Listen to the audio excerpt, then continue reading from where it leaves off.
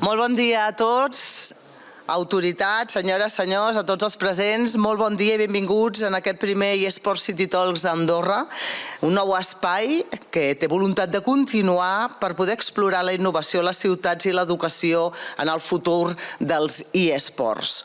És un esdeveniment que us volem oferir perquè tingueu tots des d'aquí, des d'Andorra, però també amb tots els nostres ponents a nivell internacional, una visió del que està passant i cap a on va aquest ecosistema anomenat els eSports, amb l'objectiu de continuar impulsant aquest sector que ja comença a tenir una certa importància també aquí a casa nostra, al Principat. Per aconseguir aquest objectiu, doncs, durant tota la jornada hi haurà taules rodones, ponències, totes volem que siguin interactives, que hi hagi participació, que sigui també un lloc on poder fer network, on poder també preguntar i treure dubtes al voltant dels temes com són les tendències i el futur dels eSports per apropar-nos a les perspectives de la indústria i les noves tecnologies que hi ha al respecte, les ciutats i els eSports, explorant també els vincles que hi poden haver amb les ciutats modernes i aquest nou tipus de negoci, i també com podem ser un pool d'atracció de nous inversors i potencial en el gaming i també en l'educació i la formació en aquesta nova pedagogia que és innovadora.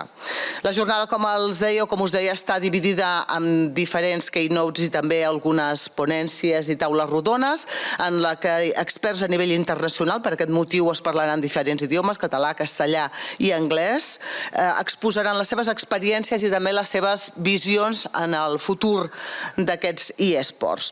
Demanarem sobretot que el temps l'intentem seguir i que el puguem acotar per poder tenir un timing molt ajustat i que tothom pugui participar i hi hagi temps per aquest network que es podrà fer tant a la pausa de cafè al migdia i al matí i també a la pausa de dinar, que a més serà aquí mateix, i per tant també que tothom pugui participar i fer aquestes preguntes al final de cada una de les ponències i de les taules rodones. Primer, però, volem que ens ofereixi unes paraules la directora d'Andorra Business, la Judit Hidalgo, a la que convidem a pujar aquí a l'escenari, que també donarà pas després a la inauguració oficial d'aquest acte amb la molt il·lustre ministra Conxita Marçal. Gràcies, Judit.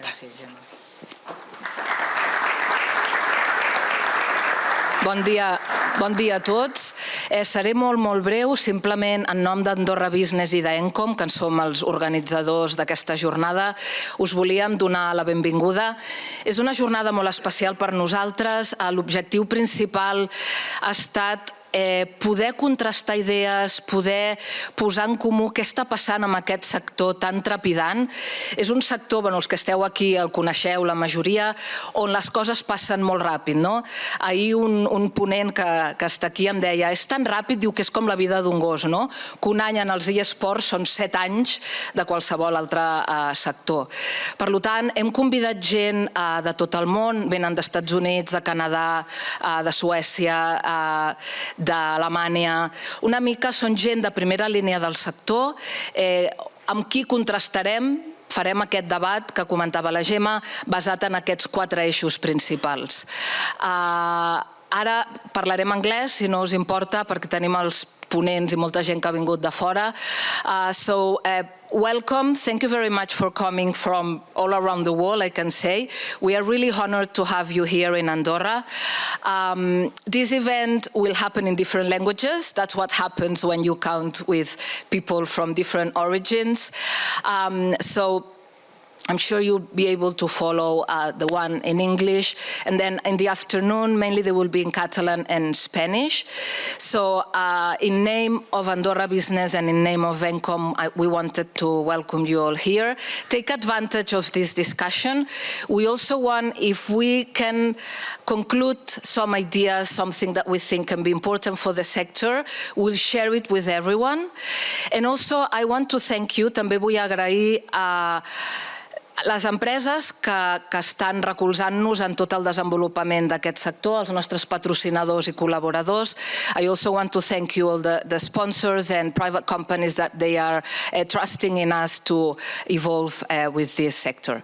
So having said that, passaré la paraula a la molt il·lustre ministra de Presidència, Economia, Treball i Habitatge i també presidenta d'Andorra Business, que inaugurarà de manera oficial aquestes jornades.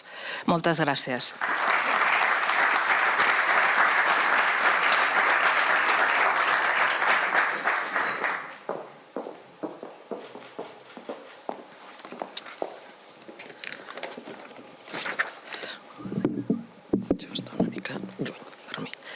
Molt bé, doncs molt bon dia a tothom i benvinguts a Andorra, benvinguts a Andorra la Vella i, com no, us donem la benvinguda a l'Esports City Talks. Un esdeveniment que, al nostre entendre, ha de marcar una fita significativa no només per al nostre país, sinó per la indústria global dels esports electrònics i del gaming. Volem que durant la jornada siguin testimonis de com la innovació, la tecnologia i aquest sector poden unir persones, fomentar el desenvolupament econòmic i posicionar Andorra en aquesta indústria. Avui tindrem el privilegi d'escoltar alguns dels actors més influents i innovadors dins de l'àmbit dels esports electrònics a nivell internacional. Explorarem noves oportunitats de creixement i col·laboració i compartirem coneixements que contribuiran a modelar el futur d'aquesta emocionant indústria que està en evolució contínua. Per al Govern d'Andorra es tracta d'un dels sectors prioritaris. Podem dir que en aquest moment Andorra està en un bon moment econòmic. Estem creixent d'una manera important. Diferents circumstàncies fan que el nostre sigui un país atractiu. Tenim una seguretat, la millor seguretat del món. Fa pocs dies van sortir els resultats dels estudis internacionals. Som un país amb un sistema educatiu fabulós, amb un sistema sanitari també fabulós, un país amb un bon clima, fins i tot amb una situació geogràfica al mig d'Europa molt bona i també, per què no dir-ho, amb una fiscalitat important i atractiva. I, com no, un país turístic on aquest any l'any passat hem arribat a xifres de més de 9 milions de visitants a Andorra. Tot això fa que en aquests moments estem fent una reflexió sobre com podem continuar afrontant aquest creixement. Aquest creixement de moltes persones que pels atractius d'Andorra han vingut a viure al nostre país, moltes persones que han vingut a establir els seus negocis al nostre país, moltes persones que han vingut a treballar per donar servei a tots aquests turistes i aquestes empreses que venen a instal·lar-se a Andorra, i això fa que el nostre creixement s'està començant a desmesurar. Hem crescut més de 3.000 persones en un any, que pot semblar molt poc, però en un país de 80.000 habitants és molt important. I, com deia, això ens està portant a una reflexió sobre aquest model de creixement, i nosaltres el que volem és apostar per un creixement basat en l'alt valor afegit, en general, basat en la qüestió sanitària o de salut i, com no, en la innovació, que és un dels temes, o el tema principal, que avui es tractaran en aquestes jornades. Per nosaltres, com deia, el sector de la innovació és un sector prioritari en aquesta reflexió que estem fent de com ha de continuar creixent Andorra, perquè tenim limitacions fins i tot de territori, perquè tenim un territori limitat. I, com deia, el creixement d'Andorra, l'any 22 vam tindre un increment del 9,6% del PIB. I aquest creixement és positiu, volem continuar creixent, però ho volem fer amb activitats com les que avui tenim amb aquest acte organitzat per Andorra Business. De fet, portem anys treballant per construir una indústria d'esports i gaming al país.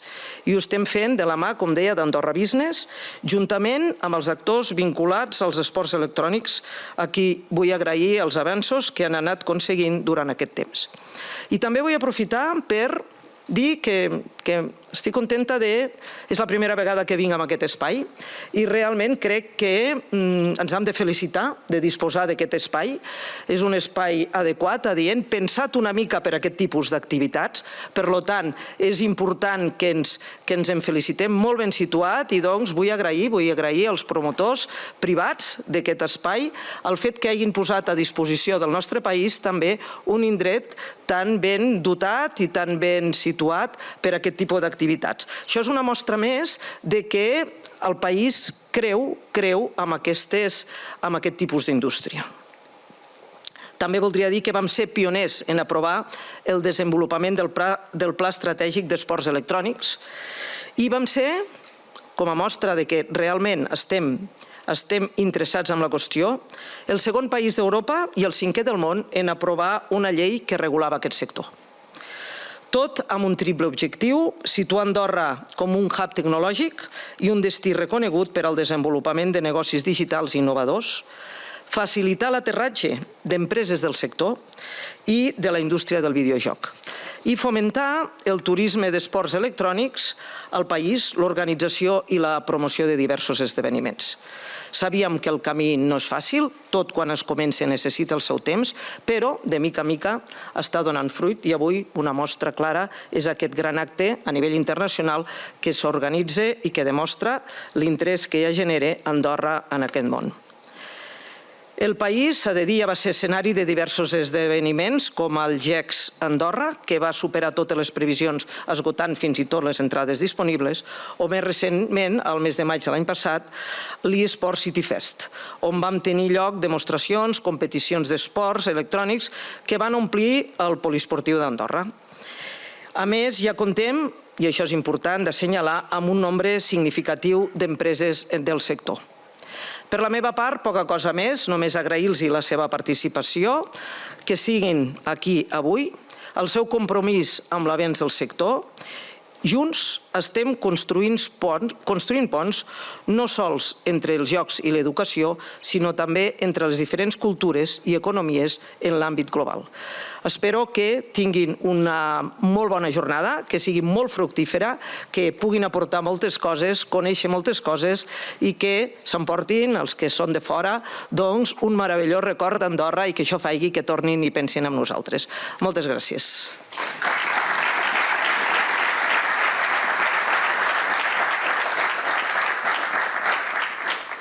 Doncs moltes gràcies a la molt il·lustre ministra Conxita Marsol. I ara sí, comencem ja pròpiament aquestes jornades que s'han estructurat, com els dèiem, amb keynotes i també amb diferents taules rodones. Ens cenyirem en el temps. Recordar que el que volem des d'Andorra Business i des d'Encom, que és des d'on s'organitza aquest Esports City Talks, és aquesta interactivitat, que participin, que preguntin i que puguin treure el màxim profit en aquesta jornada. I em sembla que començarem molt bé perquè tothom que ho està organitzant ens ha explicat que serà una molt interessant conferència la que ens farà Loren Gold, que és el vicepresident executiu de Greater Raleigh, que ell ens parlarà d'aquesta ciutat, de la ciutat de Raleigh, que Carolina del Nord. Ell és vicepresident executiu d'aquesta empresa, gestiona els departaments de vendes, de màrqueting, de comunicacions, dels serveis per les conversions i visitants i operacions de l'organització d'aquesta empresa.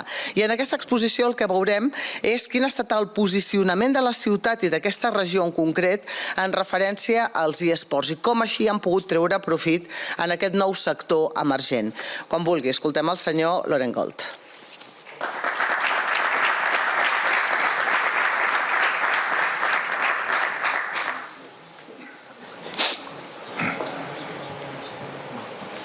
Hola, good morning. As we like to say in North Carolina, good morning, you all, right, y'all? Pleasure to be here. I want to start off very quickly. It's an honor to follow the minister in my opening keynote remarks, and I want to thank directly Judith and Jordy and Andorra Business for all you've done to bring myself and one of my team members over here from North Carolina and the United States.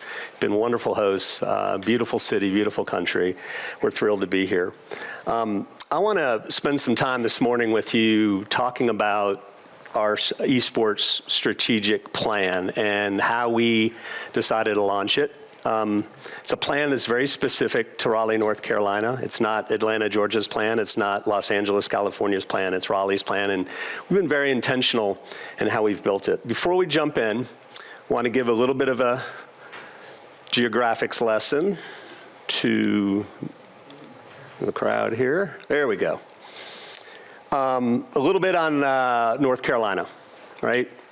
Middle part of the eastern seaboard of the United States. Raleigh is the capital city of the state, currently 10.8 million residents statewide. The population of the city of Raleigh and the surrounding area is about 2 million. The city itself is about 480,000, to give you some perspective. Crazy thing to note is 65 people a day continue to pour into Raleigh, North Carolina as new residents coming from other parts of the United States, the Northeast, the West Coast, the Midwest. So we're continuing to grow quite exponentially. The geographical area of Raleigh and our home county, Wake County, is 12,344 square kilometers. And the good news, we are now up to 4 direct flights to Europe, nonstop daily out of RDU International. Got to get that plug in there for our airport partners. Nonstop from London, Paris, Reykjavik, Iceland, and starting in June of 2024, Frankfurt, Germany. Additionally announced, we've got 2 nonstop dailies from Toronto and Montreal, and just announced literally this week nonstop service to Panama City, Panama via Copa. So we now have opened up a Central and South America gateway. Truly our city's becoming international as we speak. We're also the 41st most populous state in the United States. Excuse me, the city is the most populous 41st in the United States. Another interesting point, why so much growth? Why 65 people a day are coming into the market? We're top 3 in best places to work, live, and we're a top 3 tech market in the United States. So a lot of converging paths there, super exciting. Let's jump into quickly, there we go, on why we invested in this journey. And every journey starts with a plan. In 2017, our organization, we're the lead tourism organization for Raleigh and Wake County, commissioned a study by Jones Lang LaSalle, JLL. They're a global commercial real estate company. They do work all over the world. Their tourism and destination team came together with us and over 13 months developed what we refer to as the Destination Strategic Plan. This is a 10-year plan that has oversight to all things tourism. It touches on meetings and conventions. It touches on sports, events, leisure, key attractions that are in our locale. Destination development, hugely important, how to build the next big facilities, how to enhance the facilities that we have. And something we refer to as quality of place, and I'll get back to that in a minute. I want to lay the landscape for you for our ecosystem, why this was super important. And in a way, esports found us, right? We didn't go seeking it, it kind of found us. But right in our backyard, Epic Games, Ubisoft, Funcom, NVIDIA, Cisco, IBM, and several top independent game development companies are based there. Greater Raleigh had esports and gaming already in its ecosystem. We just weren't executing on it. JLL's Destination Strategic Plan put a spotlight on esports as a future sector for economic impact, and that is when we found esports. I was there all along. We just needed to start our esports journey and be very intentional about that. And with this in mind, we set out to visit our own destination to assess what we had and to find professionals within our jurisdiction who could guide us. He's here with me today. Ed, show your hand real quick. Ed Tomasi. Ed's got 25 years in the esports space, lives in the same hometown as I, and we fortunately met in 2017 and kicked off a great partnership. I think there's some tourism folks in the room. If you have an interest of checking out the full plan, it is a completely public document. You can go to it anytime. It's at visitraleigh.com/2028. You can take a deep dive into the overall strategy. So let's talk esports. As we moved into the rollout of the plan in 2018 and quickly started to scale, Ed took me to New York City for my first major esports competition at the Barclays Center. Huge arena, big Counter-Strike event, 10,000 screaming fans, the thunder sticks, the whole deal. But it was a big event, and that was not where we were going to start. From there, we started a strategy that really got into looking at how we could start to build relationships with key publishers and producers. And we started winning out of the gate. Our first major return to esports, it's reflected on the screen, was in 2019, an engagement with Ubisoft, Rainbow Six, and our friends then at ESL, now at EFG. And subsequently, with a slight stoppage during COVID, reflective there in a 2020 event, we really started to kind of pick up the cadence in 21, 22, and 23. Big part of that. When we sat down and looked at our strategy, again, trying to be very intentional, we said, how can we make a difference not only at the local level, but at the state level? we got the idea to approach the state of North Carolina, our elected government. Just so happened that we pitched the state government on an esports production grant. So think in the same vein as a film grant for motion picture filming. We said, the state's already got a film grant, why not an esports grant? The good news was the individual that we were talking to at the time, State Legislator Jason Sain, was also the appropriations chair for the state of North Carolina. He controlled the entire budget for the state. Here's the really good news. Passionate Call of Duty player. It was not a hard sell. That program rolled out in late 21, became official in 22. It became a 3-year pilot program, $5 million US invested per year for production offsets to major events that were coming to the state of North Carolina, not just Raleigh. We led the charge, but it's a statewide grant and still exists today. The other thing that we did is we put together what we refer to as GRELOC, Greater Raleigh Esports Local Organizing Committee. And really what that was is Ed's consultancy, the Greater Raleigh Convention and Visitors Bureau, and our sports marketing arm all came together kind of in a leadership, strategic type role, and we started to reach out into the community to build relationships. And that immediately turned into the RFP. The production grant hit, got out word globally, and the RFPs started flowing in. Our pipeline for event opportunities in 24 is super exciting, and we continue to grow. It is a game genre. It is diverse in a game genre. Our venue, our audience, and our community. We're looking at collegiate events to large-scale arena spectacles. It's all next level for a destination our size. We're not in LA, we're not in Arlington, Texas, and we're certainly not in New York City. So that's an exciting opportunity. Greater Raleigh has become a national and international model for having a diverse and sustainable esports ecosystem strategy. That model also includes local and regional activation. We'll get into that in a minute.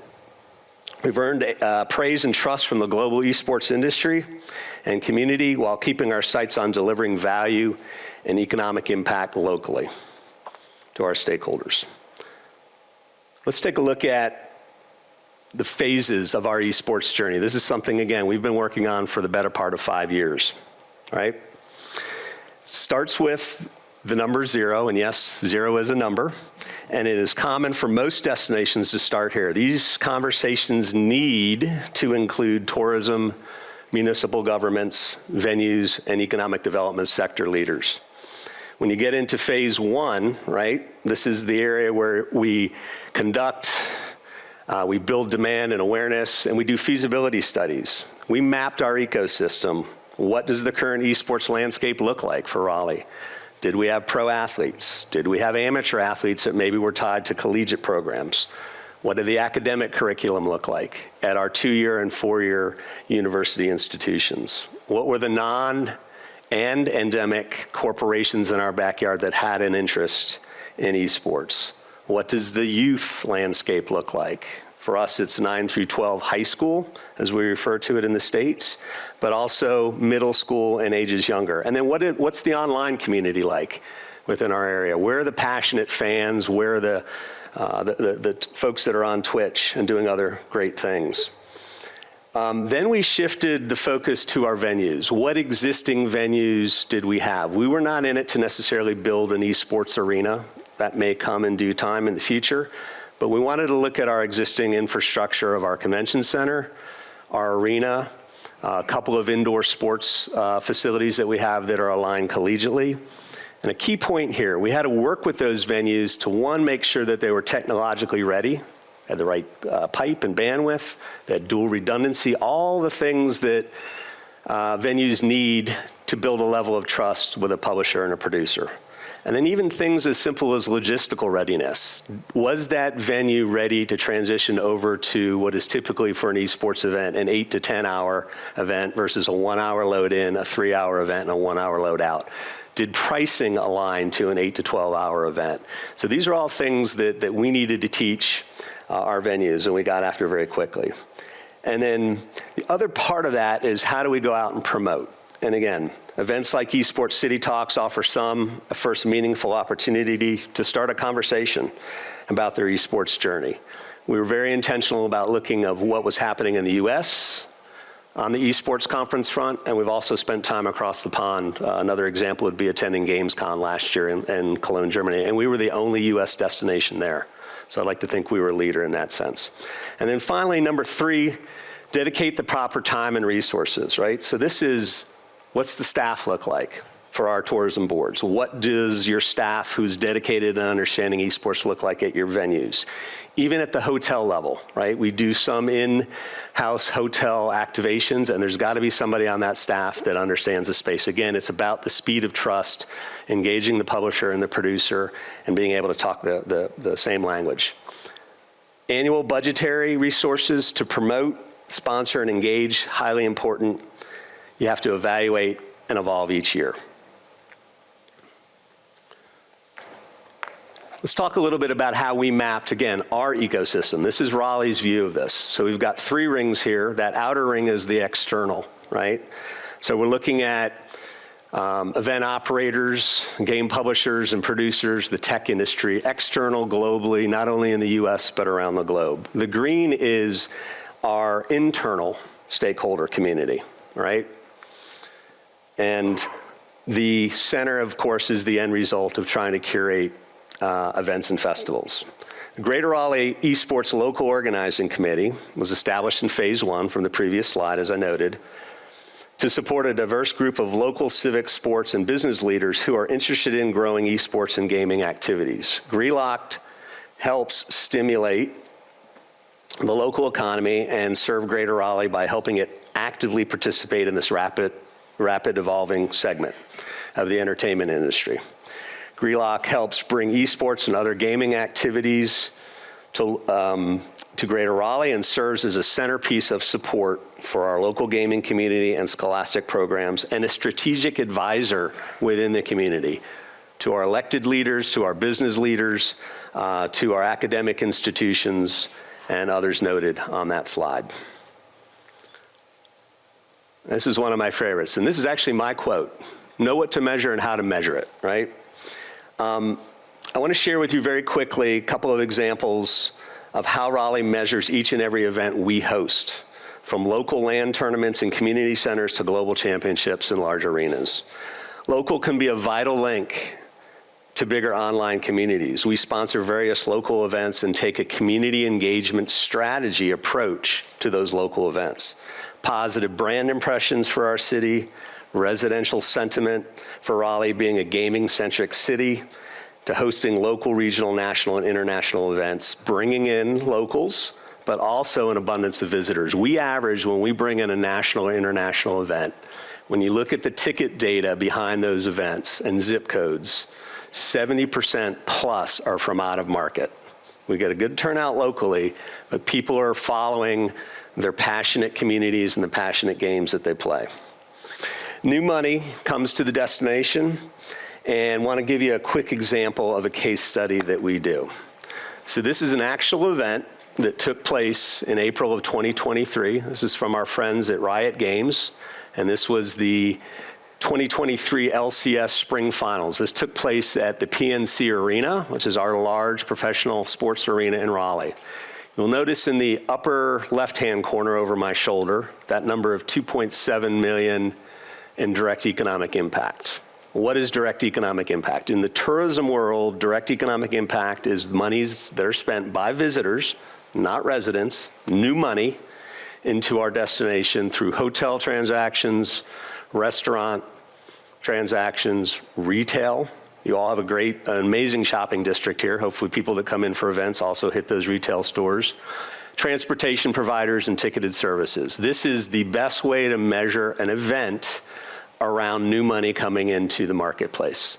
12,000 total attendees at the event, and that was a verified number by Riot Games. My favorite line is that second line. Look at the broadcast reach.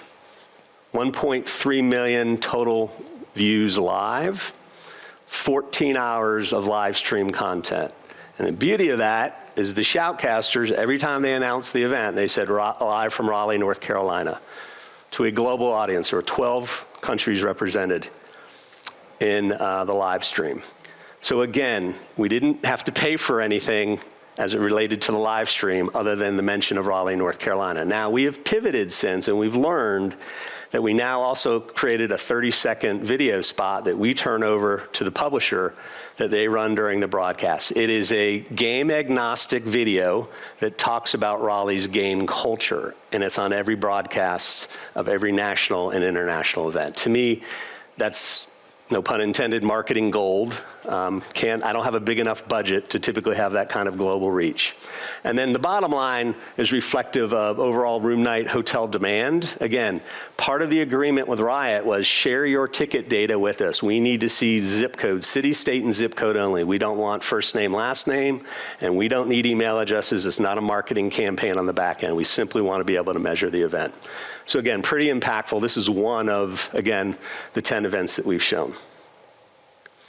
The other side of this, those that are in the room that work with destinations, whether it's here in Andorra, Arturo's here from Valencia, any other city of substantial size, that impact calculator is a tool that is available through Destinations International. Our CVB is a member. They have 600 members worldwide. Ask your city, ask your tourism arm if they subscribe to Tourism Economics Impact Calculator. So let's talk about defining goals, right? What does this look like? We've got economic impact, we've got economic development, destination branding, and quality of place. Let's start with economic impact. When we define our goals, we're looking at local impact to business through new dollars, something I just explained. What's the job creation, right? New jobs that are added to it, but existing jobs. And the other thing that we try to measure is when a major event comes in, we want to look to see how many of our local businesses, riggers, producers, caterers, are a benefactor of that event.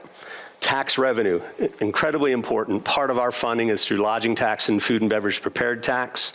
How much direct tax revenue is driven by the event to offset any incentives that we give? Economic development. One of the things that we see is a lot of our corporate partners are looking at company relocations. They ask us, what's the cool factor of the city of Raleigh? Well, we do a lot of esports events. We do a lot of music festivals. We have a cool factor. Employee recruitment. Many of the tech companies that are based here, we know for a fact that their employees are gamers. And younger means games. I think within 10 years, there's pretty much going to be everybody that's working in a corporate job somewhere will have touched a game at some point in their life, whether they played as a kid or they play as an adult. Destination branding, I touched on that a little bit. Tourism and visitation. Placing Raleigh on the map is incredibly important. And then it starts with a visit, right? Anytime you undertake a tourism strategy, it all starts with a visit. I'm going to show a slide here in a minute on that. And then finally, this is that quality of place. This was a part of that destination strategic plan that I mentioned. It is what we can build that both the resident and the visitor can take advantage of. It's not to be confused with quality of life, but it's quality of place. So exciting new entertainment options for residents, destination development, it fulfills that, and then esports connects generations. Here's that fun slide. This is my tourism moment to really amplify it and evangelize it, right? This is called the Community Vitality Wheel. This was just recently released by Destinations International. And again, here's this saying. It starts with a visit, right? I'm not going to read it for you, but you can follow along. A visit becomes, and it starts with a visit. If you decide to move to a city or a destination or a country, you've got to visit it first, right? Then you become a vital part of living there. And if it's a great place to live, then it becomes a great place to work, right? And if it's a great place to work, people will want to invest there. And if they're investing there, they're going to want to visit. And this is that kind of circle of community vitality where the tourism board gets heavily involved are those bottom rings in branding and marketing and things like that. But I think this is, Judith and Jordy, this is something as it relates to the segmentation of business and visitation that I think is an awesome example. Jumping back kind of into the program. So this is kind of where we're headed, right? Ed and I have spent the latter half of the last 3 months really kind of figuring out, do we want to build or do we want to bring? And we've had ample opportunity to bring events. And you must balance your approach to host the short-term gains, one and done, versus the long-term investments. What are the metrics we use to determine the sources of funding you can apply? Size of the events, space required, projected overnight attendees, local, regional, and national, and international, which I've spoken of. What are the term commitments? Is it a one-year agreement? Is it a multi-year agreement? And what's the value to the community? Again, this is broken into 4 grids based on low cost and high cost, new events and existing events. And what we've started to do is we've plotted things as simple as local LAN parties, low cost, potentially a new event, all the way up to an international event that maybe has a high cost of entry. And then, again, is it an established event that rotates around the globe? So we're starting to kind of map this strategy and these various touch points of where we want to bring, where we want to be in the build versus bring quadrants. Couple more slides here. So this is not a new branding campaign for Andorra and the ski resorts, right? That's not what this is. There's been a lot of cautionary news around the esports winter. This is a term that's used in this space. Those who have been around long enough have witnessed the changing tides of the esports industry. In the past, recovery was always driven by the community's insatiable demand for quality content and in-person celebration. That holds true even more in the current market. COVID brought live events to a cold stop in 2020. Many events did not survive. This added to the lack of supply versus the demand. In post-COVID, we are witnessing a resurgence in new and existing esports event producers creating more in-person live events across all game genres in most global regions. These event organizers are not only looking for destinations to host their event, right? They're looking for a long-term partnership, and this is a really important point, in which both destination and producer can invest into and grow together for the long term. We do not look at this approach as transactional. Yes, we measure the money, but it's not just about what we like to say in the hospitality tourism space, heads in beds and butts in seats, right? It is about how do we map a long-term partnership to continue to be sustainable. One final question in my remarks. And this is a quote, "Change is inevitable, growth is optional." This was from John Maxwell, right? Today is an opportunity to learn and share with each other. And are we ready to grow together? So that's the question that I want you all to ponder as we move into this next panel. And I want to thank you for your time. Slides coming, there it is. Muchas gracias from Loren Gold. LinkedIn profile's there. Do you need it?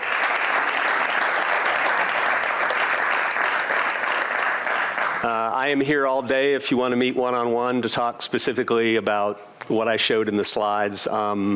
We can leave the deck too with Judith and Jordy if that can be shared out. We're perfectly fine with this. We came with the thought of being fully transactional in our approach and want to share the content with all the attendees. So, awesome. Thank you.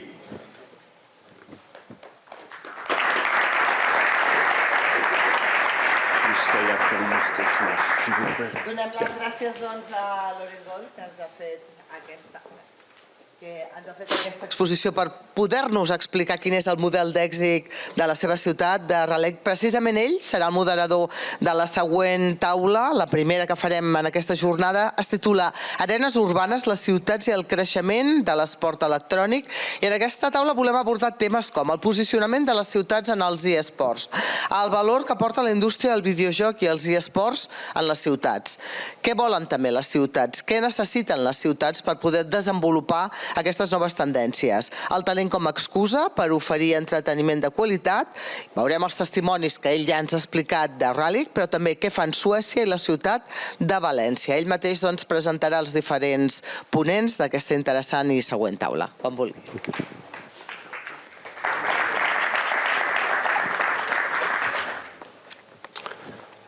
Okay, we're going to shift over to our panel discussion here. So panelists, come on up and join me. Sir? All right, I think we're modeling for a new boy band with these headsets, right? It'll be a global sensation. So continuing on kind of the path of talking about cities and esports and this vital partnership, I've got some esteemed colleagues, some old friends and some new friends, and my trusty sidekick here. We want to dive right in. I would love to take 1 second to introduce from my left to my right you all take each a minute to give a quick overview of who you are, but Christoffer Melin, immediately on the left. Christopher, you want to go ahead and kick it off? Hi everyone, my name is Christoffer. I'm coming from a background within the esports and gaming industry for, I would say, almost the last 20 years. I started with an event called DreamHack in 2005. I've been working with that for many, many years. But today I left that part and working with my own company and supporting organizations such as DreamHack or Encom to product develop esports and gaming events and festivals around the world. And during my time at DreamHack, actually, we're working a lot with destinations. So I had a chance to meet Loren and Ed in Raleigh. I've been to China talking to destinations, or to Australia, or other places in the US. So a broad expertise from the esports and gaming world when it comes to doing events. Awesome. Our newest friend, Arturo Castillo. Thank you. Hello, everyone. My name is Arturo Castillo. I'm the founder and director of Encom. We are based in Valencia, and I've been working in the industry since 2010. I had the luck to work with DreamHack since that year, and we were bringing DreamHack outside of Sweden for the first time to Valencia. And I've had the chance and the opportunity to work with the city and with different publishers and different contents. And also we are, since last year, launching this new initiative called Valencia Game City. And we want to do something very similar to what Loren explained just before. We want to create a hub of gaming and esports in the city of Valencia. Excellent. Ed Tomasi. Yeah, Ed Tomasi. I've been in the esports industry for close to 25 years. I didn't originally start off in esports. I originally had a marketing and advertising background, working for an ad agency and working for a tech startup company back in the late 90s. And my experience, I think, coming into esports is unique in a sense that I was never a competitive video gamer, but I identified esports as the new and upcoming form of entertainment for this next generation. And I've been working with destinations such as Visit Raleigh and others, mostly in the North American, Canadian market and the Caribbean market, to develop their strategy, their unique esports strategy in hosting, not just hosting esports events, but also developing esports programs within their country amongst school systems, amongst youth programs, and even amongst adult programs as well. Because as we all get older, the market for gaming and esports grows with it. It doesn't always stay with the youth. It grows into 50-year-old competitive gamers. Got that right. We're going to jump right in. I think one of the things that we wanted to kind of establish right out of the gate, and I'm going to let Ed take this first question, because I don't want to make the assumption that everybody in the audience fully understands the difference between esports and gaming and games. So Ed, if you would take a second to kind of kick it off with a few words and kind of the differentiation between both esports and gaming. Yeah. So I think the first thing we'd like to look at is sort of the market size. And I've read, reports that the current total revenue for the global esports market is somewhere between 1 to 1.5 billion US dollars. Now, compare that to the global gaming market. So esports being a subset of the gaming market. The gaming market is somewhere between 175 to 200 billion dollars. So it's relatively small, but we're just at the beginning, I believe, of this esports evolution, because I think we've already gone through what's called the revolution, right? What's new and innovative, and now we're looking to grow this and integrate this into society, into culture. Another component thing to think about too is what are esports and what are games and what is gaming? And to me, and I think for the audience today, esports is about very highly competitive competitions using video games. It's often said, and I didn't make this quote, so I have to give credit whoever is out there in the universe that did, that while every esports game title is a game, not every game is an esports title. And I think that's where you start seeing that market, like it's just a small percentage of the market. Gaming in general could be anything from mobile games that everyone can play while they're commuting in transportation, or just to take a break from everyday activities. Whereas esports is a very, very specialized, very professional, has a very dedicated athlete that has to compete at a very high level across the world. And while esports are, a lot of these tournaments culminate to a live event, but a lot of them start online, and that online can cross continents to identify the best in the world. So I think it's really, again, important to understand that esports and gaming, there's a difference. And I think understanding that difference is a great first step in understanding how to design your destination's unique strategy.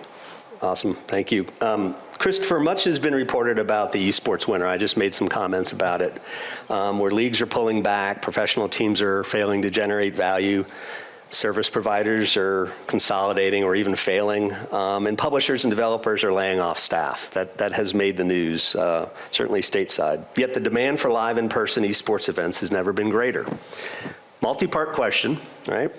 How are esports event producers being affected by the current market changes in your eyes, and what are you seeing?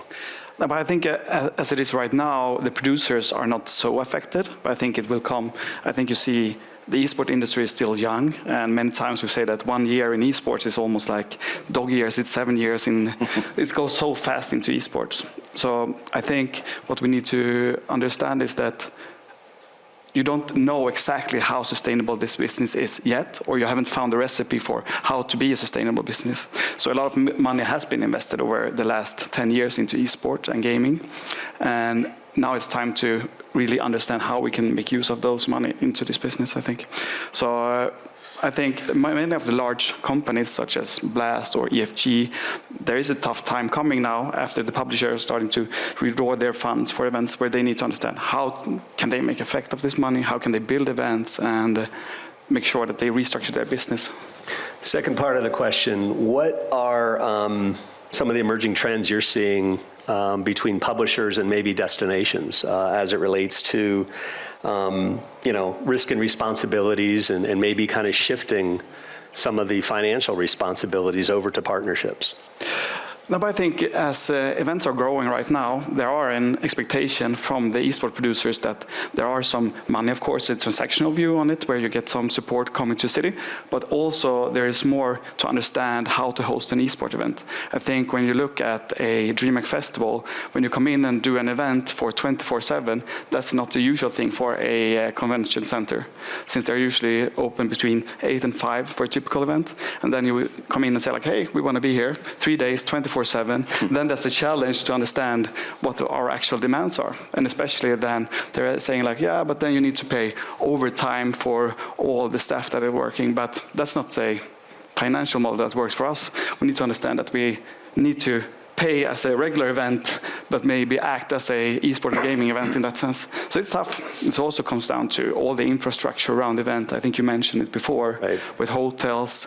We go in, we empty out hotel rooms just to build a practice room for the teams.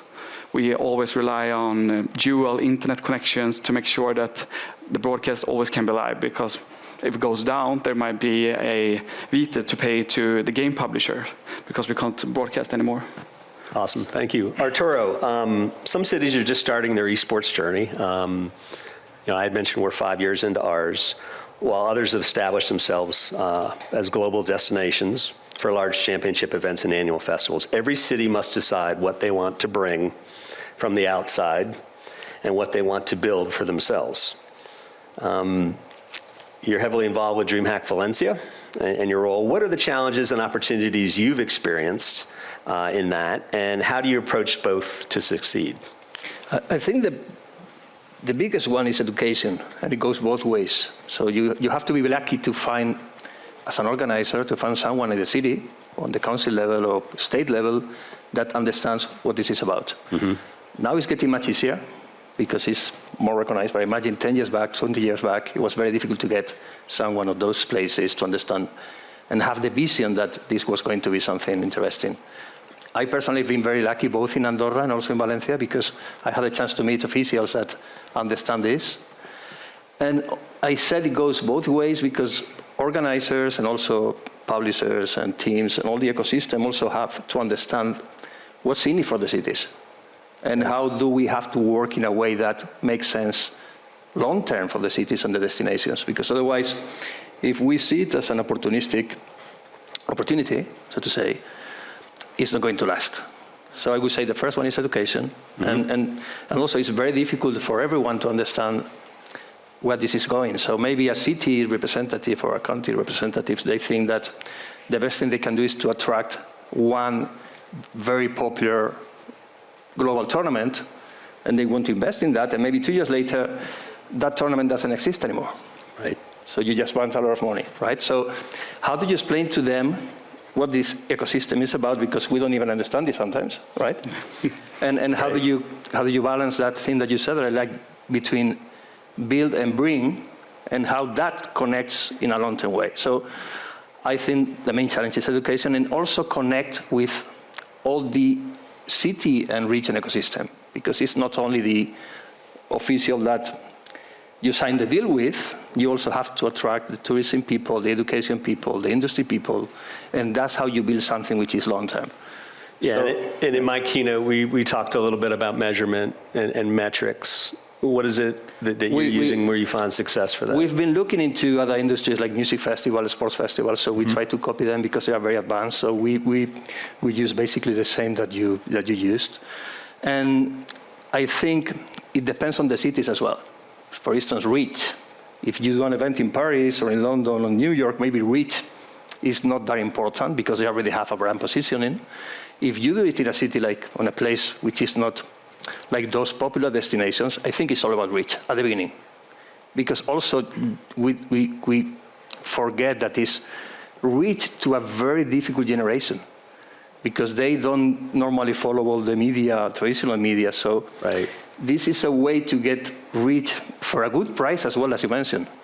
Right. If you were to get that reach on traditional media, which they're not going to see anyway, it will be much more expensive. So I think at the beginning, reach is important, and you have to be patient.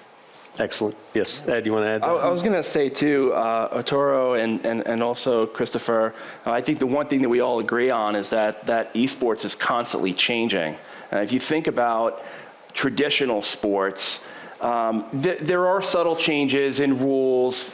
You know, maybe in the U.S. they recently put a rule in for baseball pitchers to pitch the next pitch within a certain time frame. That's kind of unique and interesting. But for esports, there's constantly updates to games, and some of those updates affect the way professionals have to play the game. And it just constantly evolves. So if you think about that, it's so episodic, the games. And so we within the industry are always having to adjust to these changes, whereas sports, I feel, they don't often have to adjust to the changes as quickly as we do in esports. And then the other component of esports is that the window of selecting a host destination and then producing an event is much shorter than most other professional sports. Whereas, the NBA championship or the Super Bowl or the World Cup, everybody knows when those events are, and the governments to prepare player visas, they have plenty of time to put applications in and get everything in order. For esports, it's totally different. And one example of things that we struggle with sometimes is player visas, in getting the best global esports players into a destination with only 8 weeks eight weeks preparation because they were just identified as winning a qualifier to be the best representative of their region or their country. And some of them don't even have passports, right? I mean, we're teaching the up and coming players to get all of that and be prepared for that if they're sort of on a trajectory. But again, just going back, it always, for us, there's a constant change, and with that, we ask a little bit of forgiveness with our government and with our destinations because we have to roll with those changes, and they have to understand the pressures that our ecosystem sort of puts upon us, and we have to change to consistently be at the best level.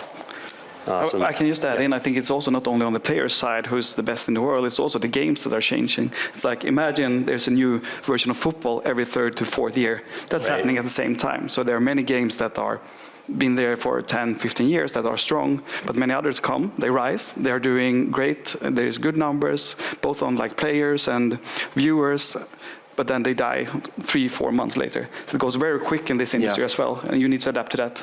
Yeah, great follow-up points. Ed, I'm going to kick this one back over to you. We often talk about the approach in which destinations and esport event producers must take to mutually succeed, right?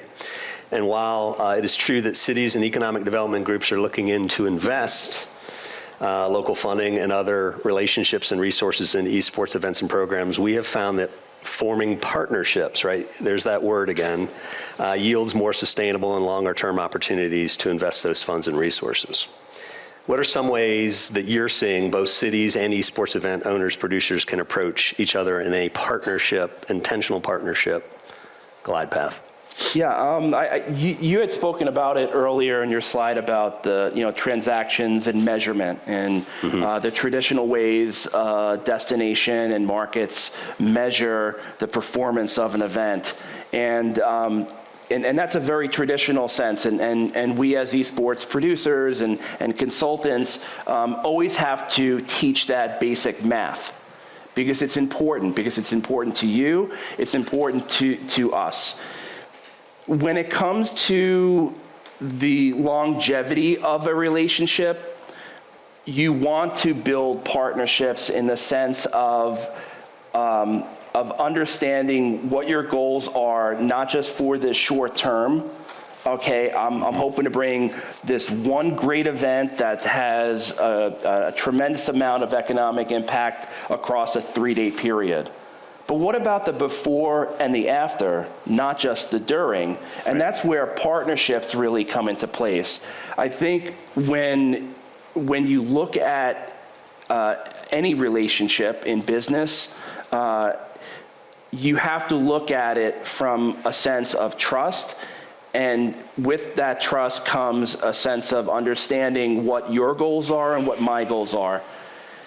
And the transactions are one part of it, but understanding what your pain points are. So for example, if you're producing an event and you've got contracts for a venue that say that your setup period is only a 3-hour period, when you're setting up lighting and computers and LED backgrounds, you're talking about a day, 2 days maybe, and those contracts need to reflect the understanding of esports and esports production. So having this partnership is about having the conversations and changing certain rules because esports requires it.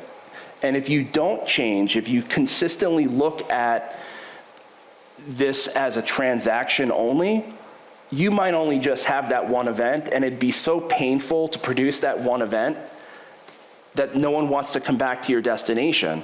Whereas if you put together a package where there's economic incentives on the front end to encourage people to give you proposals, and there's economic incentives on the back end, so rebate programs, tax incentives, governmental support and resources, I think that shows this partnership and shows the trust, and I think you'll start seeing repeat business for your unique destination. Yeah, and I do think risk mitigation becomes a part of that too, as it relates to going from a one-time event to a multi-year event. That reduces the risk. The producer and or the publisher and the host community have a tendency to get to know each other, really, to your point, define those objectives and can work through that. Christoffer, we're going to kick one back over to you here really quickly. Major esports tournaments and festivals are often hosted in arenas, convention centers, stadiums, and other specialized event production facilities. However, event producers often must plan for other elements, considerations to produce a successful event. What elements and considerations have been challenged by that through cities, and how can we help resolve or support some of those challenges that come up? I think we touched on it a little bit. You said it before, Ed said it, I said it just before this as well, when it comes to understanding the infrastructure and how important it is to actually be able to move freely with timings, with enough bandwidth, good power, good connections. I think those parts are one thing, but I think also it's super important for us as an event producer to look at the overall destination, how welcoming it is, how to get players to the destination. I think my travel here yesterday from Barcelona is maybe not the easiest one compared to going directly to New York or something. So I think there's a challenge for minor cities to host the larger esports events, but at the same time, there's an opportunity there as well. Because when you come to a smaller city, you're often the event, the happening that's happening in the town. And you could feel like in a good city, I would say, I never hosted an event in Raleigh, but when I was there, I could feel it like how the community comes together, both on a visitor side, but also on a business side. And I think those parts are what builds the most successful events in the end. As an example, I think in Katowice in Poland, they're hosting one of the largest esports tournaments in the world in Counter-Strike. I've been doing that for the last 10 years. And they were rebranding from being a coal city to being a gaming esport tech city. They really want to bring new industries to their home. So I think when you work with a city or a region that actually want to build from the bottom up, not only pick the top events, that's when you see a difference. And I think that's when you can do a difference as a smaller city as well, and not being a tier one that maybe has the best connections or the best city branding. Yeah, and I think, again, that's reflective in some of my comments about really when you start to develop your ecosystem, really looking hard at your venues, existing venues, and how can they be rolled into the esports space. I know another area that we've run into a few times that I think we've kind of corrected through education and strategic advisory is on the hotel side, right? A lot of times we see with the bigger events that come in, it may be 200 to 300 rooms that are used by the publisher and the producer and the staff.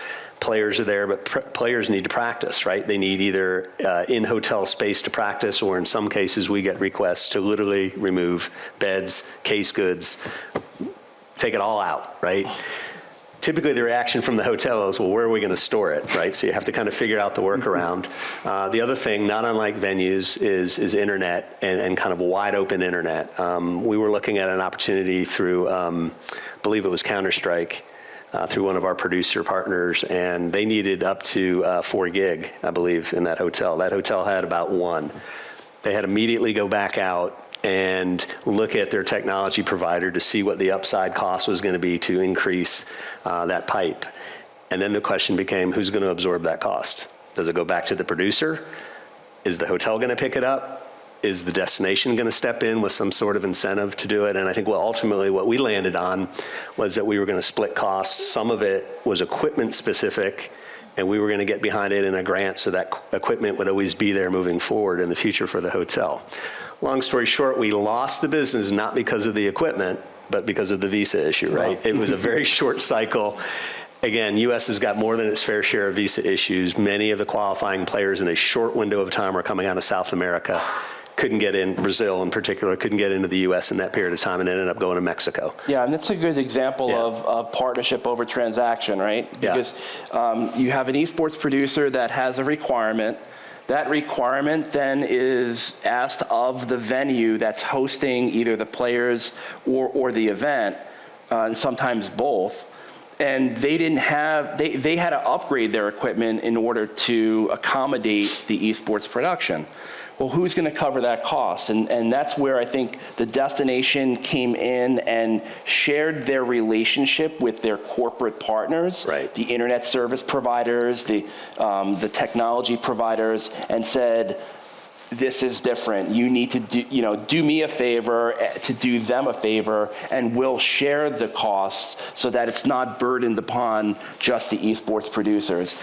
That act in and of itself is reflective of markets that want to be partners with esports versus ones that just want to host and just want that the transactional success. Yeah, and I think, again, kind of just to add on to this point one more, we'll move on to the next question.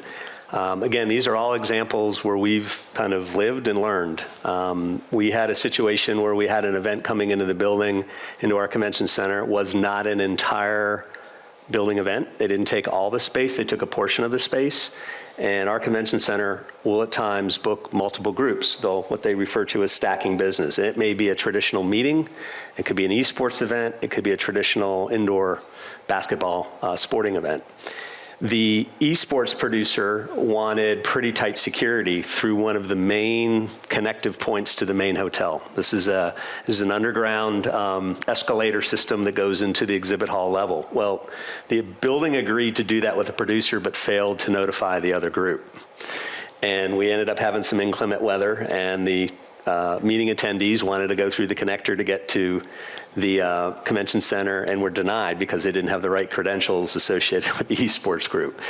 We had to kind of step back and kind of live and learn in that. And moving forward, we have to work very diligently again with our building around some of the security protocols that have to take place sometimes. So again, Arturo, you want to jump in here? It goes both ways because, for instance, the example that you mentioned that we also suffer a couple of times, that the qualifier and the finals are so close together that it's impossible to get the visas, and the flight tickets cost goes up to the roof, right? So whose fault is that? Right. Because sometimes I think that we as an industry need to professionalize ourselves and standardize the processes. So the cities and the venues, for instance, they do maybe 100 events during the year, and maybe do one esports event. Why do they have to adapt to the esports event? Because the industry is still young and amateur at some points, right? So I would say it goes both ways, and we have a long way to go as well. It definitely does, and I know, in certain instances we've worked with, again, the biggest and sometimes the smallest just within the esports space, from the EAs and the Riot Games all the way down to some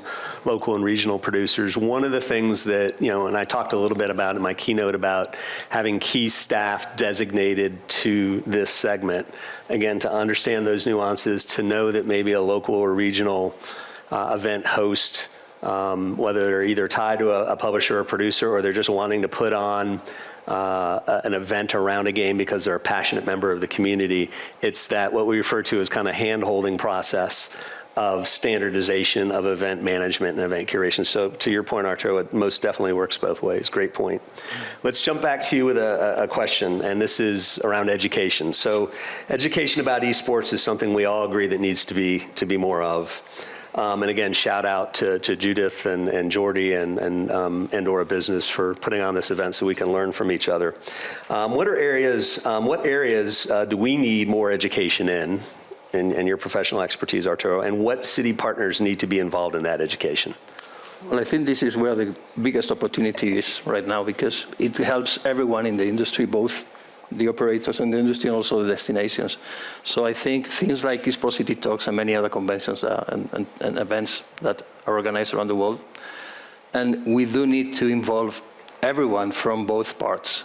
So I don't know if you're experienced, but sometimes it's not so easy to bring the gaming development people into these kind of events, because some companies and people there think they're two separate ways, as you mentioned at the beginning of your intervention. I think we need to make that connection, because one of the KPIs is how many companies we are going to set up in the city because of this, and most of those companies would be game development studios. Right. So we have to involve everyone from our part and also from the destination. And I would say the first one is, of course, tourism is one of them.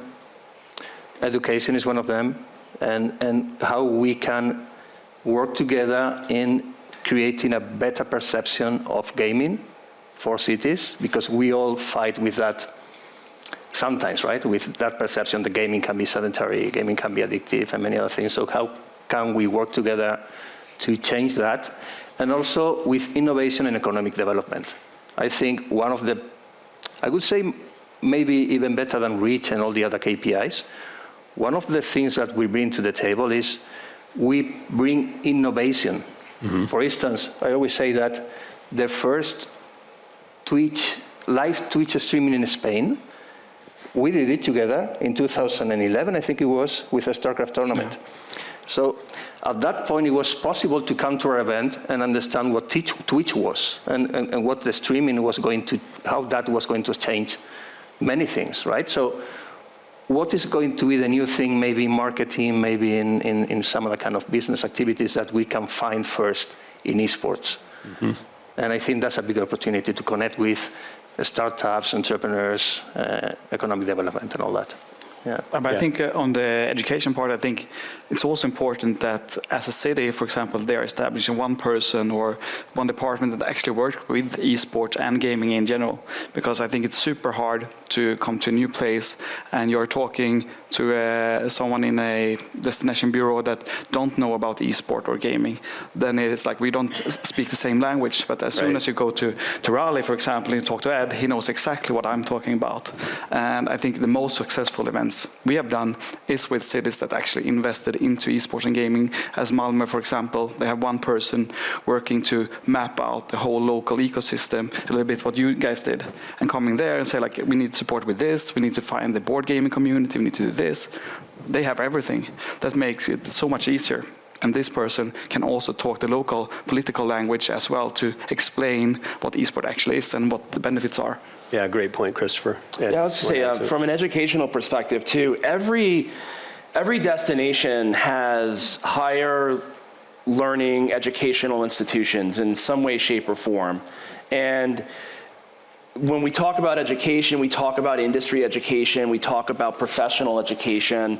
I think the next conversation that we all need to have is having the education conversation around our youth. And are they learning about esports, and are those institutions developing curriculum or programs that are in step, in connection with the destination, with the esports community?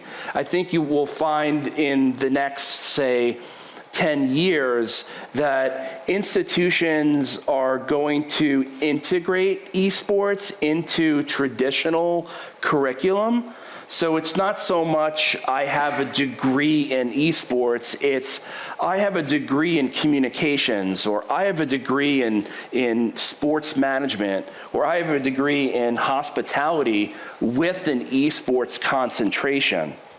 And so having those people graduate into our workforce is going to make our lives in the esports ecosystem a lot easier, because those are the valued people that we can then hire from. So, and a lot of those skills are transferable. So, as students learn to live stream a tournament or manage a team, those skills can be applied to real life, whether that's managing a team at work or at school or within your community, or being a leader for your community. A lot of that stuff is transferable, and maybe we're motivating the youth through esports, but at the end of the day, I think as destinations and countries look at their educational systems, they should look at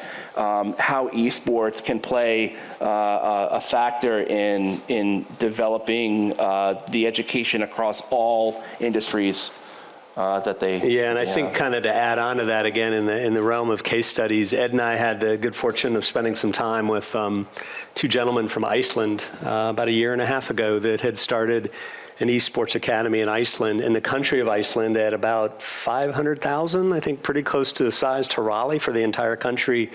started to give sports grants to families that could apply to traditional sports to get youth involved in soccer or hockey or any other sport, including esports in Iceland. And those credits, in essence, a tuition or a user fee to register, could then be applied to the esports academy system they built in Iceland. Hugely fascinating. Not sure if there's something like that that exists in Andorra, but again, with a smaller, manageable population, those are the exciting opportunities. I have a question there. I don't know if you know any case of a person coming out of an esports academy becoming a pro player, or maybe a person coming out of an esports business degree creating an esports company. I think we're still a bit too early, right? But we don't know any case of that. Maybe we saw one yesterday at ACA Esports, that's where one. we have this driver that went from the digital to the F4 in France. Yeah. One case that we just saw about 2 weeks ago, a small institution in Raleigh, William Peace University, about 3,000 students. It's what we refer to in the U.S. as a liberal arts college. The esports space, both esports administration, game simulation, game development, are all bundled under one umbrella. It's their largest curriculum now. It's about 160 students of the total population. And they've got 20 alumni that came out of that program that are working at Epic Games. So there is a tangible connection to the 2-year, 4-year collegiate training moving into not pro player, but working behind the scenes. Yeah, I mean, that example in Iceland was really interesting because the program helps coach coaches. Right. And that's, I think, there's such a need for that, right? Because even if you're at in the US, we call it the Parks and Rec level, which is a very community-centric, youth-oriented sports and activities program.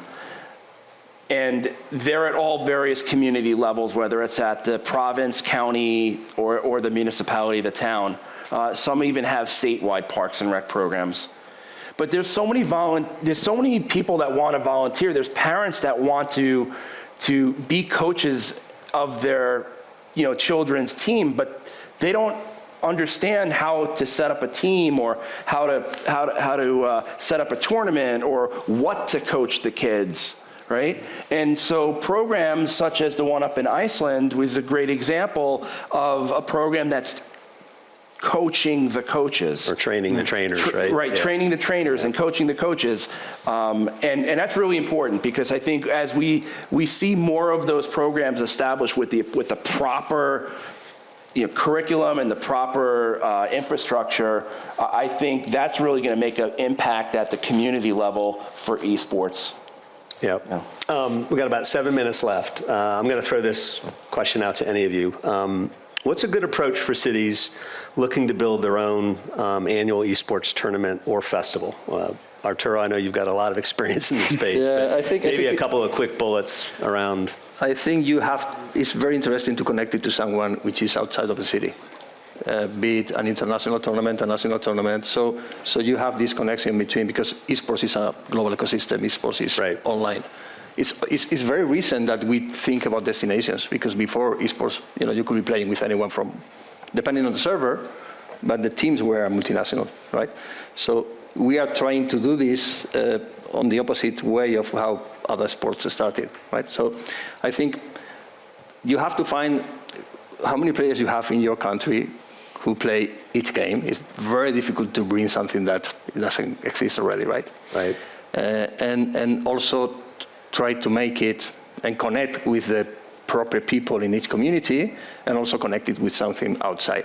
That's, in my opinion, my experience, that's the best way to go. Yeah. But I think to build on that a little bit, when you look at, one part is the esports events, of course, but when you're looking at a festival event, it's not around esports, then it's more about gaming as a lifestyle element. So you come there. So for example, as DreamHack, it was the biggest LAN festival in the world. In Jönköping, we brought almost 10,000 people with their own computer, sitting there for 3 days playing games. But what that have turned into today is something totally different. One part is esports and gaming, but it's actually a social event. So it's like taking Facebook and put it live 3 days in one location. So the people that you talk with online or play with online, you meet in one location for 3 days. And I think the important part here is that it's built from so many different communities, because you have the gamers that are playing the Counter-Strike or Dota 2 or similar games, but then also to attract more females, for example, to a gaming festival, you have the cosplay component, which brings in females, and then you compete in cosplay. And then you have another one which could be a music element with electronic music. So it's very broad today what gaming are compared to esport. Esport is really, really only the top.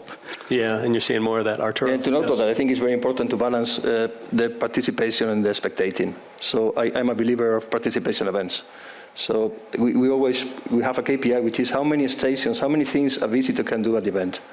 Because if we go back to, and of course the big tournaments and big events like IM and all those, of course they add value, but if you want to build something that lasts in your city or in your region, participating gaming is about playing.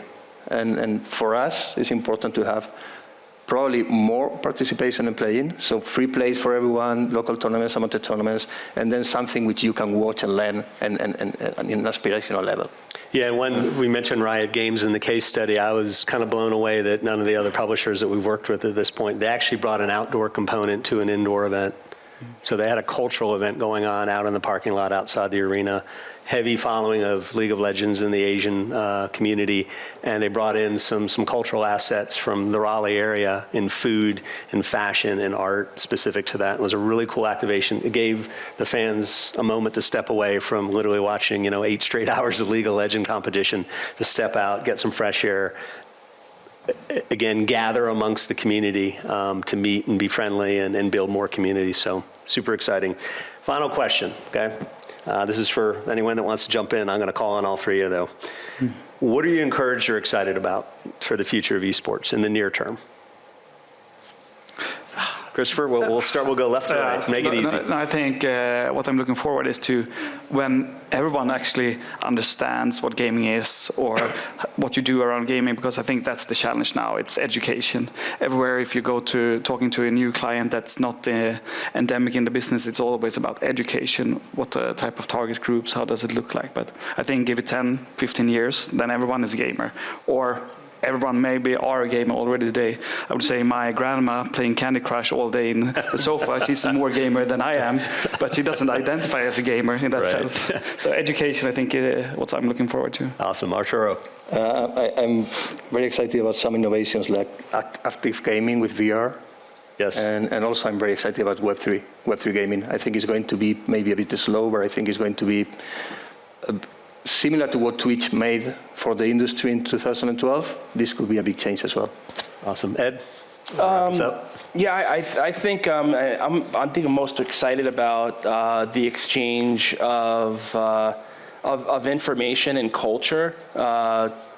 Gaming is global, and I would never have had the opportunity to meet so many people that were living the same track, business life, but just speaking a different language and living in a different country, had it not been for esports. And I think the thing that makes me most excited is that as more and more communities and destinations and cultures celebrate and elevate gaming and esports, that it allows our world to exchange thoughts and ideas and celebrate more together with a new sport, right? And I agree. I love football, the soccer version, very much so. And that's sort of like that kind of growth over the past, 20, 40 years, at least for the United States, is growing. I see esports and the excitement of esports just growing so much faster, as you talked about, like 1 year is 7 years. Yeah. So I think that's what makes me most excited about the fact that the world is really embracing esports as that next sport. Great way to wrap up. Let's give it up for our panel, Christoffer, Arturo, and Ed. Thank you. Gentlemen, thank you for your time. Thank you. Yeah, thank you. Here you go, bud. Moltes gràcies. 4 ponents d'aquesta interessant taula rodona. No sé si em sentiu. I ara és el moment de fer aquesta petita pausa, aquest coffee break, que us convidem a fer aquí dalt mateix, a dalt de les grades, en aquest espai aquí al costat. 45 minuts i d'aquí 45 minuts en punt ens tornem a trobar per seguir les jornades. Moltes gràcies. De nou les sessions de treball. Anem esperant que tothom vagi tornant d'aquesta petita pausa del coffee break que hem fet, que esperem que hagi pogut estar útil també per consultar dubtes i per conèixer noves persones. I la taula que ve a continuació té com a nom la propera frontera, la pròxima frontera, explorant el joc Web 3. Els temes que es tractaran en aquesta taula és què està passant en els videojocs i la Web 3, és una estratègia de finançament per les empreses de videojocs o un model de fer caixa a costa dels gamers. Cada vegada hi ha més indicadors que els nous creadors de videojocs incorporen una solució de Web 3 en el desenvolupament i quin serà també el posicionament de les companyies de telecomunicacions en tota aquesta oferta i demanda com a sector estratègic. La taula serà moderada per Alfredo Bárcena. Ell és un líder impulsor de nous estàndards de la indústria de l'entreteniment digital. És el responsable de màrqueting i desenvolupament de negocis de Reading, on la seva visió estratègica i enfoc innovador estan portant a l'èxit competitiu al món dels esports i també dels videojocs. Ha estat clau en campanyes impactants i ha forjat aliances estratègiques pel creixement de la seva empresa. De seguida, ell us presentarà tots els components de la seva taula. Quan vulguis, Alfredo.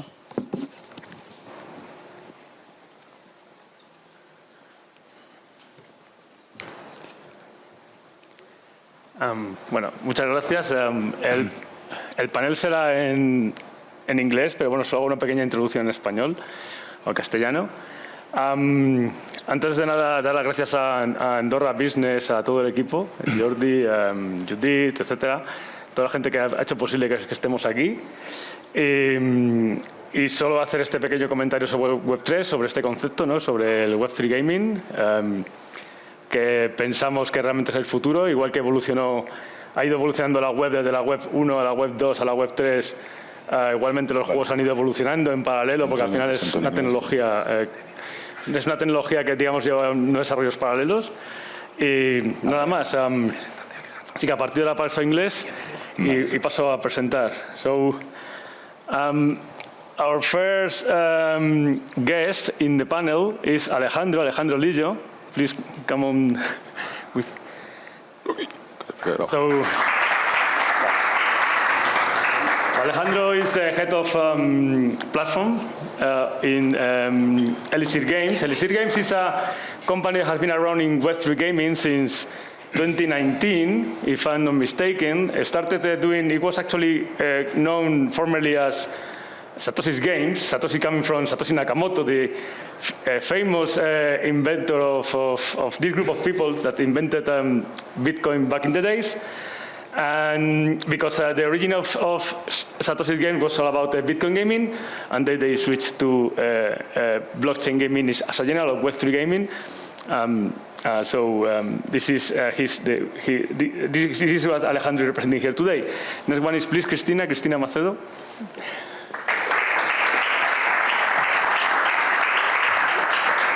Christina Macedo is co-founder and COO of Ready GG.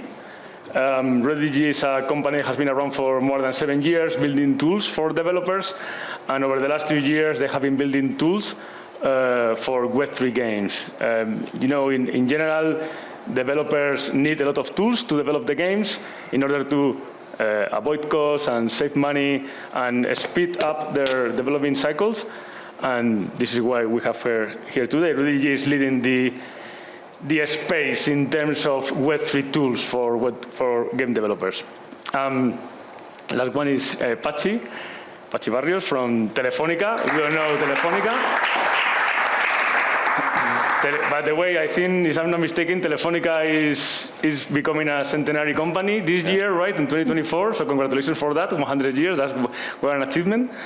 And looking forward to knowing all what Telefónica has in its mind and plans to offer their multi-million customer base in terms of Web3. So first things first, I would like to ask you guys if you could please introduce yourself, talk about your company a little deeper of what I just did this small introduction. So please, Alejandro, you want to start over? Thank you very much. Can you hear me? So I think he did it pretty well, but Elixir Games is a platform where you are able to play blockchain games, and the idea is that we are centralizing all these game studios to understand how to use the blockchain technology to develop their games, and we are also bringing to the community a safe place to download, but to use different tools that I will be explaining later on. So the idea is that Elixir is like the Steam of the Web3. So yeah, I think that's the short introduction. All right, so how many games do you have in Elixir platform right now? So far we have 130 games. This year we are incubating 4 games. When I mean incubating is that we are developing for them, helping them to grow, to scale with Web3 tools. So kind of like it could be raise of funds, it could be like the development of different smart contracts on their game, also like the launch of NFTs, tokens, plus like an ecosystem of partners that they need as solution providers to grow. So we have 130, but adding like every day new games and also new incubations. All right, thank you, Alejandro. Very interesting. So, Christina, please introduce yourself. Yeah, maybe I'll just add a little bit as to maybe some of the problems we were actually solving, since Alfredo gave a good introduction. But essentially, I mean, when you build a game, we'll call it Web 2 and Web 3 now, but I mean, in Web 2, the developer is not building A to Z. It's incredibly difficult to just build the game mechanic, find the story, build the experience of the player. You're not necessarily building the tech. It's completely different, development as it is. So developers are using tools in Web 2 to, handle their back-end infrastructure, to do analytics. This is completely a different side of development when we just talk about technological development. So now in Web 3, what we had noticed when we had entered the space or started experimenting in the space was that developers were being told now not only to build the game, create the game, get these amazing stories off the ground, but build the tools as well, or the technology. Makes no sense. Game development C# is completely different from a Python backend developer to anything else that's essentially being built. So these developers were not only being blocked by just starting to understand the space, but they were being blocked by just the availability of what the technology they can essentially utilize to build their games. So this is where we came in. We came in to bring everything that developers essentially are using in Web 2 on chain, and then build everything for them that they can utilize that opens up blockchain technology, like the concept of NFTs, which are now these digital, assets that can be owned by players and by developers, which I'll get into a little later. But essentially, we are opening up the space for developers to really come in. Anybody, it doesn't matter if you're a team of 1, it doesn't matter if you're a team of 300, to come into the Web 3 space and essentially build as you used to build in Web 2. The only difference here is that there are so many additional monetization channels, data becomes so much more interesting, user acquisition is much more elevated, in which now the developer controls. All these tools are also built by us to be utilized by developers. I won't really go more into it, but essentially that's Thank you very much, Christina. Very interesting. So, Patsy, please. Yeah. So, hi, everyone. So, as Alfredo was mentioning, I'm the product responsible for Web3 in Telefónica, a centenary company, but a company that has in it as a core value, I will say, the innovation.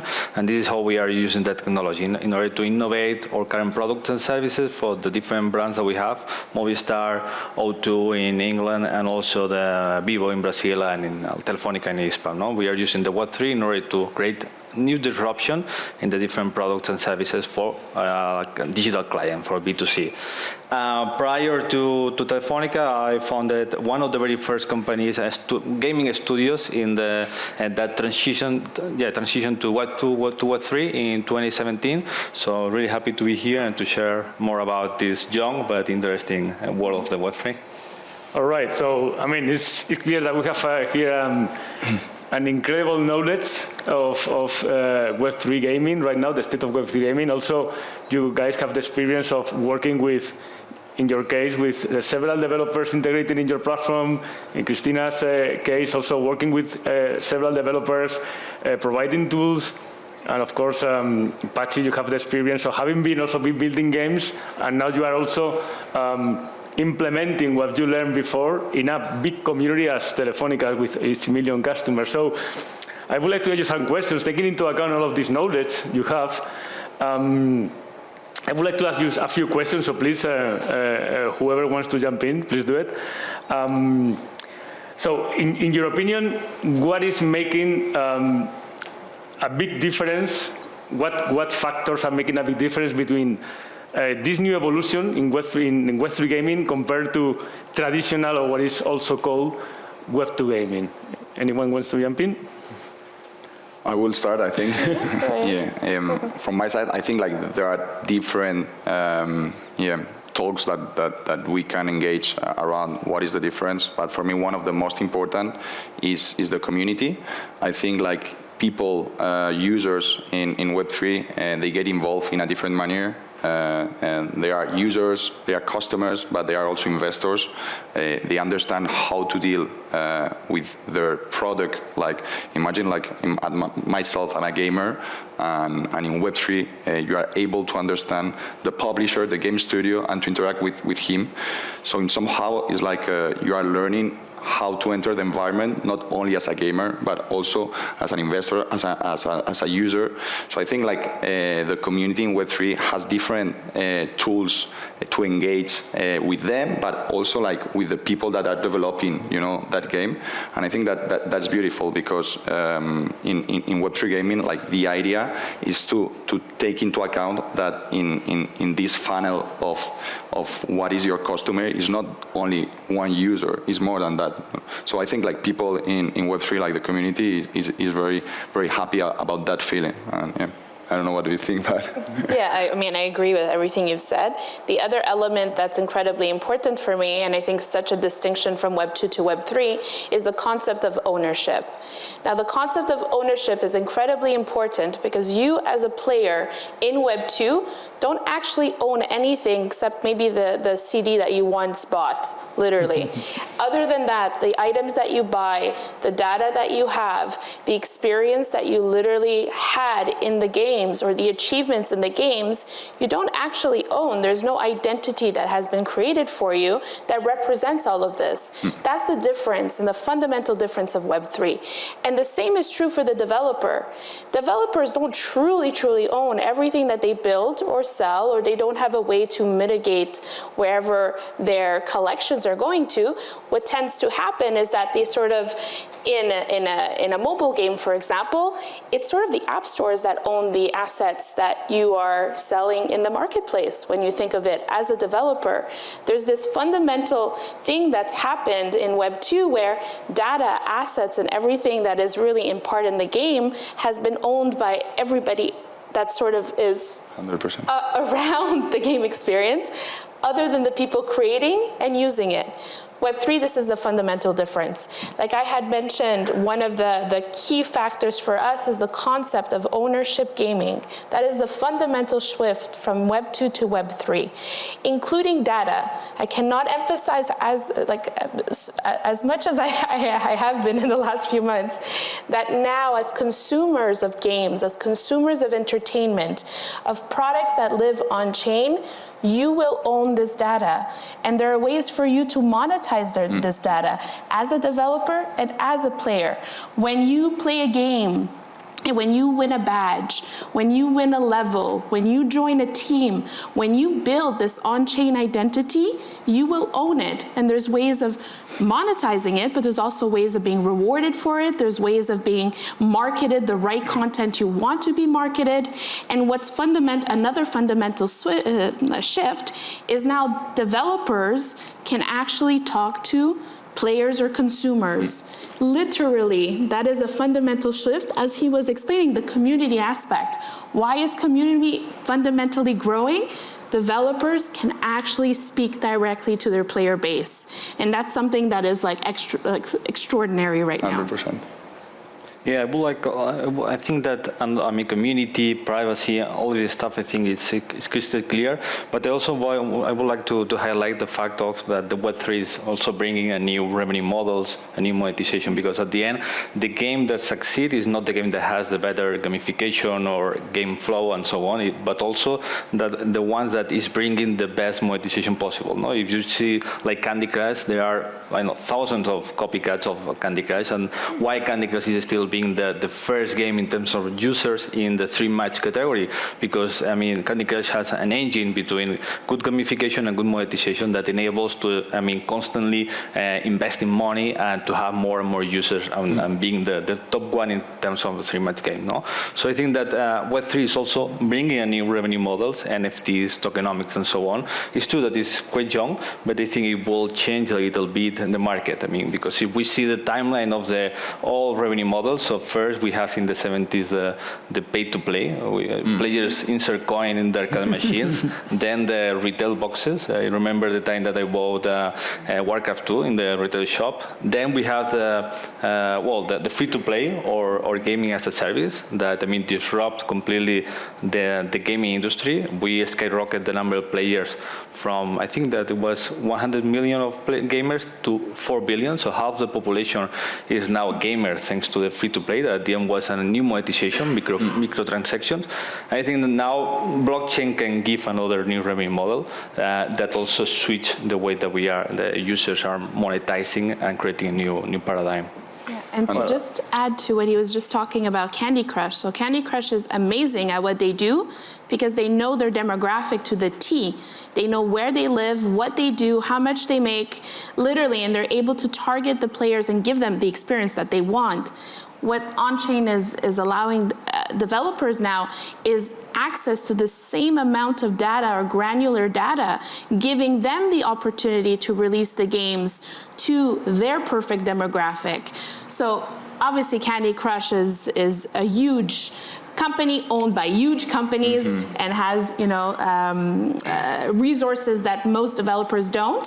So the point that now what the blockchain is giving is that a team of one can just have as much granular data and the opportunity for their games to be as successful as a Candy Crush could potentially, has. I think it's really important what they are talking about, and you both mentioned Candy Crush, and I think one beautiful thing on this industry and ecosystem is that it's so dynamic. Previously to work for Elixir, I was working for Citify, that is a launchpad and incubation program like Web3, fully decentralized, and 2 years ago, Manel Sort, who was like the developer of Candy Crush in King Studios, he came with Games for a Living, his gaming blockchain studio, and of course we incubate him, we launched his token, and they are doing a successful performance in terms of community development of games and different aspects. But what I think is important is that Manel Sort, someone that he already has a lot of knowledge, that he developed, Candy Crush, he's betting on developing games with this new technology. So he's someone that has this vision, to see, okay, there's something happening here for the player, as he was mentioning, the models of revenue, as you were mentioning previously, the community. And I think that there's something in the blockchain that has a lot of utility for gamers in all the aspects, developers, publishers, and gamers. And I think that's beautiful, that people like Manel Sort, Games for a Living, are betting on developing and pushing the ecosystem. 100%. I think that you three has mentioned a very important factor here, which is either assets or owning your assets, new revenue streams, even the community being a stakeholder on the games they are working on. And as we are in an eSport event, I would like to ask you, what do you think about how this new revenue stream is like a new business model? How can this impact the eSports industry in terms of these revenue streams being spread across the ecosystem? Because we know that one of the issues that the eSports ecosystem have is that they lack always a problem with resources, with revenue. So what is your opinion on that? you can go ahead. I have one answer, but if you want, you can start. Yeah, I think that, we are seeing, from the ecosystem perspective, I think that we are seeing new projects that, for instance, are creating new esports democratization. For instance, with token economies that allows, to gives the possibility to everyone in their homes to not only to play different games such as esports tournaments, also to have a token economy with rewards on top of that. So trying to democratize and to try to open the esports, not only Web3 gaming, also Web2 gaming to everyone. Yeah. Well, the way that we're sort of approaching it is, again, in the same way, democratizing it. And I think what we're also telling developers is that, well, if you have a super involved community of players, or there's these, thousands and 1,000 players that are incredibly loyal in your game, what you should be doing is maybe injecting tournaments into your game, inviting them to take advantage of certain events happening in your game. We actually have built esports technology in which allows the developers to deploy esports tournaments directly in their games, even if it's a mobile game, just to build the community and re-engage as well loyalty in sort of whoever is playing in the game. So what we are testing out is how many players do this. We're putting all the data on chain, and can also this data be available to other developers so that they're encouraged to also launch their own competitions based on data that already exists on chain, and target the players that are participating. That's the idea. Players want to be targeted with the information that they care about. So obviously, if they're looking out for different tournaments to participate, well, they wouldn't mind, getting a message saying, hey, there's this game that's launching, a tournament in 20 days. Do you want to take part of it? Likelihood, probably they're going to want to do it. So we're just seeing ways to really democratize and globalize how people are coming together and playing competitive gaming, essentially. I think you both nailed it. You mentioned very important keywords, democratization. You were also mentioning the lack of funding, and I think we are in a new era. Content creators are the new media. It's the new newspaper that people is reading, watching, and sometimes the lack of resource and funding for them it's a non-stop to continue developing their skills on that way. And I think Web3, what is bringing is this freedom and democratization to have resource to develop their skills, because there are many Web3 game studios that the way of doing their marketing, of making their ads, is through these people. And these people, at the end, they are not enough in the ecosystem, so they are growing right now with the projects. And I think that's beautiful to see, because this kind of funding or lack of resource that sometimes you have in esports, only professional, very professional people that has support can continue playing to get to that level. Right now it's changing, because there is a new wave of people that has access to develop their skills to get to that level with a spread of this funding in another way that is bringing them, this power to be content creators, to be pro players, and I think that's an important thing. Also, the style of games right now. It's true that in Web3, sometimes we are lacking of quality of top games to be esports, but there is still many games that they are kind of developing tournaments to compete, betting with your own token of the ecosystem, whatever. But I think what is beautiful is this way that they are pushing new content creators, new gamers, to be pro players, and that's very relevant. So so that's what we like to look at, is the fact that there's going to be just competitive gaming, there's going to be esports on a lower level, and then you're looking at the professional level. What we've introduced in our ecosystem is allowing players or the community to actually delegate their assets to various teams. So if there is, let's say, a pro team that's out there and they're up and coming, you as a player can actually delegate your assets, your tokens, whatever it is that you own that generate any income or any percentage off of anything, and essentially give that percentage to the team as sort of a GoFund a funding way to help the team out. We're trying to experiment with ways that we can tap to on-chain technology to actually involve much more of the player community to actually fund potentially these pro teams that are trying to take off. From the initial thing of just competitive gaming, just getting them into competitive gaming on a much more grassroots level, having these pro teams potentially grow from that and having the community fund them through the assets that they have. So it's a really interesting cycle that we're creating. An ecosystem. Exactly, the ecosystem. All right, thank you very much for that. That's very enlightening. So, I'm going to change a little the topic now. Let's talk a little about onboarding, meaning that, we have 3 or 4 billion players, gamers around the world that we want them to onboard them into Web3. And we know that over the years, we have had killer apps, like back in the day, World of Warcraft for MMORPGs, or now you mentioned Candy Crush, this kind of casual games, hyper-casual games. What do you think will be the killer app that would get us to actually get seamless, in a seamless way, this big demographic into Web3 gaming? Maybe I'll jump in. So I wouldn't say there's one project yet that I can, say they're going to do it all. I do think it's a collaborative effort of many games tackling their demographic and their genres. But what I am most excited about is hybrid casual. So hybrid casual for the longest time in Web 2 has tried to take off, but it's been impossible because there just hasn't been the technology for it.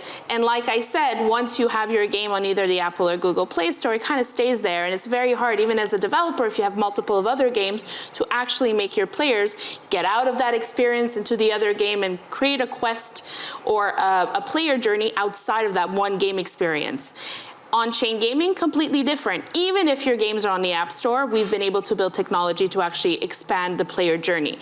Hybrid casual is giving the opportunity of quests, of different leveling opportunities for players that literally just like to play 10 to 15 minutes a day.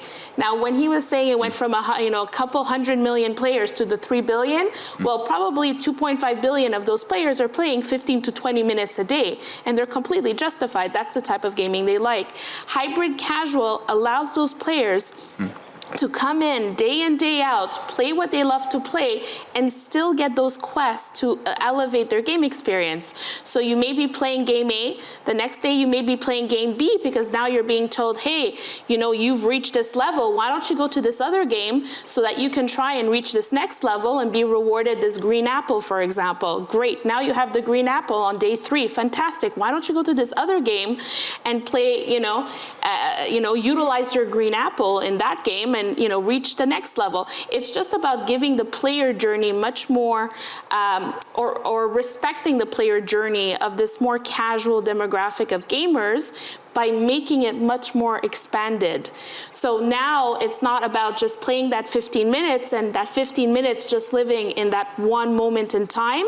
It's that 15 minutes being worth something, you as a gamer, that being worth something and elevating your on-chain identity. That 15 minutes goes to be written on your on-chain identity, meaning that you have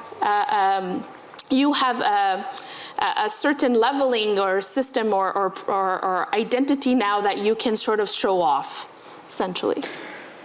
Totally. I think it's hard to answer better, but I think that's 100% one of the things that could get the mass adoption. Another thing is, I'm thinking as a gamer, I think when we will have one huge AAA game that people is enjoying and is kind of getting the attention of everyone. I was thinking about Palworld that just launched a few weeks ago, and at Elixir we were trying, and we played hours. We invited all the employees, to get access with codes, and I think it would be wonderful if Padwall has this kind of like cosmetics as NFT or some, blockchain integrations, because the mass adoption that they reached in just like a few days was impressive. So I think also like one game that could bring, this amusement more long time, more hours, not just 50 minutes as a hyper casual game. I think that will also get like another level to the industry, and we are still waiting that, because I think like this is innovation. So we are still on a point that it's early, and a studio needs to develop a AAA game that has a fancy and enjoyable time for players. He needs like at least 10 years, a lot of time. So this industry is growing very fast, but we still need time, to everyone as community to achieve like our final goal, that is like getting the mass adoption in a way that people could be a player that is enjoying like a Web2 game, but is getting the benefits of using the blockchain technology. So I think it's a matter of time of getting this with hyper casual, as you mentioned, but also like game studios that they are developing high quality games that they are getting the attention for hours.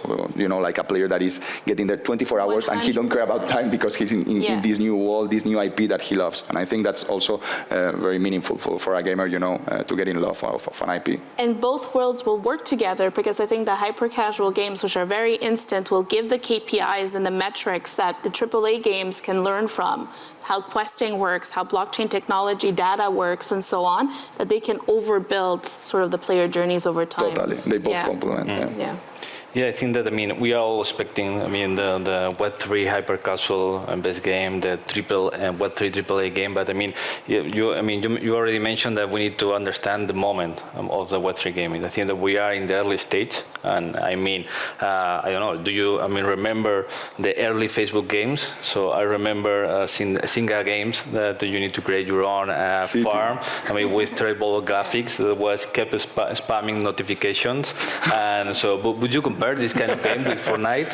So more or less it's happening with Web3, with only 3 years of gaming sector market. So I think it's still young, and we need to at least to wait some years to check this new game for sure, or at least 1 year. Yeah. All right. What I will say, one thing that is more of a feature, but I think something we're going to see more developers adding in games that are obviously AAA and games that are very much mobile demographic, is the concept of user-generated content, UGC. Totally. Developers now are looking at their games as these micro real estates in which they can actually run these micro economies or e-commerce economies. Now, by literally giving this opportunity to developers, the concept of UGC now is can be sort of plugged and played in so many different types of games. And the idea here is that now you're inviting players to become creators into your space, and to what Pakshi was saying, it's adding actually a new monetization channel. It's allowing developers now to look at their games as they truly own their game, they truly own this real estate that they've taken up in the blockchain, and now they can monetize that real estate. One of the monetization factors is UGC, user-generated content, bringing the players to create content, to build content based on the templates that the developers are selling, monetization channel right there, by then the creators creating their collections, selling them in the marketplaces that the developers are essentially launching in their games. When they sell an item, the creator to another player, well, the developer is getting a revenue share off of that, another monetization channel. So these really interesting e-commerce gaming little economies are really going to start popping up. And again, added to the concept of ownership and how you can literally grow not only your on-chain identity, but now actually access all of these different assets that go to building your on-chain identity. So, as we only have 15 minutes left, and I would like to have also the audience to make some, I'm sure they already have some questions to answer, so we'll give them some time. So I'm going to give you just a few minutes to each of you, because I know that you are building very interesting things in all your companies for Web3. So I would like to ask you, first Alejandro, just please a quick summary about Elixir Games, Elixir Launcher, the platform you are the head of. How you envision that your platform is going to be a key player in players in the games adoption, in Web3 games adoption, and also which features make it unique to compare to other game launchers like Epic Games or Steam, etc.? So Elixir basically is like a platform with endless possibilities, and that's beautiful because they started as a launcher. You were there working in the past, and their idea at the beginning was to be like the Steam, the Play Store of games for blockchain games. And they has been developing this store for years. They have this right now kind of like IP that is recognized in the ecosystem because they were helping developers. And right now we have a lot of games. But I think like this year, and that's part of why I'm here at Elixir with this community, is that we are bringing another level to Elixir, introducing their 2.5, let's say, to 3.0, like using all the tools on the blockchain technology to give more utilities, more verticals to Elixir. So one thing that we are sharing this year is, of course, like our token that is an ecosystem that we will be launching it on 2 months, and this token will have a huge utility in the platform. The first thing is like the launchpad. As I came previously, I was working in a launchpad. So right now, we have a community that we can teach about how to get onboarded in the blockchain game ecosystem, and one of the aspects is, hey, you can also be an investor, but not just, okay, invest here, buy these tokens. No. We will teach you like, hey, we are doing this due diligence. You can check the project. Like if you go to Kickstarter and you want to promote whatever project because you feel confident with the product. So we are giving kind of like the same insights. You have everything, all this information about this project, this background. It could be Manel Sword, the new Manel Sword that it was with Citify last year, and if you want to participate in another way that is not just being a gamer, but also an investor, is one of the things that we are bringing. Another thing is like with the new version 2 of the platform that we will be releasing in 1 month, you have different aspects, like for example the overlay. The overlay is very famous on Steam. I really like it. So here we have an overlay that you are playing, and you can press Shift and Tab, and you can just check the tournaments, talk with your friends, purchase in-game assets, purchase also like NFTs, and everything on the same environment. So this is kind of like secure, and it's a way of building trust to the user, because you don't need to enter the platform, then click a URL, a website, to go to a landing page somewhere else to do a bridge of a token because you need to use these tokens to purchase something or to do a swap. No, everything is in the same environment, and I think that's beautiful because we are trying to simplify the interaction of the gamer with the platform. So for the most degen one, he will find like all the tools. For the most newbie, he will understand how to use it in a simple way. So I think that's beautiful. The Launchpad, this overlay with a lot of interactions from the blockchain space in just few clicks. And the other thing is like this incubation program. At the end, at Elixir, we are a team of experts in the blockchain industry. Is very early, the blockchain industry. So when I mean experts, that we have been here for more than 5 years, and we are bringing all this knowledge to help the project, as she was also mentioning previously that they are doing, but to help the projects to scale, to another level. So we have an ecosystem that is built around us with all the solution providers that are needed, with all the content creators that are needed, with all the developers, and we have a very good relationship with different game projects. So I think what we are bringing is that, like, for projects, like a way to grow, to monetize, for gamers, a way to understand how to interact with the blockchain gaming ecosystem, and for developers, a platform where they can, it's open source, check how we're working and work with us. So yeah, that's it. Thank you, Alejandro. Christina, Ready is innovating a lot in two parts. First, in onboarding Web2 players to Web3 games in a very seamless way, but also in using this data warehouse you mentioned before about all activities related to the gamers in the blockchain that can be leveraged later by the developers for many actions, from user acquisition to improving the game itself. Could you please describe a little more about that? Sure. So I'll take the first part, which is essentially, when we launched, the first tech stack, essentially, which was much smaller than what we have available now. One of the questions we had was like, okay, great, we can bring these games on chain, but how do the players follow? Especially when we're talking to Web2 developers that spent, tens of thousands, if not millions of dollars in user acquisition to acquire these players. Well, how are they bringing them over to essentially, as on-chain players? Well, when we had looked at that, we kind of, we thought about it in the simplest way. Instead of creating a bridge or creating some tech or creating something that's going to migrate these players over, why can't we just look at it as the games, literally the vehicles bringing the players over? When we had built our tech, we built it incredibly modular, and in the way that we built it, it just sort of fits into whatever game is already there. So I'll give you an example. For a player that's using, or a developer that's using ReadyGG tech to essentially migrate their game on chain, well, for the player, this is the experience. Day one, you click on the app on your phone, for example, and you're playing the Web 2 game. Day two, you're coming, you're playing on the, you're clicking on the same app and you're playing the Web 3 game. That's it. That was the migration. So if they have, 1 million monthly active users, well, they're still going to have 1 million monthly active users in Web 3. The only difference is that they've added a whole new component of Web 3 gaming through various features for that player, which perhaps has elevated their retention and engagement, because we're seeing incredible KPIs lately. So that's kind of the answer to the first part. We're bridging with existing games and bringing a lot of players essentially that way on chain. For the data warehouse part, when we had built our technology, again, we come from a gaming background, a Web 2 gaming background. We know that out of the 100% effort that it takes to build a game, 10% is building the game, 90% is acquiring the players. It is so difficult to make people come and play your game.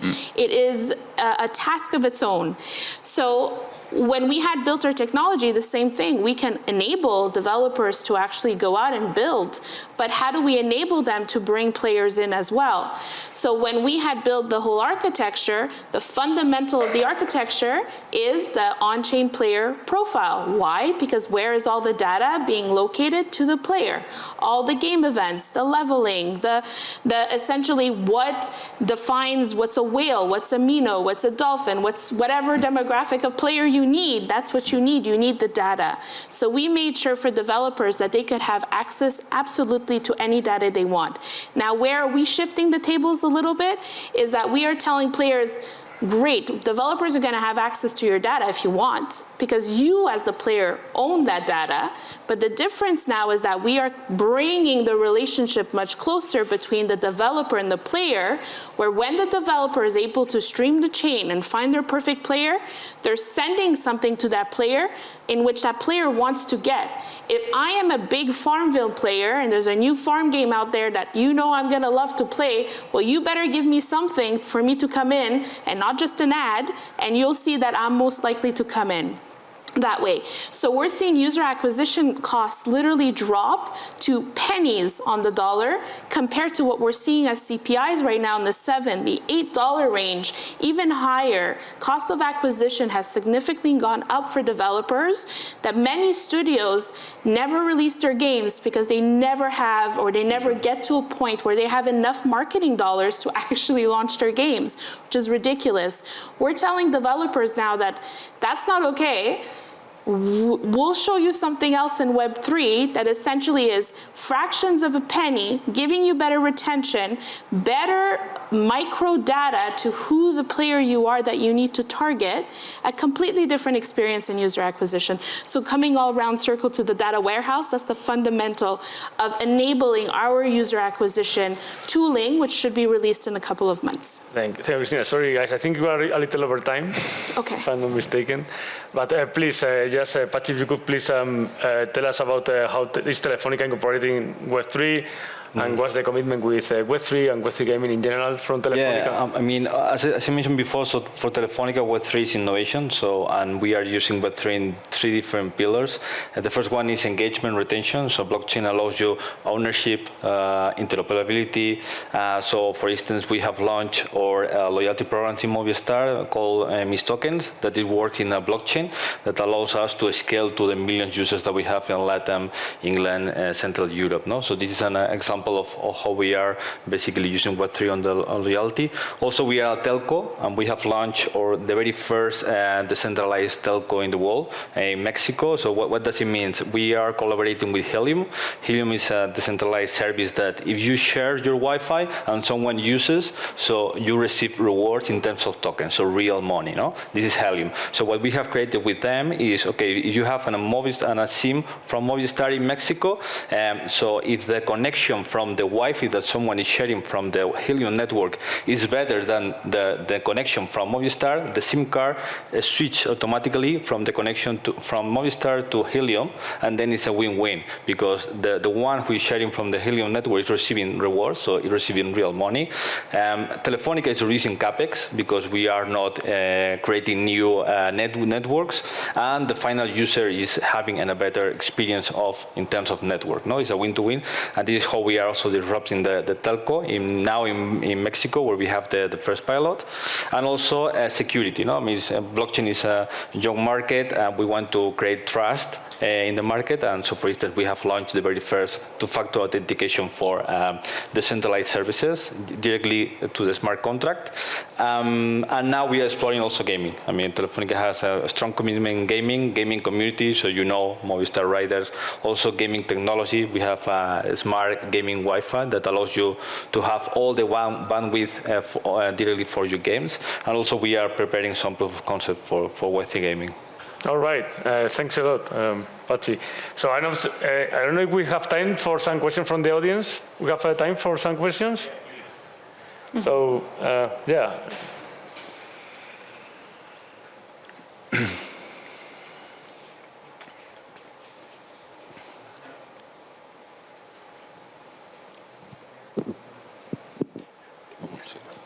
Si tenim dos, si cobreix. Hola, hello. Yes, we can hear you. Thank you very much. Very interesting everything. I have a question. Christina, you just mentioned how seamless can be the transition between a Web 2 and a Web 3 game with your technology. But I understand that if we are moving from a Web 2 to a Web 3 game, then for the user, the ownership paradigm changes. So how do you consider that those users that are not used to the technology because they don't care have to be taught from this change of paradigm? Yeah, I'll give you the player journey because I think that's always the easiest thing.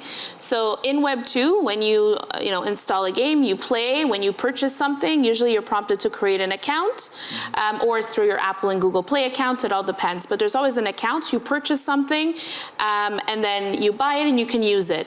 But you don't actually own it. So at any time, that item can disappear. Sometimes it's happened to us. It does disappear, and then you have to rebuy it. Whatever it is kind of is in the flux. In our experience, or I think in the Web3 gaming experience, you install a game, you play the game. When you are prompted to purchase something, or I'd like to say claim something, and why claim didn't exist in the Web 2 side of things is because when you were rewarded items, again, you didn't own them, so it didn't matter. But when you claim an item in the concept of Web 3, you actually own that item that you are being rewarded. So either you claim or purchase something, you're prompted to create an account or sign into your account. Now, when you create your account at that moment, you're actually creating an on-chain account. That's the fundamental difference. When you create that on-chain account, which we power everything in the back end, you as a player have to do nothing, your wallet is also created instantly. Now, wallets have been created in the past. They're just game vaults and so on. They didn't really do anything for you. In the concept of Web3, they're actually there to protect you, to bring security to what you own. So you create your account, and that's it. You're a Web3 player. It's as simple as that. But the difference is now the items that you purchase in the game, the items that you trade in a game, the items you claim, even the reward badges, the leveling, the leveling aspects that you have, which are written on your on-chain player profile, now are all connected to that one identity. And that's the difference. Now, the way that the different things are unlocked in a game all depend to the developers, because we don't tell developers what to do. We're a tech company. But what we do encourage to them is to use certain wording or use certain templates to explain to players what they can start doing. Now, a AAA game is going to be much more informative than a hyper-casual game. However, hyper-casual developers are already telling players, hey, you've just created your wallet. Why don't you go claim your badge? badge. And players understand that now the badge exists somewhere. Now that somewhere will grow over time as us as a demographic get a little bit more, a little bit more intellectual in the sense of what we understand about Web3 and how we can tap into it. But the idea here is that when the migration happened, it's actually very much a Web2 flow that has worked for years and years. I'm going to stop because I'm going over. Yeah, I think we have time for another question, right? Sorry. Thank you. You've been speaking a lot about economic models, new ways of monetization for video games, and there's one specific thing that I care a lot. It's about our youth, our kids. It's mostly the trend, or all kids nowadays play video games, right? And we're seeing how a lot of legislation is being taken into account regarding loot boxes, all their transactions. And I'd like to know how Web3 is approaching how to treat with these transactions related to child. How do they protect those child to be buying or not buying those types of microtransactions, which is one of the biggest problems I see in these new ways of monetizations, which are great for companies, are great for the industry, but I don't know if they are that great for kids and their development on how they receive those stimulus, and how is Web3 making any approach on how to protect this kind of things? Thank you. Who want to take it? Well, I can jump in for sure. So, I mean, it comes to data, the same thing, right? So we've actually had this problem in Web 2 as well, right? How are things being targeted? I have 2 young children. I have a 3-year-old now that's, I mean, for him, the iPad is his life. So, he's able to go in. It's part of blockers and data. So when I share it's under my profile with my child, I think it comes through 2 things. It is definitely the software, but it's also the tools that are being used. It's like, what blockers can you actually do to block certain things from happening? So one of the things that we have with our wallet systems is that players, because they own their wallet, they can actually pre-program different things that are blocked ahead of time, because you own everything essentially in the wallet. So when you go and play a game, well, unless you're entering in a passkey, unless you're entering something that identifies the opportunity to do the purchase, then okay, you can actually program it part of the wallet. So it comes down to some of the software mechanisms that can go into it and the data related to it. But it's things that I myself am seeing with my 3-year-old and being like, oh wait, he's doing this. So what can I sort of develop and bring into the technology that I'm developing right now to help with certain things that I'm seeing? It's not perfect, for sure, but I think the elevation of data really helps, because you definitely know who at that moment is utilizing your game, and permissions, what are the permissions allowed in the data, essentially, and 2, like what other more manual things can be created to allow those restrictions to happen predominantly with kids. Alejandro, you had something. Yeah, I think he mentioned like parent controlling, understanding how to use the data and the technology to kind of like block some interactions that the kid could have. But it's the same, like how you control as a dad that your child is not using money in Fortnite, or is not using the card to purchase items. It's kind of the same. You need to parent controlling, teach how he can use it or how he shouldn't use, and then if you can manage to block some items with the data, I think that's the way so far. You have the same issue in Web 2 game, I think. Yes. So if my kid is asking me that I need your card to purchase some skins on the League of Legends, it's the same that if he's asking me that I need I need your card to buy some tokens to pay the fees to claim whatever NFT that I earn as cosmetic, It's just like understanding how you can teach your kid, how you can teach yourself, and how you can control with some steps the way that he's interacting. Yeah, I will add one positive angle if I can, is that one of the things that is so important for me with my 1- and 3-year-old, even them being so young, is I'm already teaching my 3-year-old about his digital identity and how important it is for him to secure it. the first thing I did as soon as my kids were born was create their email address. Why? Because I sent everything to that identity. For me, I want them to understand everything that they do online, they essentially are digitally, they own, and also have consequences. So it's not that you're living in these little worlds that are like kind of fluid.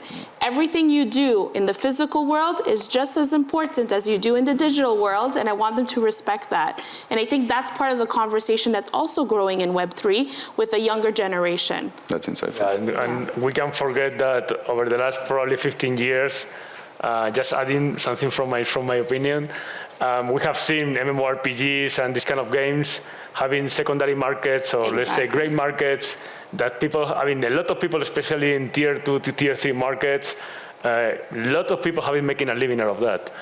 We have seen very young people making a lot of money just because being hardcore players, power players, being able to achieve certain stuff in the games, killing specific bosses, getting a specific drop, and selling that in, I mean, back in the days in EverQuest, Star Wars Galaxies, people were making so much money just selling credits in eBay, right? And that was even right before the publishers disallowed it. And then back in the free-to-play era, like Cabal Online, Runes of Magic, I used to work for Runes of Magic, and 80% of our customer service tickets were about people being scammed in secondary markets. So this is not something new, and I think Web3 can address that because we have this tracking system, so we can track it. That's one of the good things. We can track it, and we know who they are, because that was one of the biggest issues. So. And I think before she mentioned like a very interesting thing, he was talking about the trend and a reality, a new era, that is UGC, user-generated content games like Roblox, Minecraft, and right now like Fortnite.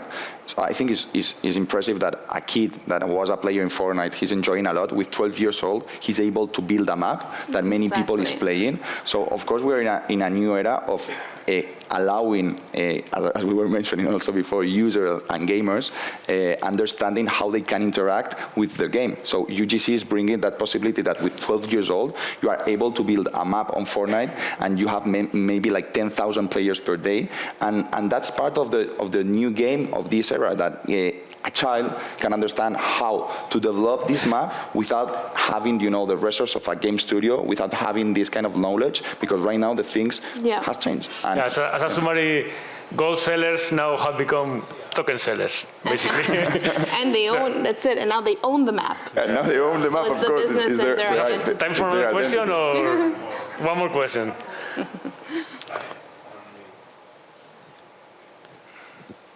We have to be brief in the... Hi, it was a fantastic talk. Thank you for the fantastic talk, and most importantly, thank you for the fantastic work you're all doing. This question is probably more related to Pachi, representing Telefonica. We've seen how esports sector has come from the esports summer in the pandemic towards now the suffering the esports winter, as we were saying it earlier, while in Web3, we're coming from the crypto winter, now going into the Web3 spring. How can we enjoy summer together? How can we, Web3, let's say, technologies and new business models can help the key players around the traditional esports ecosystem, like the publishers, the sponsors, the platforms, etc., to make that transition in a way that it enhances, the interest, the viewership, and all the monetization models? Okay, I think that you already gave the answer, no? But I mean, we think at Telefonica, we think that the Web3 is not, is not a matter of waves like bear market, bull market. It's true that there is a market value here with the crypto and so on, but we really think that Web3 is about technology, and this is why we are using the technology for services or brands or products and so on, as I mentioned before. And regarding your question, I think that it's quite similar than I think that was the second question. We think that token economies can create some democratization in terms of esports, and we are talking with different projects, early projects, but some of them are quite mature now, that are creating this kind of economy base in the esports that allows publishers, allows users, allows also to to the people who is creating the tournament to have something that can be run in a short term, but also is creating some community on top of that. So this is the approach that we are having. We are exploring this kind of proof of concepts. Let's see. I think that is, quite early, but we are seeing good progress. What I will say is that we're all building for Gen A, essentially, for Generation A. Generation A wants to collaborate and create. Now, the point to your question, I think, is the collaborate side. So like I was saying, we have built tech for community or players to delegate, to support things that they love. I think there's a way there to connect the two worlds, which is people who love to play games supporting people who are competing in those games, and there's a direct path there, and that Gen A really wants to do that. When they own things, they want to be able to donate, or they want to be able to give, or like I said, delegate is you renting out what you own so that the other person gets the yield from it, the reward from it. It's an interesting concept. So I think there's that definitely is starting to grow, which is very exciting. Okay, well, I think that was it for the panel. So, thanks a lot for the so interesting contributions you have made. And thanks for the audience for just listening to all this time. Yeah, Thank you very much. Thank you for moderating.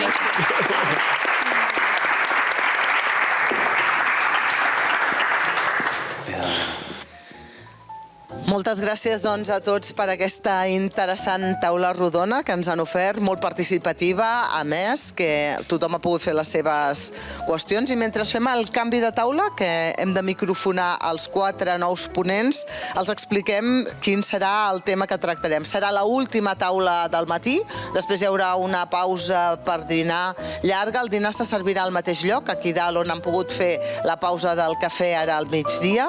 I ara escoltarem pioners i innovadors, cobrint dècades en eSports. És una taula en la que comptarem amb persones que tenen una llarga trajectòria i experiència en aquest sector, i amb ells el que volem és conèixer com ha evolucionat el sector i també quin és el futur, és a dir, què ens espera i quines són les noves tendències. Alguns dels punts que podran escoltar i podreu escoltar en aquesta taula, doncs les sinergies entre els eSports i la indústria del joc en una visió una mica més global, l'evolució dels eSports durant més d'una dècada, és a dir, com comença i quina ha sigut aquesta trajectòria. Com deia abans la directora d'Andorra Business, Judit Hidalgo, un sector que evoluciona rapidíssimament, frenèticament, i que veu cada dia que el que avui era nou ja ha quedat enrere.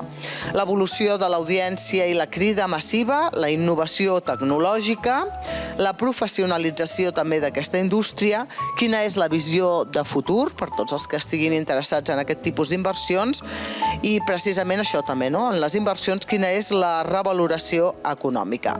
Una taula que comencem una miqueta més tard, perquè aquesta ha estat més llarga, ja que hi ha hagut més interacció també de vosaltres, del públic. Per tant, en lloc d'acabar cap a la 1:15, que era l'hora prevista per fer aquest break per dinar, potser acabarem cap a 2:45. Després recordem que reprenem a partir de les 3 de la tarda i la moderarà la Judit Hidalgo, que com saben és la directora d'Andorra Business, i ella mateixa ens presentarà tota la resta de ponents d'aquesta taula de pioners i innovadors cobrint dècades en els eSports.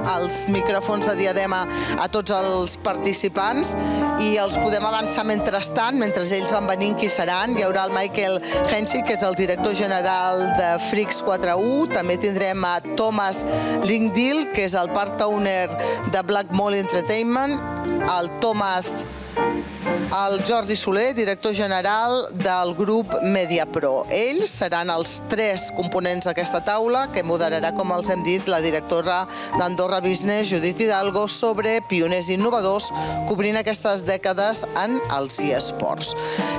Després de la taula, com els hem dit que ja farem aquesta pausa, els convidem a fer el dinar aquí amb nosaltres. Qui vulgui també pot marxar, evidentment, però aquí estan convidats a un dinar a peu dret i tornarem a reprendre a les 3 en punt amb Pere Pérez, que ell ens explicarà l'educació a l'entorn digital, com el sector audiovisual és molt rellevant en l'àmbit també dels eSports i en la nova economia virtual i com està canviant també tot això, aquest model tradicional. Aquesta serà la primera de les conferències de la tarda, que s'estructurarà amb una conferència i després també 2 taules rodones més amb la participació de tots vostès. Ara, si estan a punt ja, doncs aniran passant tots els ponents d'aquesta taula, que, com els deia, modera la directora d'Andorra Business.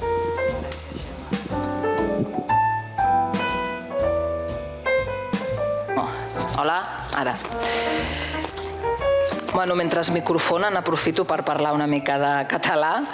Aquesta taula, com heu vist, volem aprofitar 3 professionals amb molta experiència en el sector, diré, més de 12-15 anys d'experiència, potser en un altre sector dieu, això tampoc és tanta experiència, no?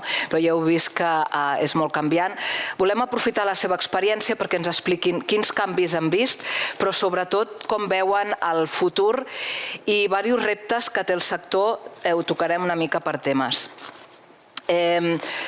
Convido a passar, tasseus aquí, Jordi Soler, CEO de LVP, ara ell es presentarà una mica més. Gràcies, Jordi. Seu aquí.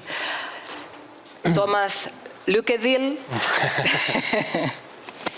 Good enough. Thank you.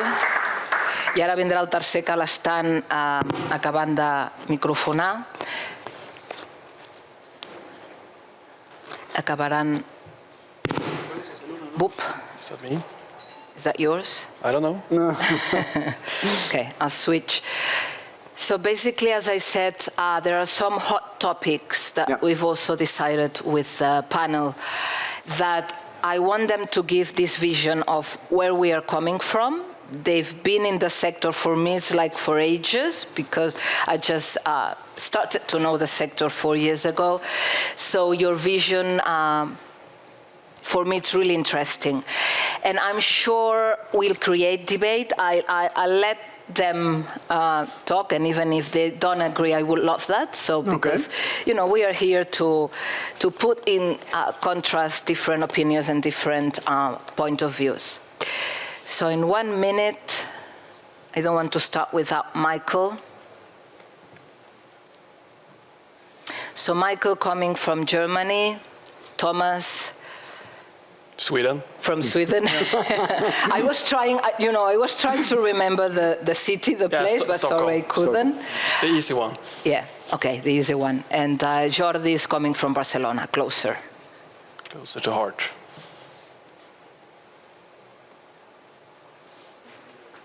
Tic-tac, tic-tac. And last but not least, Michael Hennig, all the way from Germany. So to start with, I would like to introduce yourself, but also with the vision of also where you're coming from. We've called you, and I think with a good reason, pioneers and innovators, because you have a lot of experience in the sector. So if you can introduce yourself, but at the same time explain a bit where you are coming from. Okay. That would be lovely. So, Jordi. Start? Okay. Thank you. Bueno, primer de tot, gràcies per convidar-me. Bon dia. Thank you for inviting me. Well, I have to be honest. I'm not a pioneer of this. Don't agree. I'm coming from MediaPro. In fact, LVP is the eSports business unit in MediaPro. MediaPro it's a media company. It's huge. We are working around the world. We have 7,000 people working. And 12 years ago, more or less, we started an internal discussion in terms of which was the role of MediaPro in the digital world. Nowadays, it's very easy. After 10 years or 12 years, it's very easy to talk about that. But 12 years ago, it was a very huge fight in MediaPro, trying to decide where we have to be and how, because MediaPro is a traditional B2B company. We produce content. Our customers are the broadcasters. So if we were involved producing content directly to the customer, in fact, we will be competing with our customers. So, well, it was difficult to find some place or some sector where we could be involved without fighting with or competing with our customers. So we found that esports was something new that time, something interesting for us, something interesting for us to be in the digital world. Esports sounds like sports, which is not, but was easy. The music was easy in the board of MediaPro, and we decided to acquire LBP. At that time, LBP was a kind of a startup, working only in Spain. And, well, we are not pioneers, but we acquired LBP in 2016, more or less, and then we were involved from the scratch in this operation, and we were moving from the startup to a real company with studios, with a professional team, and working in the international expansion of LBP, because at that time LBP was only working in Barcelona, in Spain, let's say, and in 1 year we were working in Latin America, in Argentina, in Colombia, in Mexico. Thank you to the MediaPro officers, and now we are working in Middle East, in Asia, in North America. So nowadays we are not so huge like Freaks for You, for example, but we are very proud of the work that we did, and the pioneers are still in the company, and I learned a lot of the pioneers, and yeah, in 12 years many things have changed, and something that will be interesting to discuss with my mates. Yes, we will. Thomas, if you can tell us a bit about your... Yeah, I heard a previous panel and everyone had been in esports for 20 years plus, and same with me. Early 2000, I got hooked on esports, and in short, it was not about the game itself, it was about the social elements. I mean, playing versus each other, organizing tournaments, producing events, pretty much getting involved in this community, which back then was really, really small. I would say the social hubs at that point was LAN parties, maybe internet cafes, that type of venues. Very, classic reference is basement, activities, or you had LANs in, very dark environments. But that's where my passion comes from that era. And what I realized after a while, after probably crashing a few startups back then, both within tournament platforms, teams, and events, I found my place on Earth at DreamHack 2008. DreamHack was in a very interesting position. They had 1 or 2 events in Sweden, were struggling a little bit. There was at the same time as the Lehman Brothers crash, so all the international esports companies pretty much disappeared. We catch that opportunity, started our own esports program, and started to also launch DreamHack in new locations. Actually first in Spain with Arturo, but later on also across entire Europe, around the world actually, Asia, South America and so on. But we were very lucky, and it's connected to 2 things, 2 big waves in that point. I would call it the live streaming revolution. and the free-to-play model that League of Legends introduced first, but pretty much every game developer followed because games turned from being a retail box to become a service. So those two waves we were extremely lucky to hit those two waves, that timing at the same era. So our growth from 2010 to 2015 was like skyrocketing. Obviously, we did a fairly good job as well on producing tournaments, events.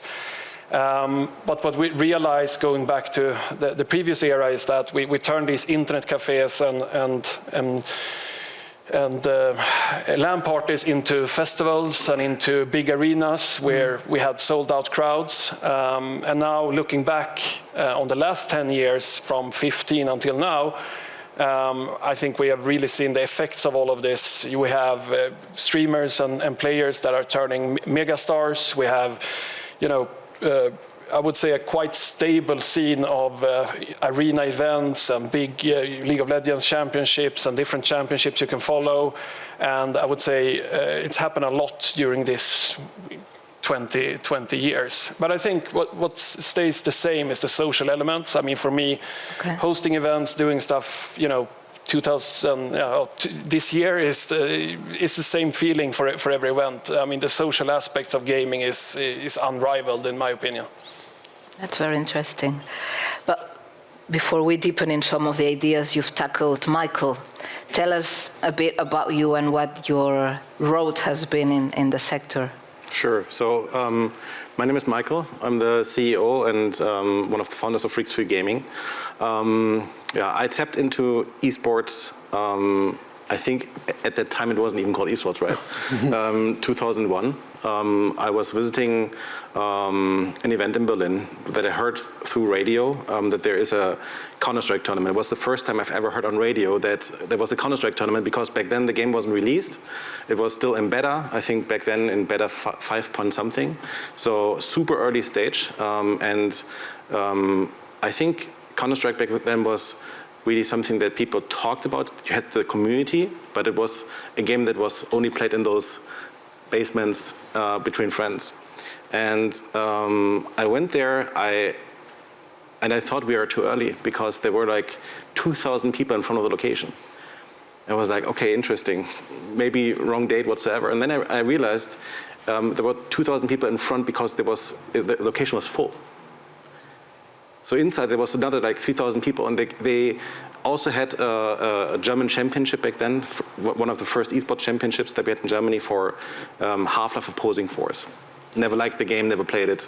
I was like, wow, Half-Life Opposing Force must be big because there's so many people coming. And then my co-founders that back then I just got to know, they said, well, we have the Half-Life Opposing Force championship here, and there's maybe like 100 people for that. So welcome.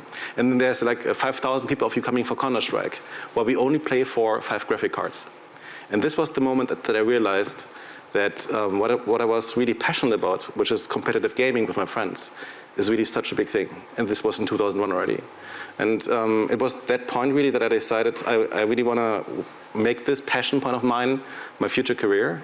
Started working in this industry to make better events because the event was horrible. Then joined the team, started working on that. The first years, Freaks was really focused only on the German market, running the first German championships in Warcraft and many other games. We ran some of the largest LAN leagues back then. So I think we had maybe 400 LAN events that we partnered with, something like 50 to maybe 6,000 people in Germany. And you could play for points in the tournaments. And then we would organize the championship final. People played for the first prize money.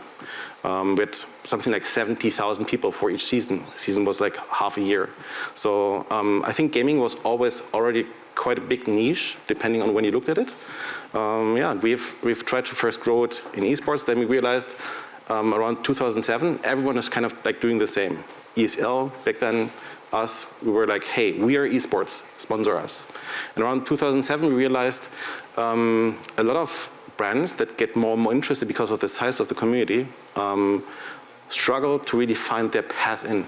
So we decided maybe we should change our business model a bit and not just focus on ourselves, but also become the compass, the navigator for those brands, become an agency. And we were one of the first agencies that really had the knowledge of the first almost decade, switched that into consulting brands, helping them to tap into esports. Like, who do they really work with? How to sponsor a team? How to sponsor an event? What kind of activations you can do around that? So it's not just plain logo placement and so on. And yeah, 2011, 2010, really then we saw the second growth stage of gaming in esports. And this was then also a stage of massive growth for us. We then opened also offices in Asia, in other parts of Europe, in the United States, and really started growing to become much more a global agency helping brands, but still always remained true to our core, running events, esports tournaments, and trying to develop esports ecosystems. So yeah, that's kind of my path. Great, really interesting. I want to tackle something. Actually, this is a topic we had, it was already in the guideline to talk about it, but today in a Spanish newspaper they are talking about it also. You've mentioned it is a sector that skyrocketed for a lot of years, I think in the pandemic even more. But now, especially 2023, has been a year of slowdown of the sector, and so I just wanted to raise this topic with you to see how you see this slowdown. Do you see it as a crisis, or maybe it's just a normal adjustment of the sector to be able to grow in another way? And how is that affecting, I'm not going to say your economy, but like the sector's economy? How do you see this? Whoever wants to. I can start. No, but you're totally true, I would say. It's been, especially the last 18 months, have been, an esport business or sector that's been struggling. It's a couple of reasons. One reason is it was kind of crazy valuations of esport companies before the pandemic. I think the pandemic were kind of fine in terms, at least for my companies, to re-navigate, redesign how you work, and do more remote productions, for example, and all of this. But I think after the pandemic, especially brands, endemic brands, so sponsors in the industry have been pulling back a lot of advertisement budgets, and a lot of these teams and companies with crazy valuations have had a hard time to live up to the expectations from investors and people that have invested in these companies. But I can see light in the tunnel. But what this does is basically it pins out the weak flaws in the esport ecosystem, which is a heavy dependency on sponsorship, quite weak IP ownership situation with the publishers. And third, I would say very little direct digital revenues. So that's like the three areas I think esport needs to work on to create more B2C revenues. What I mean by that is obviously tickets to events, merchandise, but also digital revenues, which are not going only to the publishers, but directly to actually teams, tournaments, everyone organizing all of this. Because that's definitely needed to create more stability in the scene. So that's my short analysis of that. I think we have to differentiate a bit, because the one perspective is the business perspective, and you're right with that. I think it's called esports winter, and just like Thomas explained, a lot of businesses were built on very high valuations.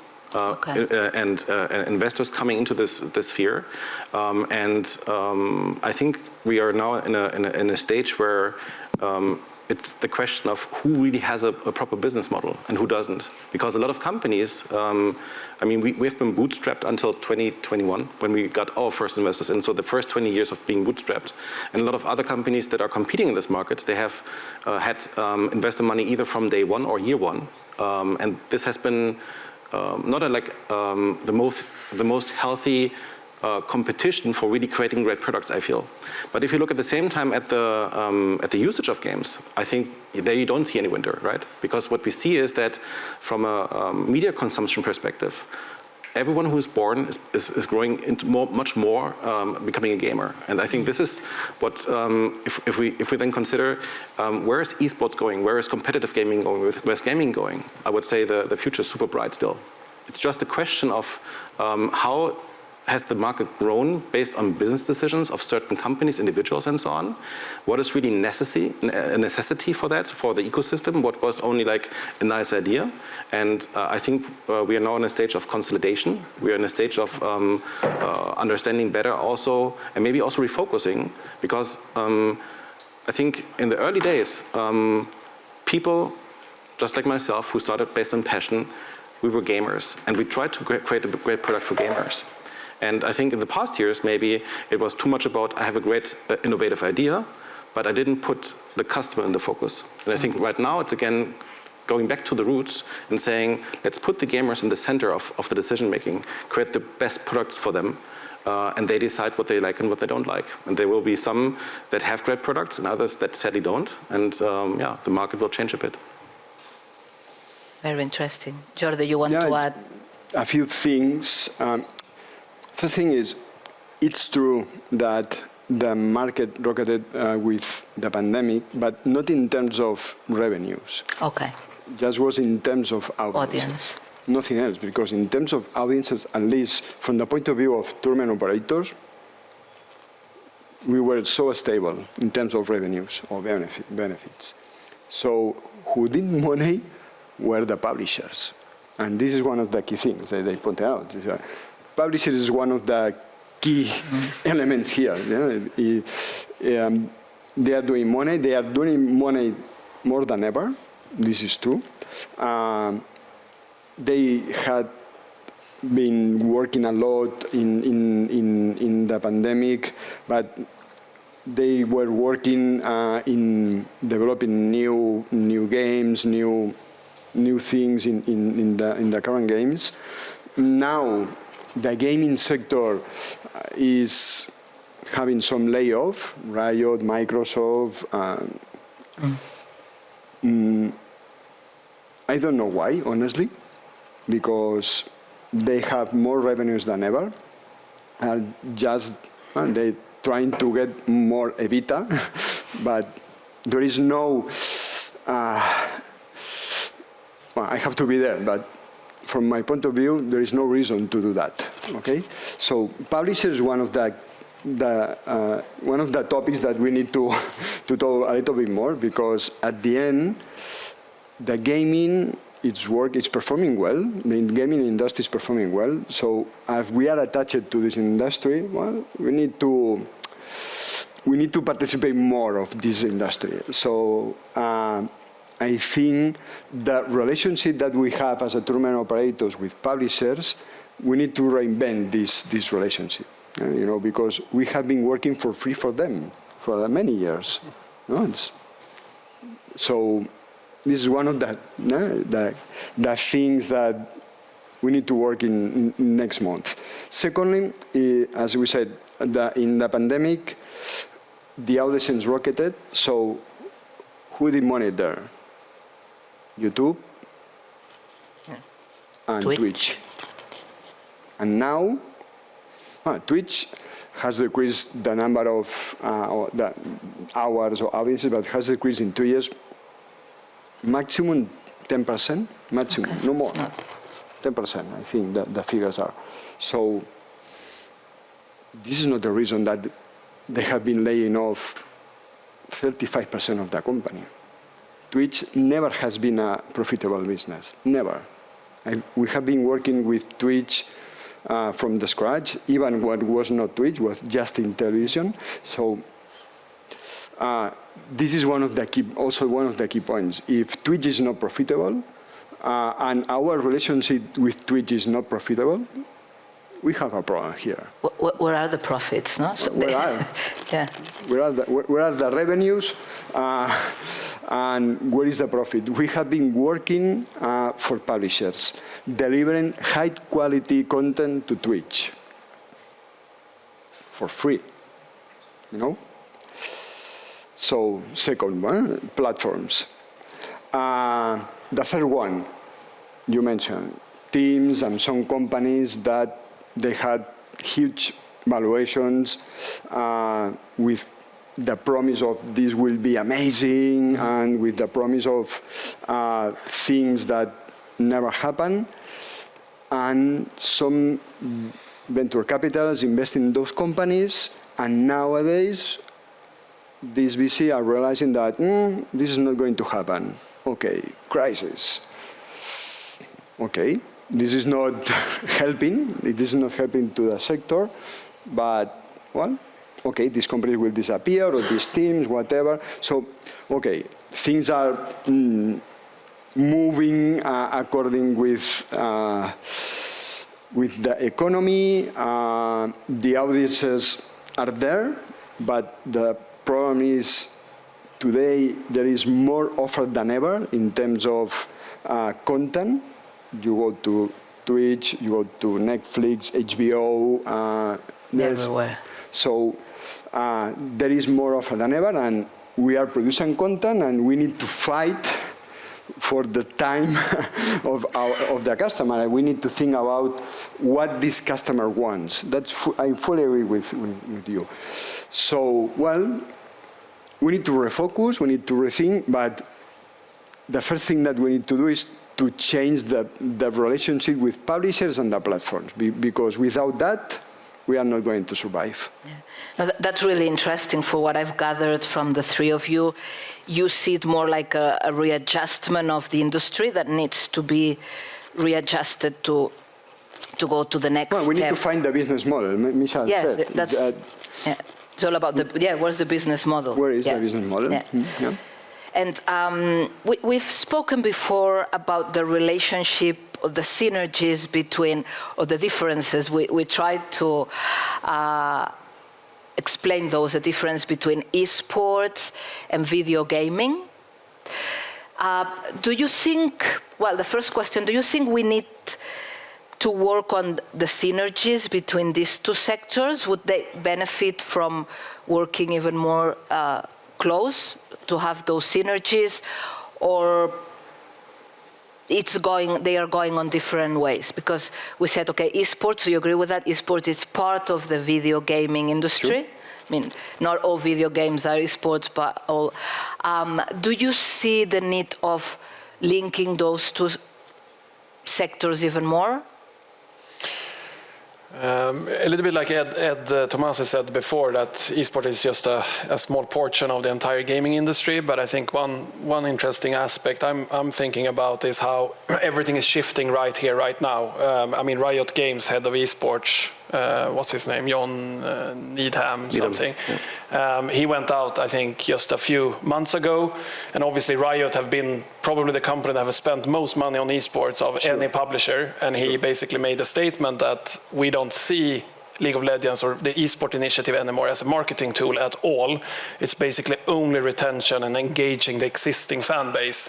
And I think this is important to understand also for new publishers coming into the space, that I think eSport is a fantastic tool to obviously create content and create some new players, but it's actually more about creating retention and engagement in the game long term. To increase the fan base. And I think this is a huge shift, and they also talked about the media landscape, as you already brought up, that they are looking into their own pay-per-view platform, stuff like this. And I think this is a major shift for everyone in the industry, that Riot speaks this type of language, because you're totally true. We have been in the hands of Twitch, but I think it's changing actually now the coming years. Both pay-per-view, EFG launched their own platform, Face It Watch, just a few days ago.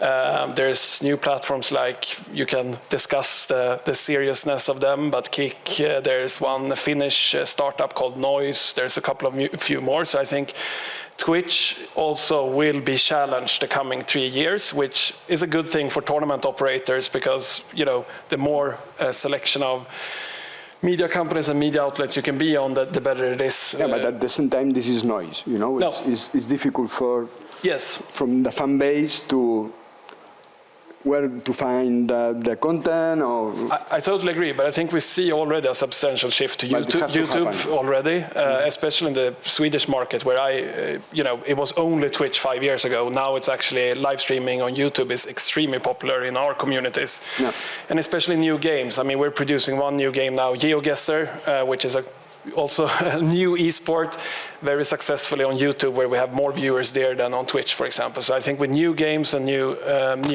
communities, you can also place them on other platforms. But and also this is connected to that Twitch is decreasing their presence. There is no more, community management from Twitch on anywhere actually, and they were very relying on that the last 10 years. Interesting. Let's go to the event side of the esports. How has technological innovation contributed to the success of esports events? And what new technologies do you see as key for the future of the industry? It's a bit related to the previous panel, but how do you see it? You've all been in events, either entertaining or... You see any technologies as for me, key? There are three things here. One is in terms of new technology, we are saving cost. The new technology is allowing to us to produce the events fully different that we did 10 years ago, even in remote. We are producing events in remote, so today we can say that our real cost in big events it's less than we had in the past. This is important. Second is the new technology gives you the opportunity to improve the experience of the people.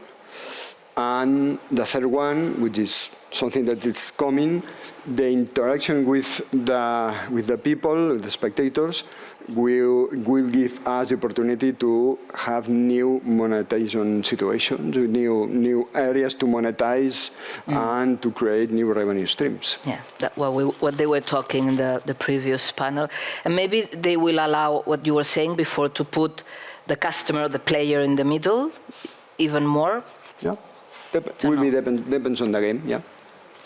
Yeah. Okay. We will be expectant to see what happens. But I think tech-wise, when the real impact hits is basically when you get big shifts like the live streaming revolution, where anyone can, start a live stream, or if, free-to-play model, for example, it's these big models that gets, usually applied over the course of 2, 3, 4, 5 years. That can be a huge difference maker. And obviously with Web3 being spoken about in the previous panel, I think, in my opinion, it's maybe a few years away to really, hit that, real level of, or find the right use case for events. But it's definitely happening a lot of stuff on that end. And I think some event organizers are already testing different ideas around it.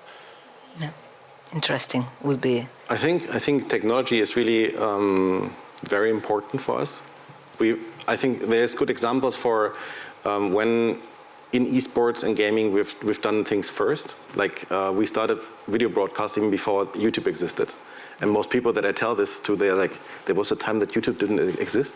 But yeah, and I think sometimes esports and the requirements that we have in order to really make games consumable for the audience requires tech that sometimes we really find very innovative solutions around before the tech is really developed, but also sometimes challenging old standards. So we used to work for a lot of TV stations, for example, because they wanted to put esports on TV.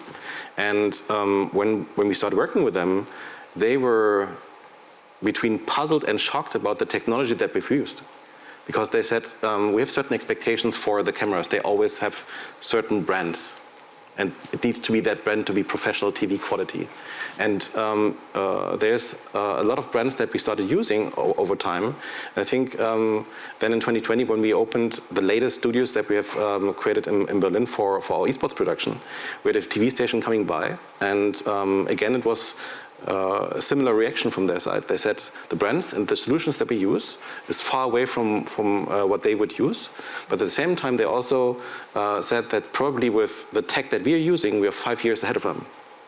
Just because of, I think, this market and the technology advancing much faster.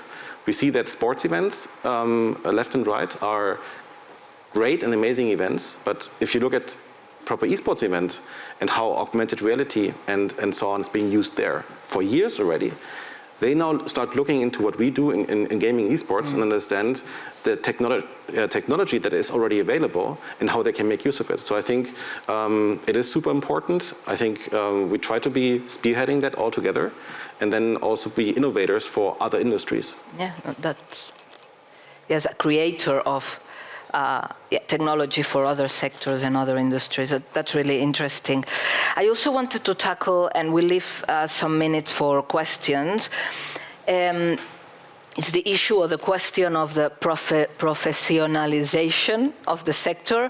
It started more like gamers getting involved, and we're seeing also, we'll see another panel in the afternoon talking about education, but how do you see the factor of let's see if I say it right, professionalization?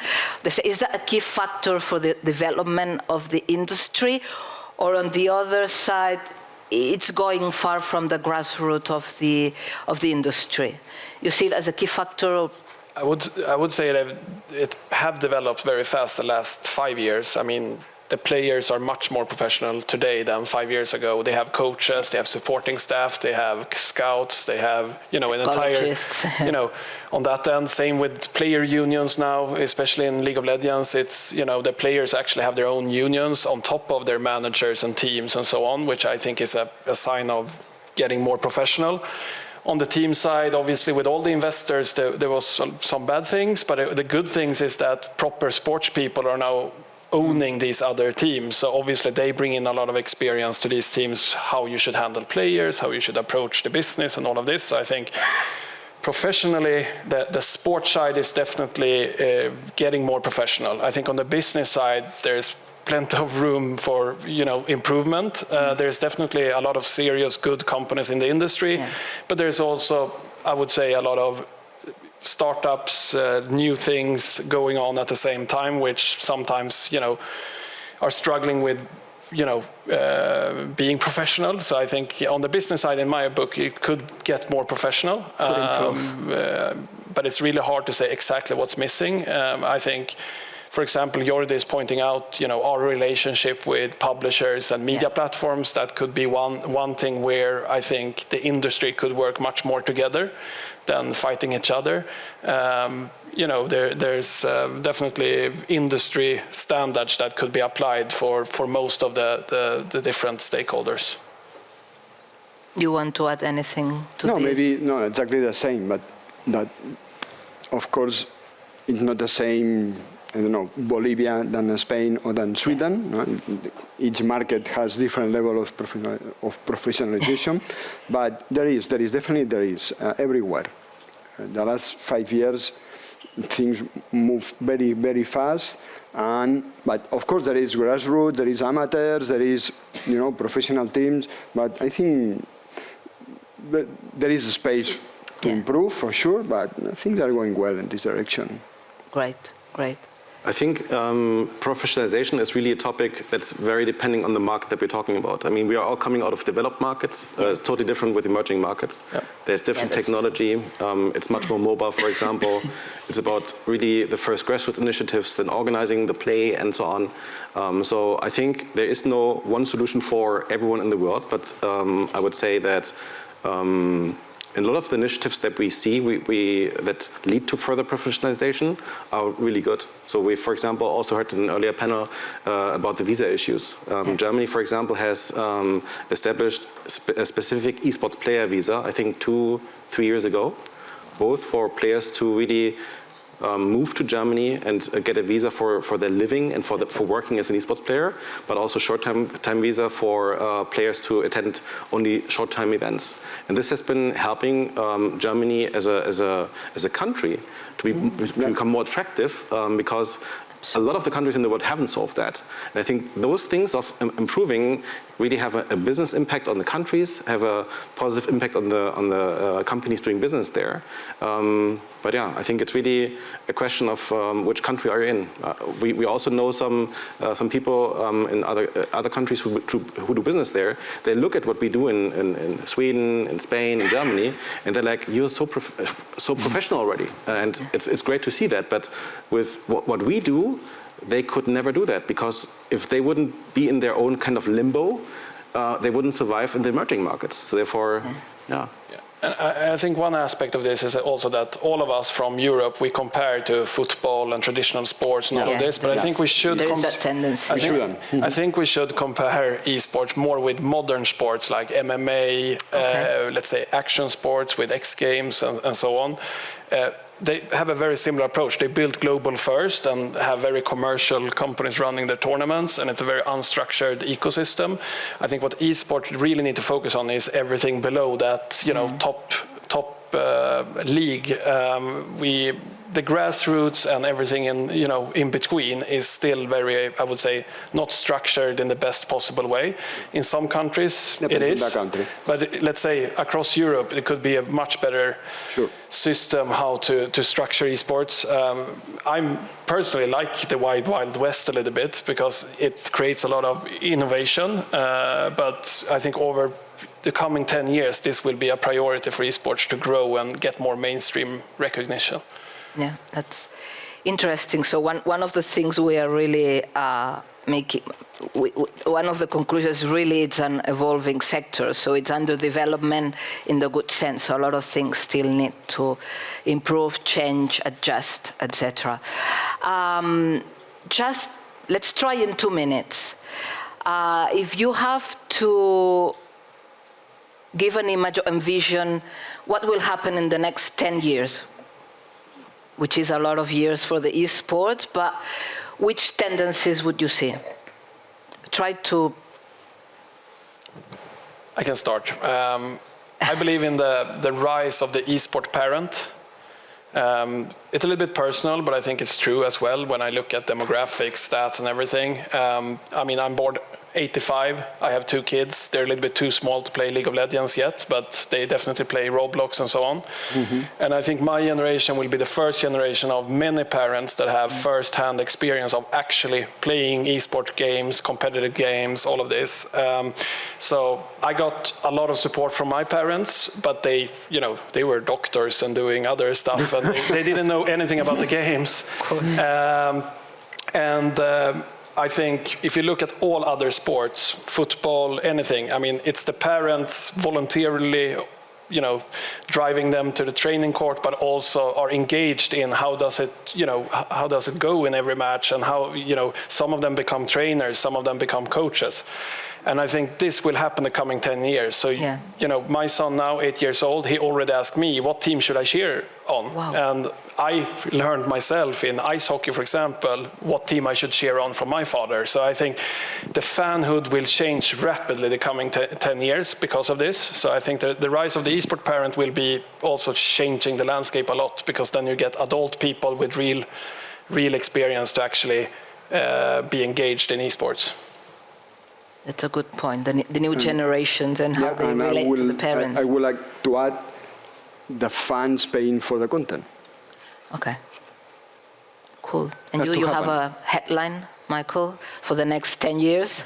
I think this is not only for esports, but also for competitive gaming. I think we as a society will understand how we can make better use of gaming to solve some of the society issues that we're facing. So I think, to give an example, a lot of children today face hate speech. And I think to counter this, a lot of adults struggle. How can we do that? Yeah. And I think gaming as a tool can be used for so many things in order to make a change to the better. And this is discussions that we currently have with politicians that get it. And we see that the first health insurances in Germany doing campaigns around that. They get awards for that. I think, gaming, competitive gaming, esports is so much more than just putting the best players on stage, but really making use of it in the society, to really anchor it in the society, to become more mainstream. And this is not just about the viewer base, how many people do we reach, but also the better understanding of what can you do with gaming and esports. That would be another 45 minutes panel to talk about the social impact, the education in this sense, and how can it be used for the better. And but if that's okay with you, if you don't want to add anything, I would go if the audience has any question.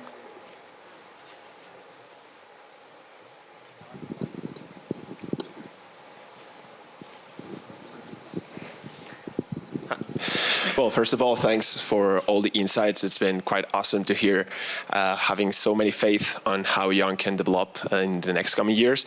But one thing, you were speaking about traditional sports and after about extreme sports, MMA. And one of the things that I have in mind for future in esports is, and you spoke also about publishers who are getting the money. Like in sports, not just traditional, but like extreme sports too, no one has them, right? No one owns like sports, right? Whereas esports, we see that publishers own their own game, they apply their own rules, their own meta, right? They update the game when they want, so they can even change the whole competition system in just one day because they just decide to switch the heroes, right? Do you see this changing in some way? Is this something that could ever happen? It's a difficult question. Yeah. I hope it changes. No, but I think the challenge is obviously the ownership of the actual IP, and that's where, for example, Web3 could be a solution. But I don't see that happening very, very soon because you need to get control of Steam and the major platforms to be included in that setup. Otherwise, it wouldn't make any impact. But it's definitely the core question of esports, how to change that. But I think we see different approaches as well. If you look at Valve, for example, with obviously with Steam and Dota and Counter-Strike, they are, I would say, very hands-off from esports because they obviously running their own app store. They're most interested in getting 30% cut on all the transactions and then have a free market where everyone compete with each other. While Riot have been extremely protective and every little detail is coordinated. So I think we see already different approaches, and then obviously you have some really scary examples. But they like Overwatch League as an example, but they have completely failed. So I think that era is almost over, where the publisher tried to brute force success. No one have been successful on that end. I think Riot definitely have a tight grip, but they are also quite open to work with new things and develop the I think the key thing is, depends on the publisher, but the key thing is maybe to create new IPs together with publishers. Yeah.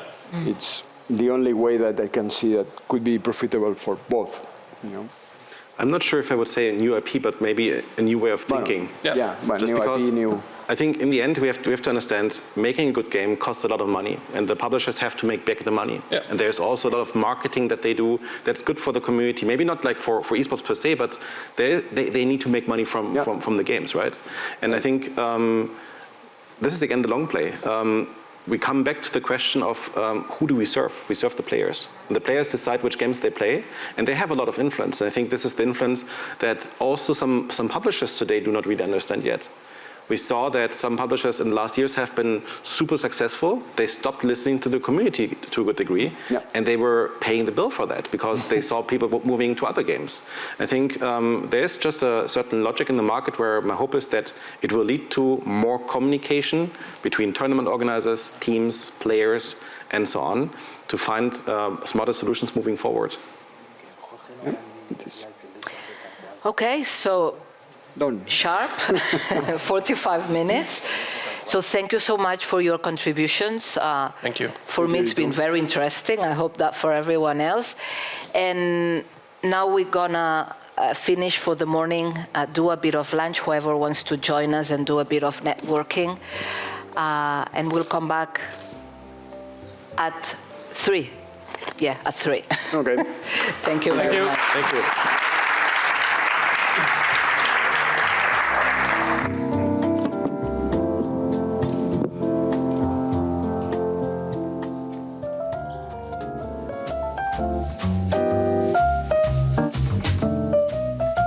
Bona tarda, benvinguts de nou. Reprenem, intentem seguir així també l'horari i el calendari previst d'aquesta jornada en aquest event dels eSports que té lloc aquí a Andorra. Els que no heu estat aquí al matí, si hi ha gent nova, doncs benvinguts a tots.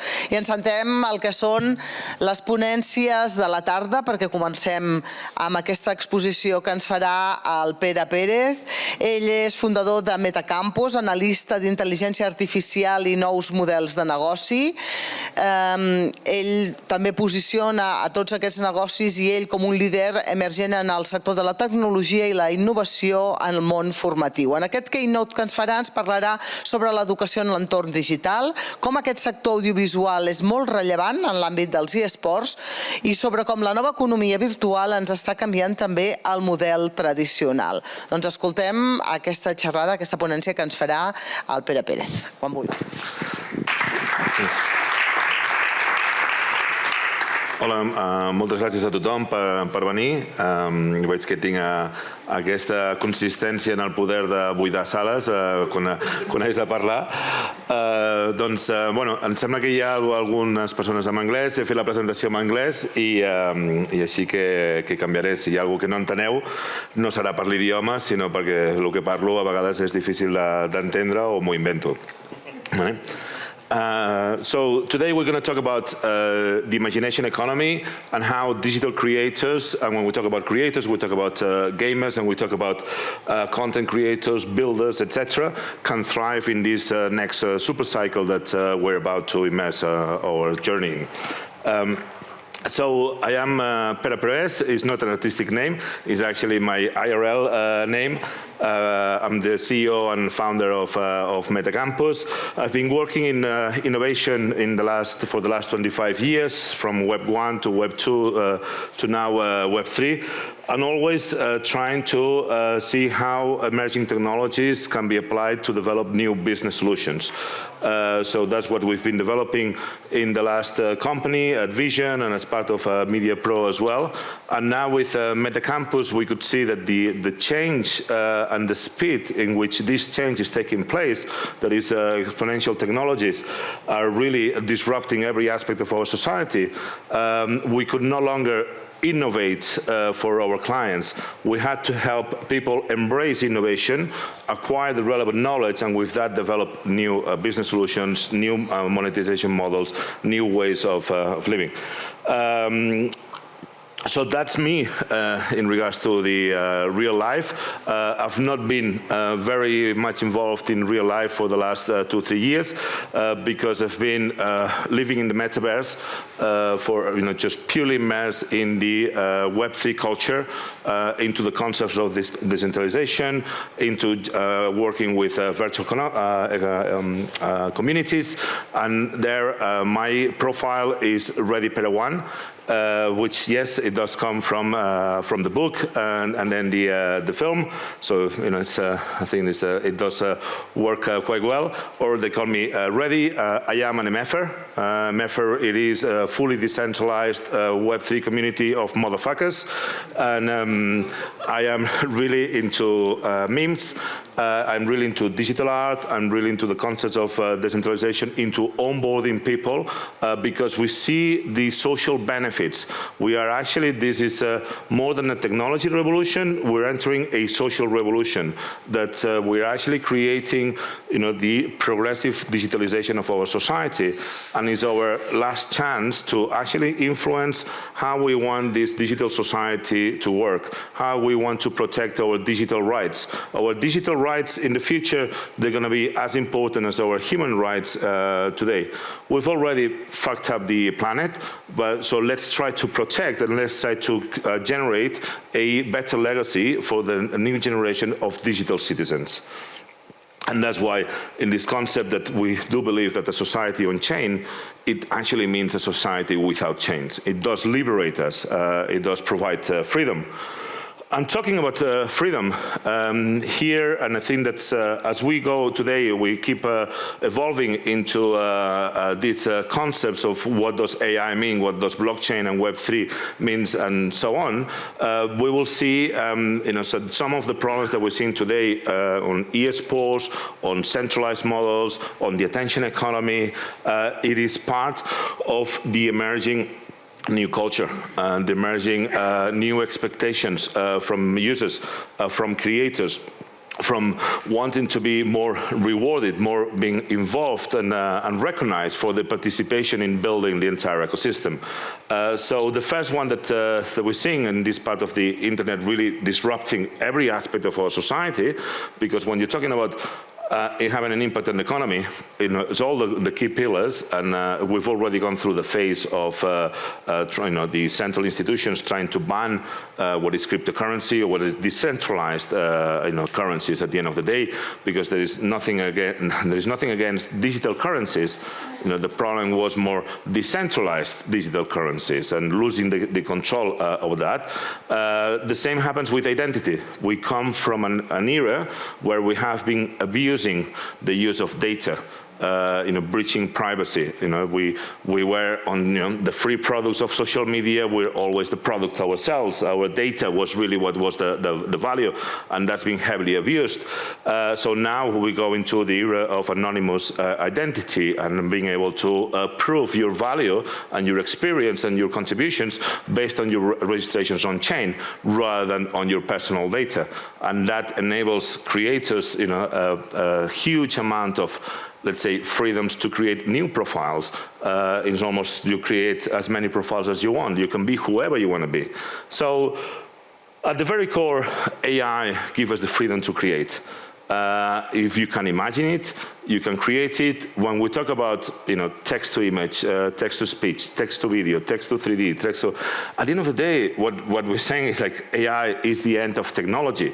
Because we no longer need to become programmers. We no longer need to become storytellers. We no longer need to have all the craftsmanship that goes around creating content. And then on one side, we're digitalizing every aspect of entertainment, gaming, education, everything. On the other aspect, we're making it easier for everyone to create independently just by knowing how to use the tools and how to use their creativity, their innate creativity. So that's what AI gives us, a freedom to create, and a freedom to create is going to disrupt the publisher market. It's going to disrupt who owns the ownership part of this. And then we're talking about the user-generated content within gaming. It's a user-generated games within the ecosystem. That's what we we want to see. And then the blockchain gives us the freedom to transact.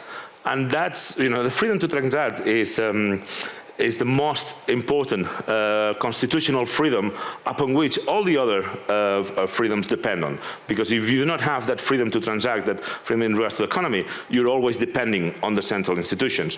Now, when we're breaking this, that enables us to go from a product from a one way to creating microeconomies, to creating ecosystems. So today, any user can create an experience using AI, can create a tokenized economy to then generate a business model for that for that content or that experience that has created, and then is able to reach the virtual audience, all these virtual communities where we have it there, what we call the metaverse, to then that already generates a circular economy in itself. And looking to then, share that value not just with the user, but then looking at how is that part of the ecosystem. Because as new entrants come into the market, one of the things that we're seeing is how every new tool, any new protocol coming into Web3, they look at rewarding people for their contribution in the ecosystem. So if you have been trading NFTs, there is a new wallet in the market, and then say, right, okay, we can have an airdrop based on your history of trading. Or the other day was an airdrop based on your history on contributing on projects that they have paid more than 100 ETH on fees, so that they actually, so everyone that has been building and everyone that keeps building, we have new players always looking to say, how can we reward the system to then we can create that ecosystem of parallel economies. And this is something that is going to heavily influence the way that we look at professional gaming, because here we're already struggling with a business model that is highly, weighted on publishers, on the platforms, and then, okay, we need to create the standards, we create the events, the entertainment, and we have very little money to play with. But at the same time, we're also looking to extract the money just from the users. Where is that money coming from? While with Web3 gaming and with these three freedoms that we're talking today, we need to think, okay, let's think about the user first, because we do have esports because people loved gaming. And that's okay. Of the love of gaming and the increase on the audience, then we were able to professionalize that. Now, we're saying, okay, less viewership, but gaming keeps growing. Gaming is gone from a niche to a generation, from a generation to gamifying every single aspect of our lives. And the more that we digitalize our society, the more that we gamify every single interaction. Let's call it loyalty programs. Let's call it tokenization. Let's call it UGC from any of the socially massive platforms. Everything becomes gamified. So let's delve a bit more on the freedom to create. The freedom to create is actually, we should see artificial intelligence not just something that is going to replace us, but it's going to become, let's say, our key partner on everything that we want to create. So it's almost like a collaborative tool. And it really is, it's enabling, expanding the horizons of what we think we can do.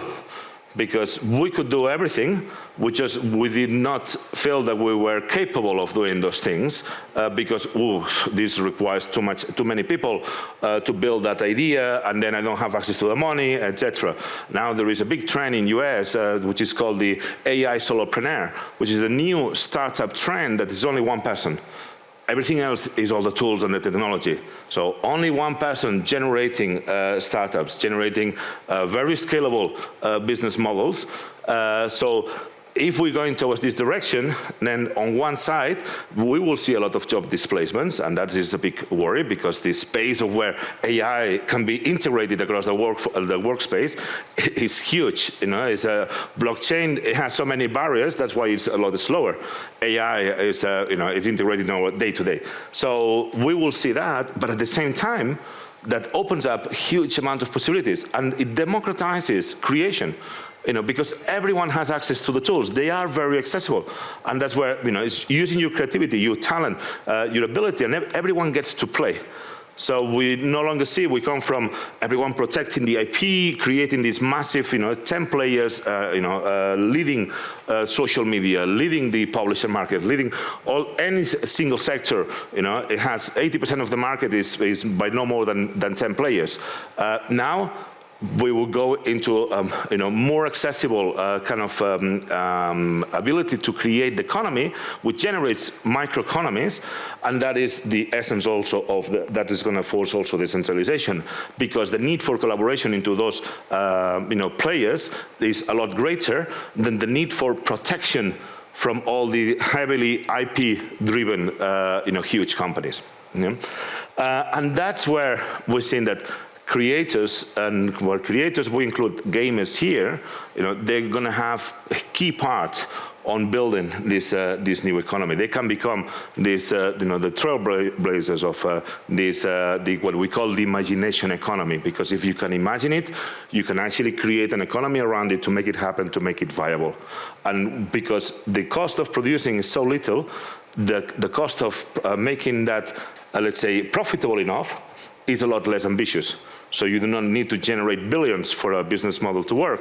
You could generate 50K a year, and that could be enough, because then you can then use those skills and those connections to then get a few airdrops here, a few rewards there, and our wealth will be made up of a combination of digital assets, some fiat assets, and a combination of tokens. And that's how these kind of micro jobs or micro economies are going to change the way that we work. Yeah, and this, the concept that we were saying before, because publishers, they need like 5 years to create a game, and they need hundreds of people, and that's why then they have to make a profit. Why are they laying off people? Because they know that the next games, they're not going to need 500 people and 5 years. They have to be built with 50 people and less than 2 years, because that's how fast technology is evolving. And that's, we're seeing the trends on how actually the cycles, the sports economy has been there for 100 years. The e-sports economy has been there for, 20 years? And now we're already seeing, oh my God, this model needs to be almost reinvented. Those cycles have been shortened. In Web3, business models, they become obsolete sometimes within 6 months, within 12 months, because we are building as we speak. And we have to try, we have to keep exploring. And that's why, for example, with Axie, when we built the Axie game, it generated an economy that flourished for a short period of time. It provided many jobs to many people in the Philippines and some of the countries where the cost of living is really low. So earning $300 a month out of playing with a play to earn was already a much better option than working 12 hours a day for that sort of money. So it does generate an economy. However, we are pioneering this space. That economy was about, I would say, not sustainable. It was not, I don't like to call it a Ponzi, but it was not sustainable because it requires a lot of new people and a lot of new joiners to be constantly entering the game in order for the token to keep increasing in value and so on. That is fine. It worked for a while. They took the key lessons that they learned from there, and now they've created pixels. And then the pixels created by the same company that created Axie Infinity, it now provides a much more sustainable economy where you can play on-chain, you can play off-chain, you do not need to buy lands, but you can buy lands if that's part of how you want to contribute. So you can monetize it, you could just play it. It has a lot more, let's say, game-driven, which is game first rather than economy second, versus economy first, and then and having a really bad game around it, which was one of probably the first generation of Web3 games. But to produce that, we now have more and more tools to create the assets, to create the 3D environments, to create the intelligent NPCs, all the avatars that you interact with. All of that is becoming a lot easier to explore this journey.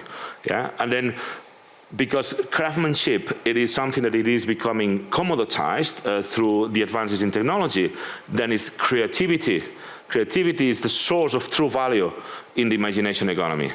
Yeah, and that's one of the things, because we now at the end of the day, we have to see, as I was saying, AI could mean, as we understand it, the end of technology or the end of programming, or really using just natural language to create these things. The world is really our canvas. We are not just creating a virtual world, as we will see, but we're digitalizing every layer of our society. We're seeing from the city landscapes being completely digitalized, all the experiences around geolocalization, happening. We're really gamifying the city around us.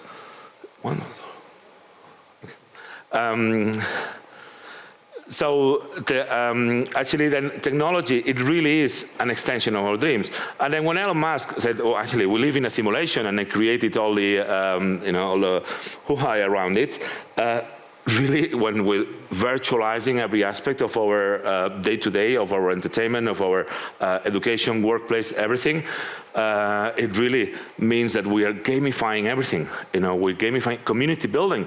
It's about how do you build a community, and you build a community by many gamification techniques. That's how you get that interaction. That's how you get that reward. That's how you get people to participate. Brand engagement is already been progressively gamified. The same with immersive experiences. Storytelling gets more playful. The loyalty programs, as we discussed before. Everything is applying the gamified mechanics. So we're really building the natural habit for gamers at the core. Yeah, so that is there, to me, and that is where, if we have the creativity, if we have this freedom, then we can become whoever we want to be. And having that freedom to become whoever you want to be, away from, takes away bias, it becomes a lot more diverse, more inclusive. It really brings the best out of people. Of course, it can bring the worst out of people as well, trying to impersonate other characters for the wrong purposes. But that is not about technology. There has been scams and drugs and hacks even before the internet. So still people are falling for I think they still generated about $700,000 a year from the Prince of Nigeria emails, people falling for that almost 30-year-old scam. So it is not, let's focus on the positive elements of being able to create your own character and see how your talent really flourishes.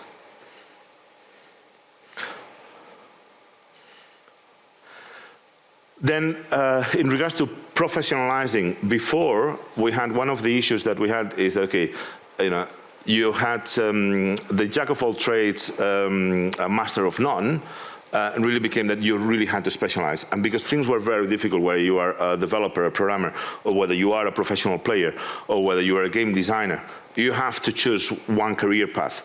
And that's what you have to specialize. Now, and that limits your possibilities, because then you may only get as good as a certain level at that particular specialization, and trying to go back into the market through another field, it becomes really, really hard. As we're commoditizing this part, we're making it a lot easier. It means that now all the, let's say, the professional ability using technology enables us to explore different avenues and to really work on how we can actually monetize our passion for gaming. But that creator independence also is forcing us to fully grasp, many other roles. So we do have to become almost, innovators, educators. We have to become more entrepreneurs. We do need to understand how a smart contract works, how the technology is actually, how to get noticed within the social streams, given how the algorithm works, because it's very easy to be noticed by the Twitter algos or everything else. So that sort of knowledge becomes the basis for everything else that you want to be. And I'm going to close with more in regards to the seeing, okay, so how we're evolving, how we need to make sure that we go from something that game monetization that is going one way, that we saw that professionalization, that we've reached now probably what we have, from only monetizing the companies to now monetizing 1% of the professional players and so on, seeing how we can use Web3 to enable new ways of monetizing. And for players, incorporating NFTs or digital ownership can really enhance the player satisfaction. For builders, the NFTs and the tokens can actually help, increasing, all the contributors and accelerate that building process and improve the experience. And even for publishers, so Web3 can really, be used for governance and for coordinating, how your users, they want to evolve those games that they've always been passionate about, and make sure that your sustainability curve stays there. And that's about it for today. That's probably about 1/3 of the slides that I had, so I am timing it properly. If you have any questions, we can talk about later on. I'm going to be here after the event. I hope that it made a little bit of sense. That it's not doesn't sound all bullshit. And now we're going to the next one. But thank you very much.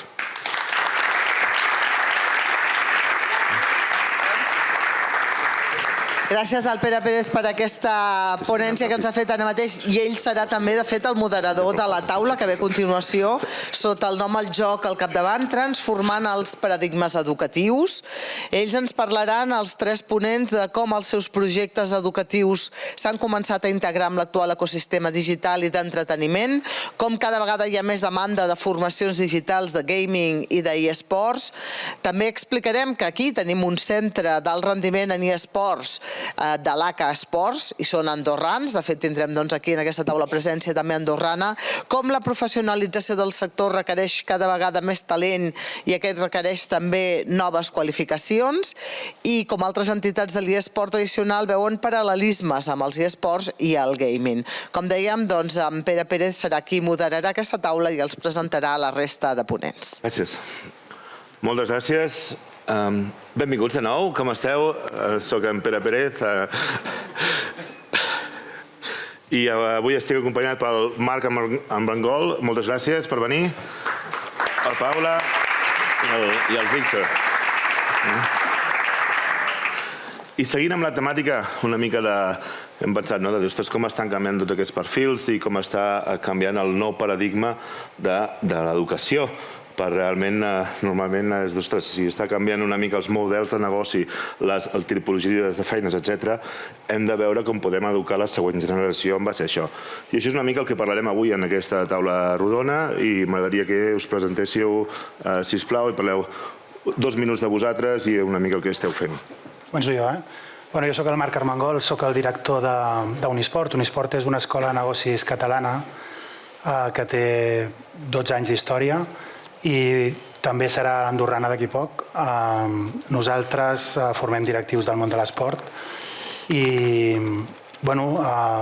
principalment toquem totes les àrees que tenen a veure amb empresa i esport.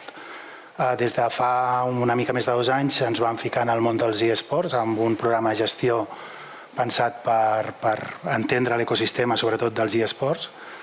I bé, el 2019 vam comprar el nostre principal competidor, que era una escola també de negocis que tenia gairebé 25 anys d'història, o sigui que per tant aquest any faria 30. I res, explicar-vos que nosaltres des de l'inici teníem molt clar que l'esport i els e-sports anaven molt donats de la mà. Això vam tardar una miqueta en adonar-nos, o sigui, jo confesso ara que som pocs i ja ens tenim confiança, doncs que jo vaig ser negacionista dels e-sports. Fa com 8... Targeta groga. Sí, la propera. Fa com 8 o 10 anys que estàvem en ple debat sobre si els e-sports s'havien de dir esport o havien de ser esport o no. Me'n recordo que jo tenia una community manager que es deia Rocío i em va dir, hosti Marc, hem d'entrar en el món dels e-sports, no? Quan em va deixar dir, ostres, sí que són una colla de friquis. Perdó, vermella ja? No, això està acceptat. Dic que aquests són una colla de friquis que volen aprofitar-se del nom d'esport per crear una indústria i... Vaig dir, no, nosaltres aquí no entrarem perquè, dic, ja paro, si qui vol entrar al món de l'esport i està governat pel Consell Superior d'Esports, no? O sigui, jo crec que ningú en su sano juicio voldria ser-ho, no? Llavors, vaig decidir, com que m'ho va dir diverses vegades, a la 5ª vaig dir, vaig a investigar una miqueta sobre aquest món dels e-sports i vaig quedar amb el que era el president en aquell moment d'una associació d'empresaris d'e-sports que era un advocat d'una de les Big Five, i vaig anar a Madrid i em vaig entrevistar amb ell i entre tot el que ell em va explicar i les coses que vaig anar coneixent amb el transcurs dels anys, al final vaig decidir que sí que els e-sports eren prou semblants i prou interessants i amb prou futur com perquè nosaltres prenguéssim la determinació de fer aquesta formació, no?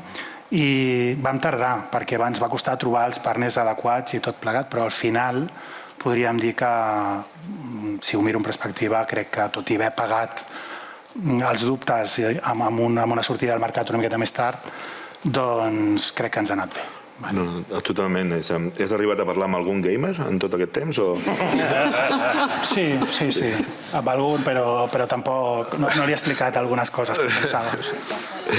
Molt bé.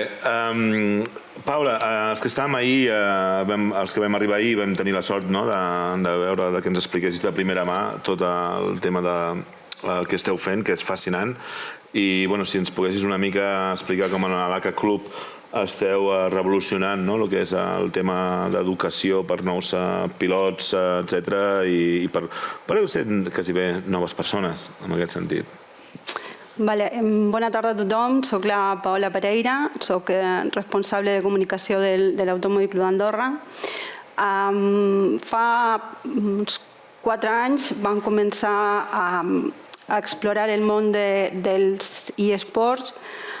Teníem 3 punts de partida, un molt clar que va ser un missatge que va enviar la FIA a totes les federacions i automòbils clubs al món. Algo estava passant amb el sim racing, estava creixent molt l'ecosistema, més pilots, més competicions online.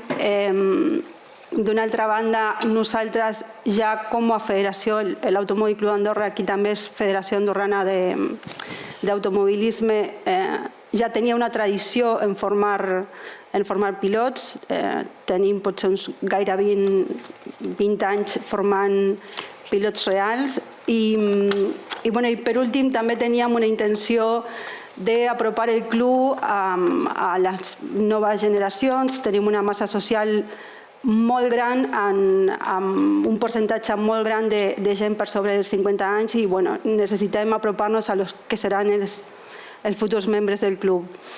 Vam engegar un projecte que actualment té 4 àrees, té 3 àrees. Una és un center, els que heu pogut venir ahir a visitar-lo heu vist. Tenim una àrea formativa també i després tenim una àrea de competició on tenim 5 pilots competint en campionats internacionals.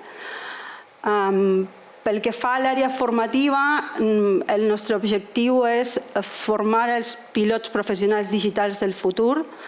Hem fet tota una reconversió professional de tots els professionals que estem vinculats al projecte, des del psicòleg que treballava amb el nostre programa de joves pilots reals fins a tot l'equip que gestionem el projecte, per entendre on ens ficàvem i per a construir un projecte educatiu que ara està molt consolidat, amb una sèrie de assignatures, una currícula molt estructurada, amb una sèrie de KPIs que ens estan ajudant a veure i a valorar també tota l'evolució dels, a dia d'avui, 18 nois que tenim a l'acadèmia.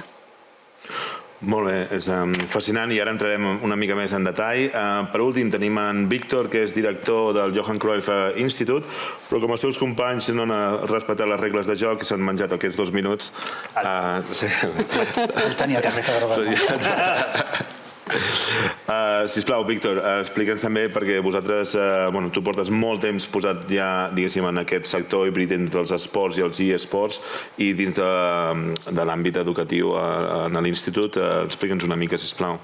Jo vinc abans de parlar de l'institut, però aniré ràpid, si no la targeta groga veig que em caurà. Jo vinc de donar classes primer a educació primària i secundària, per tant, conec bé el sistema educatiu formal hardcore dur, depenent de l'administració. Després vaig saltar a altres indústries. Vaig tornar a l'educació, al Johan Cruyff Institute, però també des de 2007 estic a la universitat pública, la qual cosa tinc aquí una pota a un negoci, segons que ho escolti, si és molt purista, m'enviarà també amb targeta vermella directa, però en una institució educativa de màsters i postgraus, però també estic a la universitat. I bé, al Johan Cruyff Institute, doncs, com molt bé dius, fa anys que toquem temes d'esports, perquè hi ha algun dels culpables, d'acord? Un exalumne que ara mateix va fer un TFM ja fa 7 anys. Anteriorment jo n'havia tutoritzat algun al 2010-2011, on vaig tenir la sort d'entendre o començar a entendre en aquell moment que eren els esports, i que em va demanar que l'ajudés també en temes de negoci, que en aquell moment era el que ell necessitava, a part d'acabar un treball i intentar provar-lo. Com a institució, no obstant, els esports són quelcom petit, d'acord? Nosaltres al final ens dediquem a intentar ajudar a la gent que té passió per l'esport a liderar-lo. Tenim des de persones que venen de la banca i volen saltar al món de l'esport o el capità del Morabanc Andorra, que està aquí aquest any s'està formant amb nosaltres, d'acord? I que per nosaltres és un dels elements que més orgull ens dona, gent que al final està a la pista, que està al terreny i que vol passar després, potser, a l'àmbit de la gestió. I per acabar una mica jo com a pinzellada, aquesta part de prof universitari em va portar, dins de l'àmbit dels eSports, a cometre un error que va ser acceptar fer un doctorat en aquest àmbit del qual encara estic patint les conseqüències, per un costat, i per l'altre, i aquesta sí que va ser una gran sort, descobrir gràcies al Jordi Soler moltes de les coses que ara mateix sé dels eSports i a llançar amb la LVP un programa, un MOOC, un curs obert i gratuït que crec que va ser el nostre primer aterratge per una mica testejar quin era l'interès de la gent en formar-se en aquesta indústria. D'això ja ha plogut. Ahir discutíem si era 2020, 2019... Tu 20, ho tens clar. 2020. Diu el Jordi i jo no li portaré la contrària. No hem obert el rou de preguntes. Ja saps que tu ens has dit intenteu... Has comentat que hi havia algú del banc aquí. Perdoneu el que he dit abans de descentralització, tot això, res. Estava aquí, ara no sé si ha marxat, igual ara ha marxat malament. Ivan Kerko, que estava per aquí al costat d'ell, abans ha sortit? Ha sortit, hòstia, l'he mencionat, ha estat aquí. Pot donar fe ell, no m'ho he inventat, no ha estat allà una botada. De fet, el que dèieu, no? És un spin-off, a part, venia del món de l'esport, treballava a l'esport, va fer un TFM, que era un spin-off dins l'àmbit dels eSports, i realment és la seva feina ara mateix. O sigui que funciona, el model... No sé si funciona. A ell sí que li va funcionar, l'Ivan. Tiollers, també. Doncs és curiós perquè tu venies d'aquest àmbit, el tema dels eSports, i quan també treballàveu amb el Jordi més del món del gaming, des del teu punt de vista, vens de la formació en gestió esportiva i veieu com aquesta part dels eSports, qui té més una vessant, diguéssim, d'esports o té més una vessant, diguéssim, de gamers? Com professionalitzem el sector? Amb quin tipus d'educació o quin tipus de rols es generen això i com vosaltres esteu evolucionant l'oferta en aquest sentit? Nosaltres inicialment el que vam fer va ser crear el primer programa expert d'eSports, amb gestió d'eSports, pensat per donar una visió en els actuals alumnes que ja havien fet un màster en gestió esportiva o en esdeveniments esportius, d'una nova indústria que s'estava creant i que era molt paral·lela a el que ells coneixien del món de l'esport. Per tant, el nostre perfil natural d'alumne podríem dir que és un perfil d'alumne de postgrau.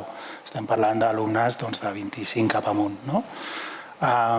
Què ha passat? Nosaltres amb el curs d'eSports ens ha passat quelcom que crec que és significatiu, que és que ens ha vingut un target o un perfil d'alumne molt més jove. Evidentment també tenim el perfil d'alumne de més 25 que sempre hem tingut, però s'està incorporant gent que vol conèixer, és a dir, que segurament són gamers la majoria, i que volen conèixer com funciona els eSports, el món dels eSports, i entendre l'ecosistema des del punt de vista de negoci, perquè ells el coneixen d'un altre punt de vista, com a gamer. Llavors, penso que, per exemple, nosaltres aquest programa expert de gestió d'eSports, perquè us feu una idea, a l'últim semestre potser hem tingut gairebé 200 alumnes. Són molts. Déu-n'hi-do. Són molts. També és veritat que coincideix que és quan nosaltres hem entrat en partnership amb Team Heretics, que és el top 1, en parla hispana per fanbase, per diem, no? Sí, el tema que també ho comentàvem ahir, hi ha més interès, hi ha també, cada vegada la generació gamer és més extensa i per això gent s'interessa, entenc, ostres, jo sí, jo vull ser professional de direcció dels esdeveniments, del que sigui, però afiliat amb aquest sector, i per altra banda ens preocupa el fet de dir, ostres, ha d'haver-hi, ara que estem generant el coneixement i la professionalització, estem tenint problemes amb el creixement del sector, i això, diguéssim, tindrà problemes a trobar feines, si realment això, vull dir que tenim, és un segle, diguéssim, econòmic que necessitem fer créixer el sector per després poder generar aquestes feines i que realment hi hagi una bossa de treball i que la gent segueixi apostant per educar-se en aquest tipus de sector. Paula, com vosaltres, dins del model que esteu treballant amb la part, diguéssim, de l'academy, després per jugadors, vull dir, també teniu un model que ha estat, diguéssim, molt pioner, molt nicho, però teniu una visió de poder replicar això per fer créixer aquest sector i en la seva part generar aquests nous volum de feines de treball. Explica'ns una mica, si pots, aquest model. Sí, nosaltres ara mateix hem consolidat el model formatiu dels pilots. Tenim com dues grans àrees. Una àrea, la diem, de rendiment esportiu, i aquí hi ha tota una estructura de professionals que treballen amb els nois. Hi ha un coach esportiu, hi ha un enginyer de pista, un telemetrista, tenim un cap d'operacions al center i després tenim tota una vessant que la diem la vessant de salut, que està liderada per un psicòleg esportiu, per el nostre psicòleg esportiu. Aquí també tenim una optometrista, una professional de la salut visual. Tenim un preparador físic també. A nosaltres ens passen... Tenim una massa crítica molt particular perquè per una banda tenim grups de nois molt joves que moltes vegades ens arriben per iniciativa pròpia i al darrere d'ells venen els pares, òbviament, i tenen aquesta curiositat o són els pares que diuen està tot el dia a la maquineta a casa, sisplau, ajudem-nos amb... I ho intentem endreçar. I un primer missatge que sempre donem és no venen a jugar, a l'ACA Esports Academy no juguem, venim a aprendre a competir i a ser professionals. Després tenim una altra massa crítica que ja són nois més grans que han tingut una curiositat, una inquietud personal pel món de l'automobilisme.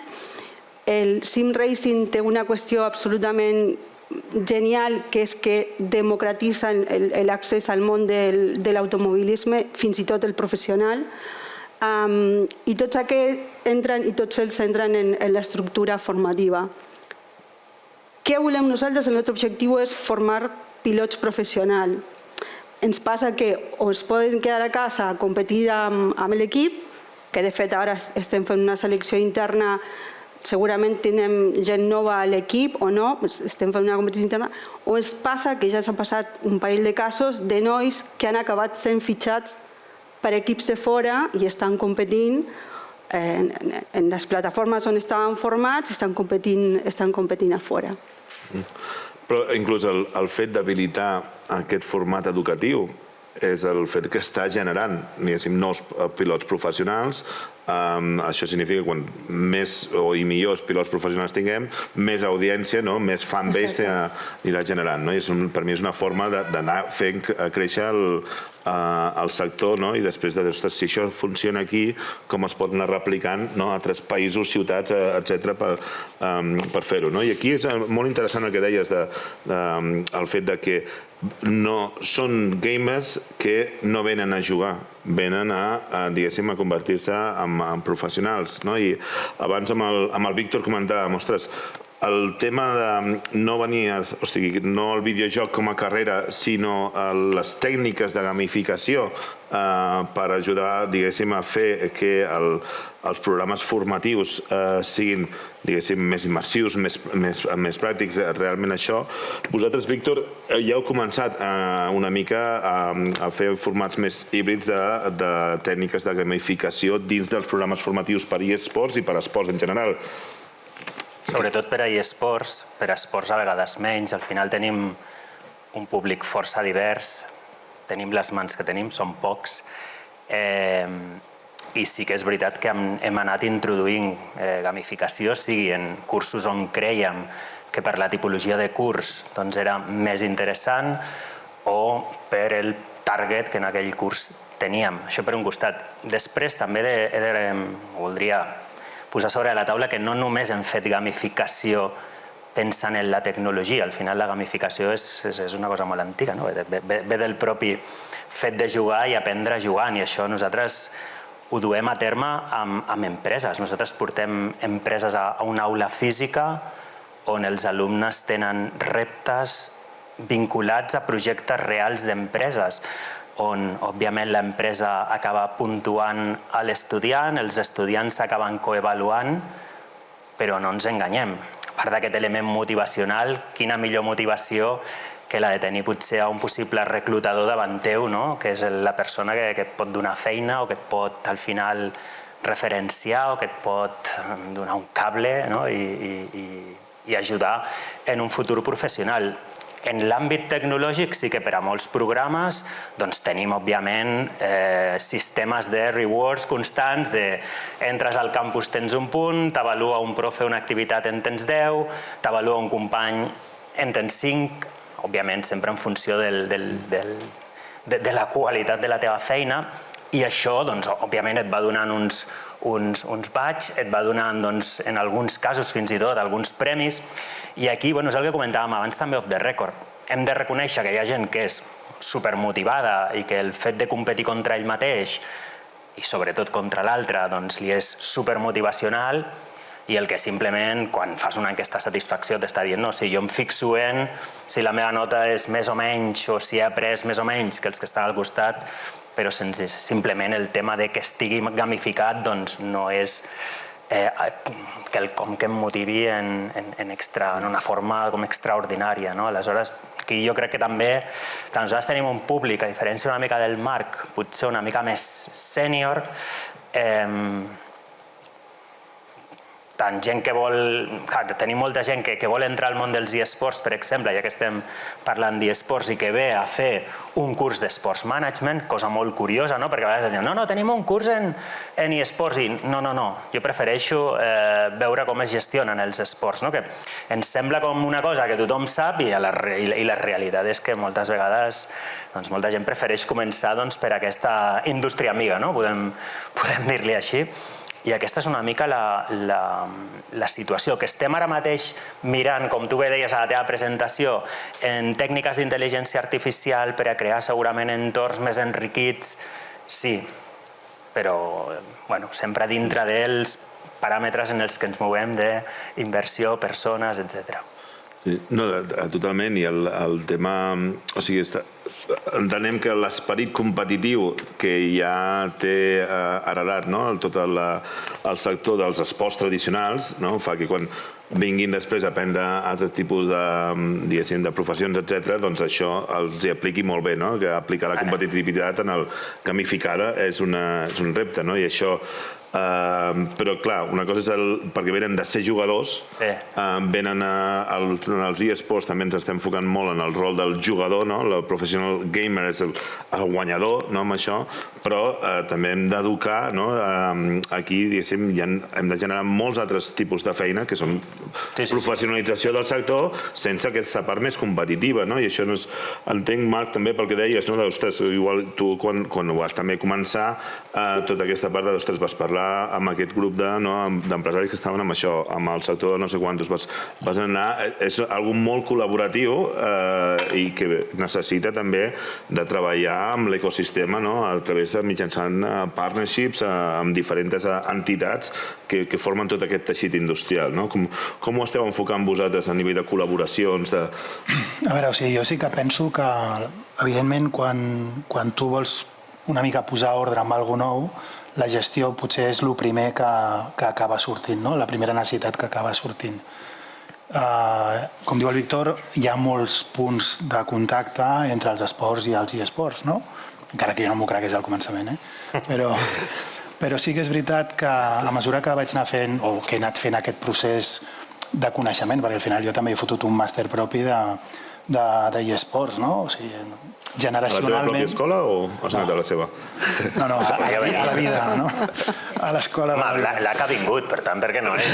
Sí, però el que et vull dir és que jo generacionalment i per hobbies m'agafava una mica lluny.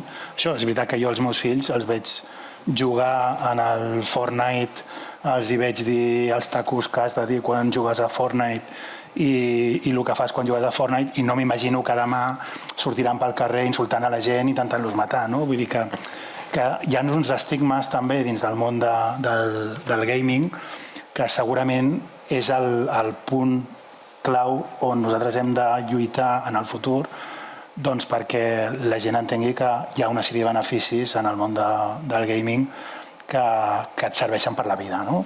Respecte al tema de les professions, durant tot aquest procés d'aprenentatge que he anat fent durant aquests últims 10 anys, m'he anat creuant amb molta gent i recordo que em vaig creuar amb un emprenedor que té una arena, gamehouse, digue-li com vulguis, a Barcelona, que m'explicava que tenia problemes per trobar gent que cablegés amb les necessitats de velocitat, evidentment, que cal en el sector, o gent que il·luminés un escenari de manera diferent a com ens estan il·luminant ara. És a dir, estem parlant que és gent que a part de tenir infinites llumetes per tot arreu, amb la qual entren en contradicció segurament inclús a l'hora de fer broadcasting o fer una sèrie de coses, calien professionals d'aquest estil. És a dir, que ja existeix aquesta demanda i segurament aniran sortint formacions, no a un esport, perquè nosaltres no ens dediquem a això, però sí que a altres escoles que es dediquin potser a il·luminació, a realització, a producció, el que sigui,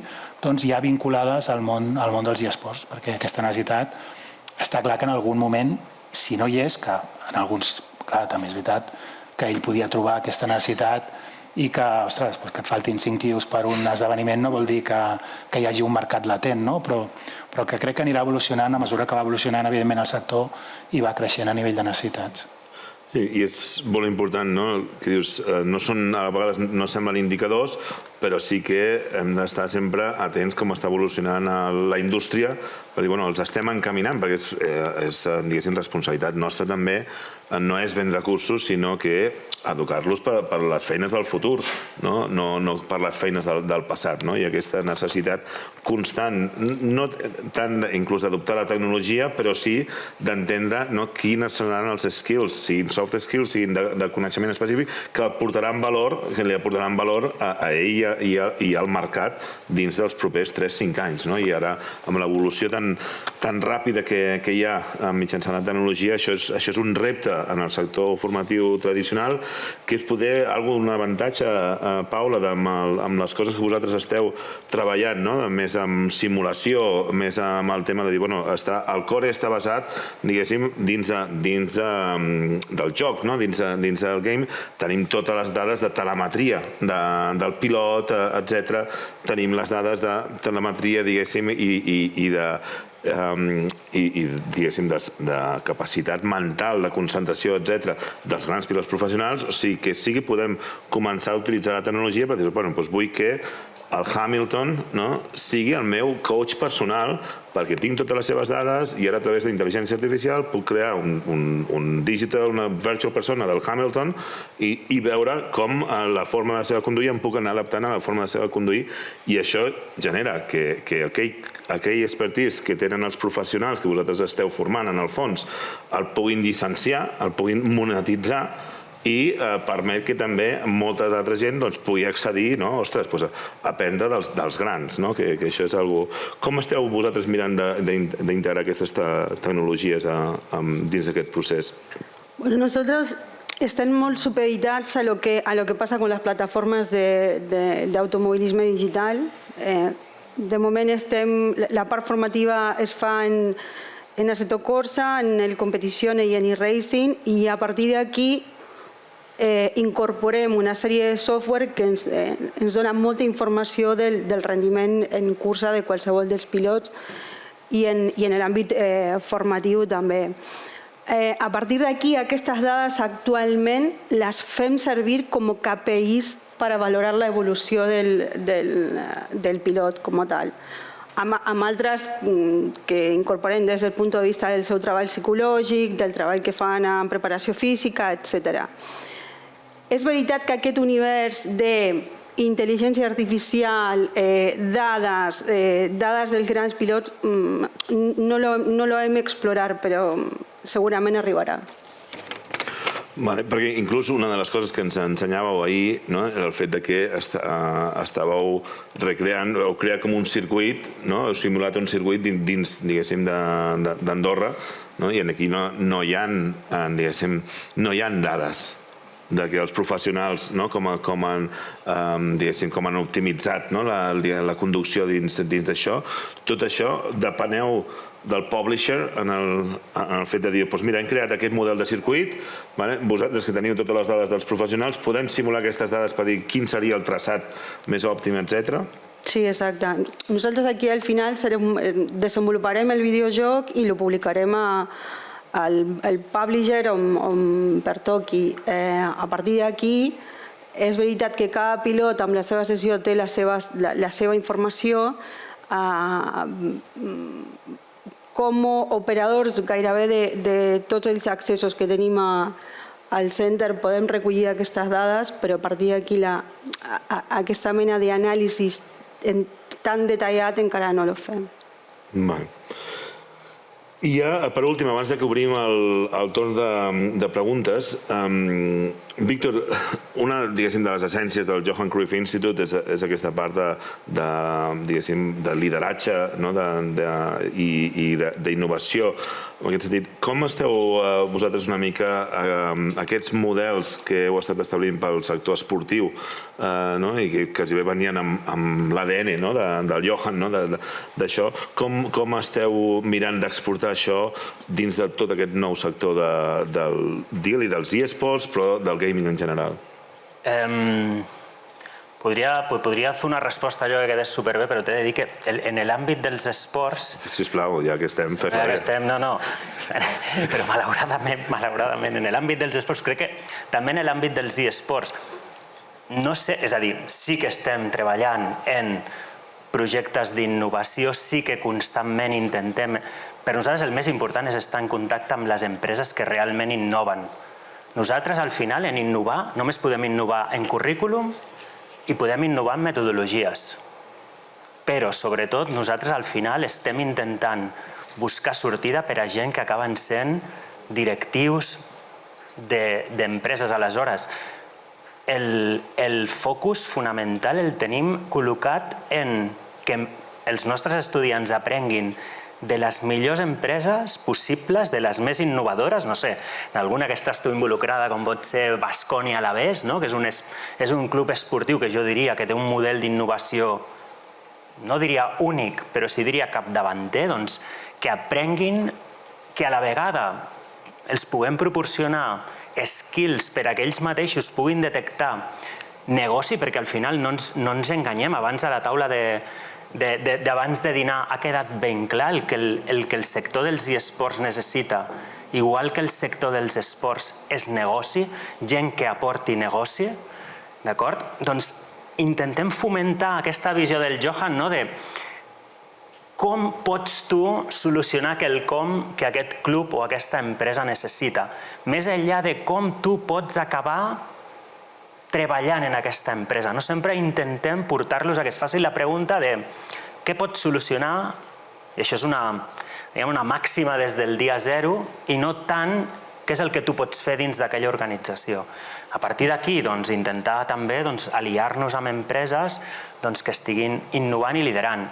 I també potser aquí vaig a una cosa que comentaves anteriorment, si clar, al final l'educació pot ser innovadora, ho pot ser realment, però també crec que innovar en educació, en quina educació podem innovar? Sí que és cert que es pot innovar, però en moltes ocasions no és tan senzill. Nosaltres, per exemple, tenim un màster oficial i clar, quan parles d'alguna cosa que és oficial, i perdó si algú estic a la universitat, perquè aquesta soc part de, però és molt complicat. Vull dir, tens una sèrie de regulacions que et posen unes tanques que realment són molt rellevants. Jo crec que potser la innovació és més fàcil en escoles de negocis, en iniciatives privades que estan sorgint, com per exemple la teva, que no pas segurament en altres àmbits. Aquí estic ficant en un jardí, Sí, no, i a part que nosaltres quan ens adentràvem aquí és una mica, com us comentava abans, per intentar que la gent, tothom ha d'adoptar com una mentalitat al tema de les noves tecnologies, etc. Però clar, és com ensenyes com fas un programa educatiu per les feines del futur. Quin nivell s'ha de professionalitzar primer, s'ha de crear una indústria per després definir aquests rols i generar un format educatiu, que és com funciona el sistema tradicional d'educació, però en un sector que s'està movent ara tan ràpid, això a vegades ens posa una mica endarrere. Sí, però és el que et deia, al final en educació tens 3 pilars, que és currículum, metodologia i coneixement. Quan ataques el sector del coneixement, jo el primer com a professor, tinc, entre cometes, la sort de tenir una pota a la indústria i una altra a l'aula, però quan tu estàs parlant en moltes ocasions amb professionals que estan fent formació, doncs en algunes ocasions no tenen ni el temps ni segurament una formació didàctica pedagògica que els permeti innovar en una aula, perquè una cosa és explicar què és el que tu fas com a innovació a la teva empresa i fer una presentació d'una hora o de 2 hores l'aguanta qualsevol, i una altra és fer que 30 persones en una aula, sigui online o sigui presencial, siguin capaços d'interactuar amb un programa. Aleshores, si aquest programa, i aquí jo crec que són 2 coses que podrien anar associades però no són tan fàcils d'associar. Una cosa és que la gent interactuï amb un programa doncs això, d'analítica de dades, això òbviament ho fem, i una altra cosa és que aquest programa sigui un joc on hi hagi analítica de dades, que aquest joc estigui controlat per un professional. Aquí ja la cosa és on a tu t'agradaria, i és el paradigma que tots volem arribar. No, i totalment. Jo crec que quasi bé em preocupa més, per dir alguna cosa, que un enginyer informàtic o un creador, diguéssim, de CGI estigui 3 anys estudiant una carrera que és obsoleta pels avenços tecnològics. Aquí és una mica que aquests cicles cada vegada siguin més curts ens posa una pressió. Però que ha estat l'educació sempre, no? L'educació sempre... Si anem a Robinson, és a dir, des del segle XVIII ha estat una mica una rèplica d'un sistema fabril. Actualment sí que s'ha desregularitzat, han aparegut, doncs això, sobretot educació postobligatòria, on s'ha obert un ventall de formacions que estaven molt més i estan molt més a prop de les necessitats del mercat, però... Com el ChatGPT has arribat al teu crèdit de paraules. El crèdit no puc parlar més, targeta... S'ha acabat. Va, anem a mullar-nos. Una predicció pels propers 3-5 anys, que puguem ara mintejar com un NFT i deixar enregistrat a blockchain de forma immutable. Bueno, jo penso que... I es demanaran resultats i hi haurà conseqüències, eh? Perfecte. Jo, si sortim-nos una miqueta, perquè és veritat que des de l'òptica del Víctor i meva, estem una mica esbiaixant, jo crec, el debat, perquè hem parlat d'educació des del nostre punt de vista, que estem en una formació de postgrau. Els nostres alumnes són normalment gent que està cridada a ser directius dins d'un sector concret. Penso que hi ha molta més cosa darrere i amb capes molt més prematures, que és l'ús de la tecnologia dins de la gamificació o dels videojocs. Anem a parlar de videojocs, de videojocs dins de l'educació, és a dir... T'estàs obrint un meló, aquí això sí que és... Targeta vermella. Sí, però aquest el volies obrir, que sí.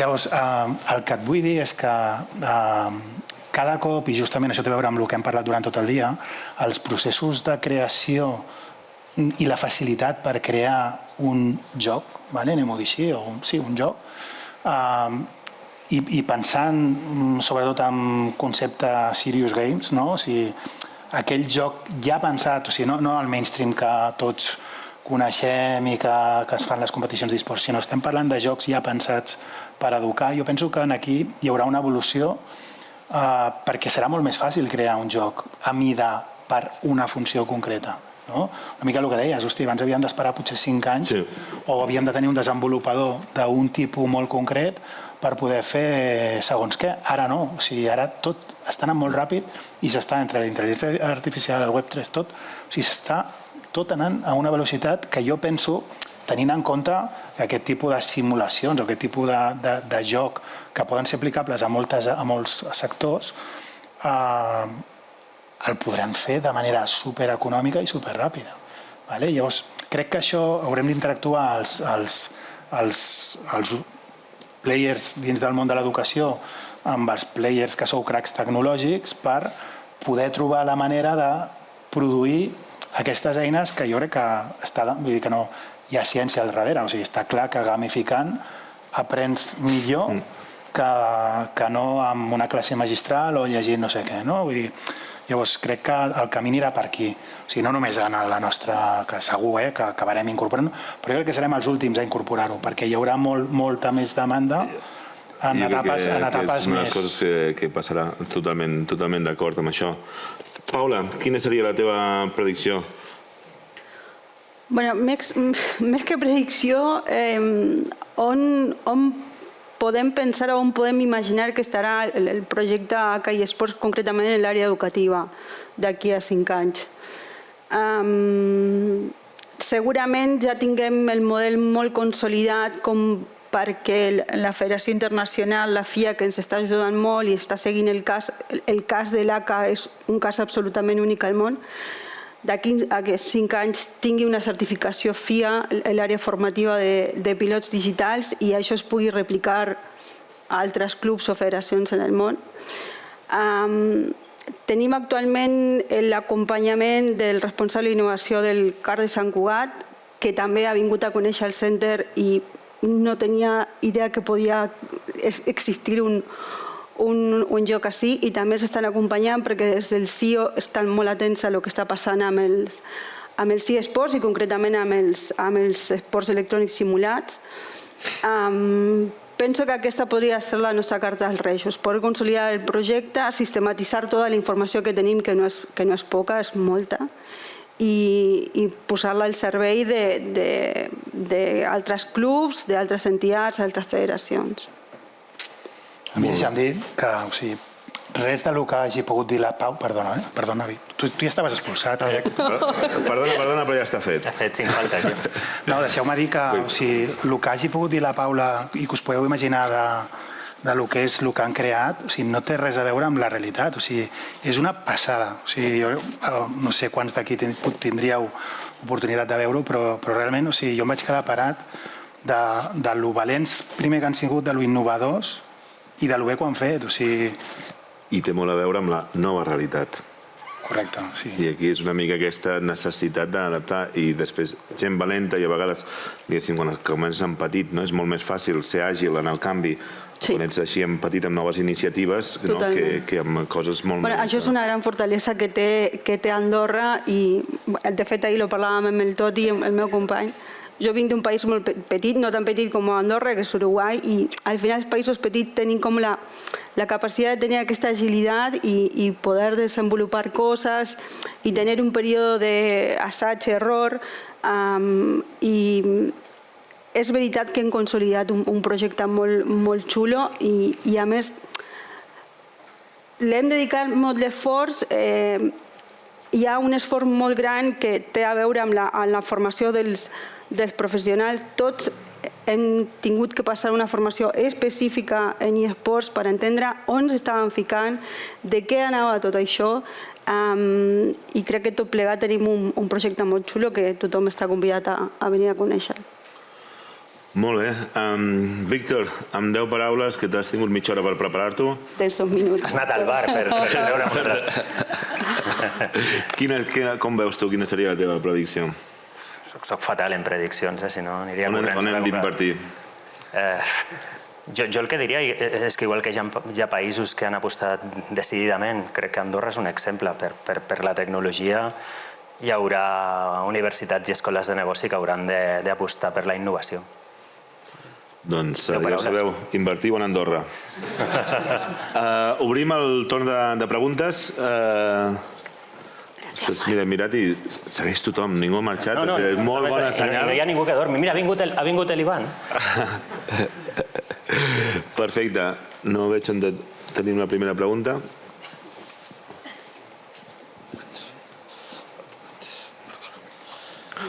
No, ell no. Ostres, no. Quina pot tenen.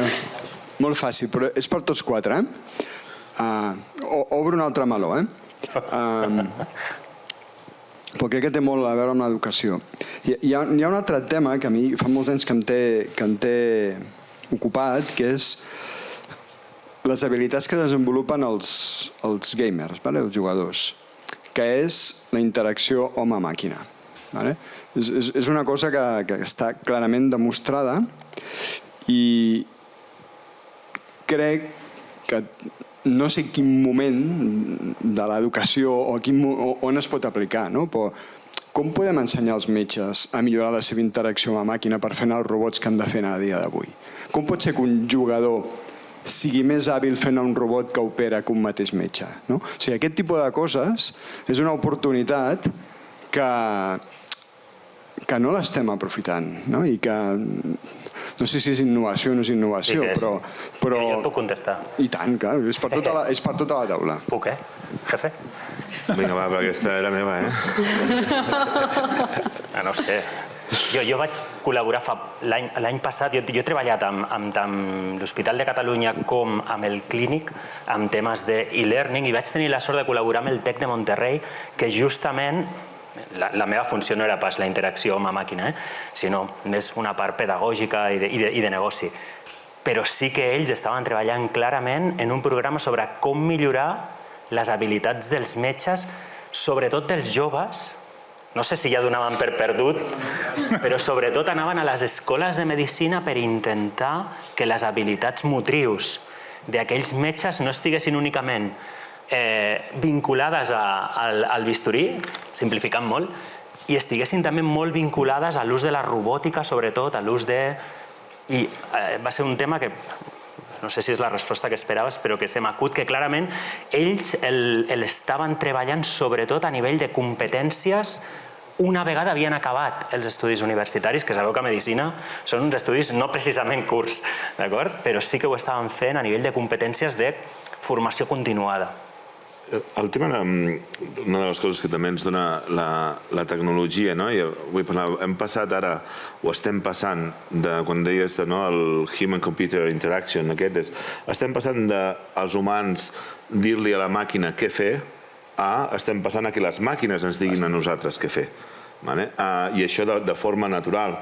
El tema, diguéssim, del que és el AI coach, el concepte de l'AI coaching, i em sap molt greu pel sector educatiu, però jo crec que una de les prediccions del futur és que tindrem una educació hiperpersonalitzada a escala mitjançant, diguéssim, un assistent d'intel·ligència artificial, tant amb la professió que nosaltres anem, amb ajuda sempre a temps real, agafant quantes més coses connectem de la nostra vida, més fàcil serà que la intel·ligència artificial ens ajudi a millorar i en base a tota la resta, tota la xarxa diguéssim, de les coses que s'estan fent, ja sigui a medicina, sigui on sigui, en el camp que sigui, i això combinat també amb tota aquesta part més humana dels soft skills, etc. I jo crec que anem a aquest model de que en el fons tindrem, diguéssim, l'optimització del nostre coneixement a temps real gràcies a la intel·ligència artificial. Quines bases hem de forçar la gent que siguin les mínimes transversals versus quina part habilitem, i la nostra funció que s'hi ve com a educadors serà més nutrir els sistemes d'intel·ligència artificial i que després la gent pugui fer on demand tot aquest coneixement i això. Crec que és per aquí on veuria jo el futur, el 2030, com algo natural.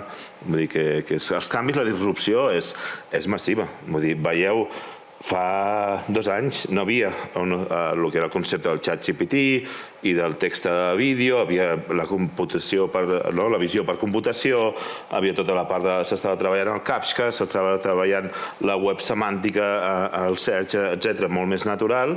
En el moment que això s'ha connectat a través dels LLMs, que s'han interconnectat tots els AIs amb això, els salts qualitatius s'estan, diguéssim, multiplicant, la velocitat està multiplicant. I els avenços, el que cada 2 mesos es llança una cosa nova, que de cop i volta et destrossa 200 tipus d'empresa. Imagineu-vos d'aquí al 2030, quan la velocitat segueix accelerant. I ja estem veient, ho heu vist tothom a lo de Zora, que dius de cop i volta ni ens ho esperàvem que vingués per aquí i el salt qualitatiu és molt bèstia. Doncs aquesta seria una mica la meva visió. Com que sóc el moderador, no podeu opinar. No admet res. Què en penseu vosaltres? No sé, el 0-0 què? No sé si t'apretant o... Més o menys, sí. Però és un bon meló perquè ens hem de plantejar el concepte, ostres, existiran aquestes universitats o aquests centres d'educació privada o inclús pública amb 7 anys en aquest model? Serà sostenible quan la gent podrà accedir a tot tipus de coneixement en temps real, personalitzat per les teves característiques des de casa, quan ho necessites, amb les càpsules i la duració, etc. Que dius que el 100% de la meva inversió en temps sigui per adquirir un coneixement exacte del que necessito, sense reduir el que dius, ostres, no, quan vas a la universitat pública moltes vegades dius, bueno, sí, haig d'estudiar BUP o ara batxillerat, etc., però sé que el 70% d'això no em servirà per res, però és per arribar després en això. Clar, tot això ho hem d'anar optimitzant. I això és tota tecnologia, en aquest sentit. I coneixement llicenciat. No sé si tenim més preguntes.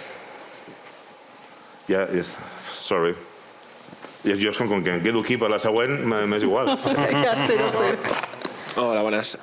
Jo volia referir-me a un tema que breument heu mencionat, sobretot al Marc en aquesta última intervenció, que té a veure amb els joves. D'alguna manera, ara mateix, tu, Pere, tens una visió que a mi m'agradaria també molt veure la tecnologia molt incidint de manera molt ràpida a l'educació, però precisament aquest últim any, et diria, a Catalunya i sobretot a Barcelona, que és des d'on vinc jo, hem tingut un moviment, i no sé si esteu a l'atent, però els pares, l'adolescència sense mòbil, que es diu, arrel de diferents temes que han passat dintre de les escoles i diferents situacions. Llavors nosaltres el que estem veient quan anem a les escoles i intentem introduir aquests temes és que moltes vegades la reacció està sent contrària. Si bé es va introduir la tecnologia molt ràpidament però no es van donar les eines educatives per introduir-la de manera correcta, ara trobem que la reacció està sent fora tecnologia. Estem veient escoles que treuen les tablets que havien tingut i gestionant molt bé tot el tema dels límits, que estic d'acord amb que s'ha de mencionar, s'ha de comentar el tema dels límits, però sí que és veritat que la primera reacció que estic veient des de la part educativa, que també s'ha fet alguna menció amb les dificultats que pot haver-hi a nivell burocràtic, segurament, no és retirar-ho. I amb això m'agradaria saber quina és la vostra opinió i quina seria l'alternativa, i quina alternativa des de la gent que esteu dintre del món de l'educació els hi transmetríeu a aquelles escoles, a aquells centres que es dediquen més amb els joves, què és el que hem de fer perquè la tecnologia la tinguin i puguin arribar després als 25, com deies tu, Pere, a tenir una educació amb el seu ordinador, que crec que ha d'haver-hi un camí perquè allò després sigui efectiu. Jo crec que la guerra no està tant amb la tecnologia, sinó amb l'ús que en alguns moments s'ha donat de la tecnologia. Llavors, és veritat que com els pares tenim una responsabilitat que és educar, que clar, la tecnologia ha vingut a cop, però les generacions no canvien d'un dia per l'altre. Llavors, jo diria que som de les primeres generacions, i parlo com a pare, que hem hagut de gestionar l'accés a la tecnologia i l'ús, sobretot, més que l'accés, de la tecnologia en els nostres fills. Llavors és algo que no és algo que... Ara estem ficant un parche a una situació puntual, però no crec que la guerra estigui realment amb la tecnologia, sinó amb l'ús. Llavors hi ha d'haver una part d'educació també i de deixar passar unes quantes generacions amb la tecnologia. És a dir, és impossible que jo li digui al meu fill deixa el mòbil. Si amb el mòbil ho podem fer tot. Si és que amb el mòbil ho podem fer tot, jo ho faig tot amb el mòbil. Llavors és molt difícil que si jo ho faig tot amb el mòbil treballo amb el mòbil, compro amb el mòbil, m'entretinc mirant els vídeos que siguin, m'entretinc parlant amb els amics, m'entretinc... O sigui, ells amb el mòbil ja ho fan absolutament tot. No els hi pots treure això. Totalment d'acord, el tema és limitar quin tipus d'ús fas de la tecnologia. No es pot demonitzar la tecnologia i sí que el valor aquest de l'educació dins de l'entorn familiar és molt, molt important. No, jo, per afegir a la pregunta que feia ell, nosaltres aquesta problemàtica la tenim sovint, perquè ens arriben nens de 13, 14, 15 anys amb els pares i el tinc tot el dia a la PlayStation i un cop això ho regules i ajudes als pares a entendre el potencial que té la tecnologia i li treus una mica aquesta visió de demoni que hi ha, trobes un equilibri. I a vegades, fa un parell de dies parlava amb un pare que just tenim una incidència amb el nen i dice no, Paola, que a casa està, estudia molt més anglès i ja no puja al simulador. Entonces, penso que s'ha de construir molt de coneixement amb les famílies. Nosaltres ho fem, tenim l'oportunitat de fer-ho també perquè és un projecte, el nostre projecte és 100% presencial, o sigui, els pares poden venir a parlar amb nosaltres, estem allí, està el psicòleg, aportem formacions puntuals als nois també. Fa un parell de setmanes va venir el Norman López, és el millor streamer en català, que va fer una formació en ús responsable de xarxes socials, per exemple, quin és el potencial bo de la xarxa social i quin és el dolent. Penso que això també és de, entre tots els actors, hem d'aportar més llum a l'ús de la tecnologia. Totalment d'acord, i aquest és el valor, diguéssim, de l'educació. A vegades, més que la temàtica o els continguts, és aquest recolzament humà. Moltíssimes gràcies a tothom. Sento que ens hem passat una mica de temps, però jo crec que ha valgut la pena. I doncs res, moltes gràcies per escoltar-nos i espero que ho trobat interessant i estarem disponibles després de la propera sessió per més preguntes i debat. Merci a vosaltres.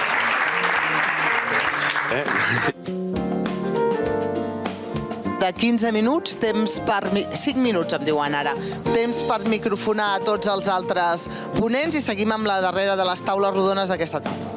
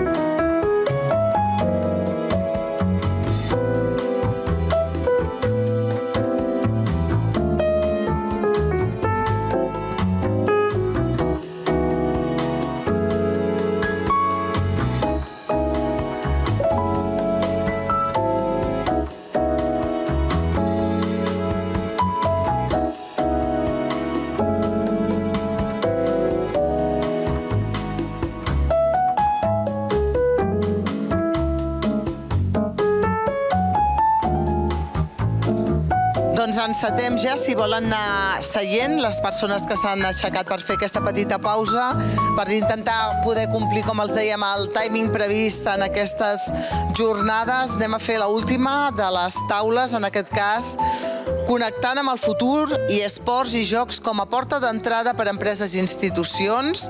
En aquesta taula intentarem desvetllar incògnites sobre per què les empreses que ens acompanyen decideixen entrar en els esports, si val la pena les campanyes de branding que han fet aquestes empreses, què han d'entendre les altres empreses si volen entrar en aquest sector, què han de conèixer i com ho han de fer, com veuen la comunicació amb els seus futurs clients i amb quins mitjans, amb quins canals s'hauria de fer, quin tipus de retorn tenen les accions que estan fent i si es pensa en el videojoc o en els esports com a canals de comunicació o eines de màrqueting per les empreses. Aquesta taula la modera Jordi Mur, que és gestor de projectes per Andorra Business. Moltes gràcies.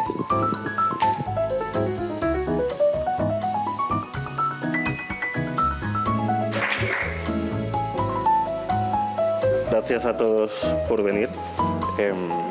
Voy a dar paso a estas grandes personas que conozco desde este mundo de esports, donde os queremos traer una visión de empresa, porque una gran empresa o marca, producto, sector financiero, retail, bebidas, tenemos formación, ven los esports como un canal de comunicación, pero ¿para qué? Que nos lo descubran ellos. Juan, Andrés, Pera, por favor.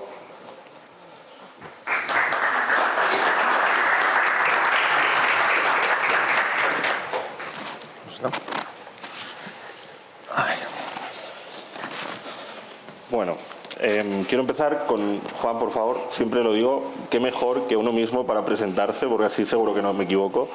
¿Quién es Juan? ¿Qué es Mafre y por qué estás aquí?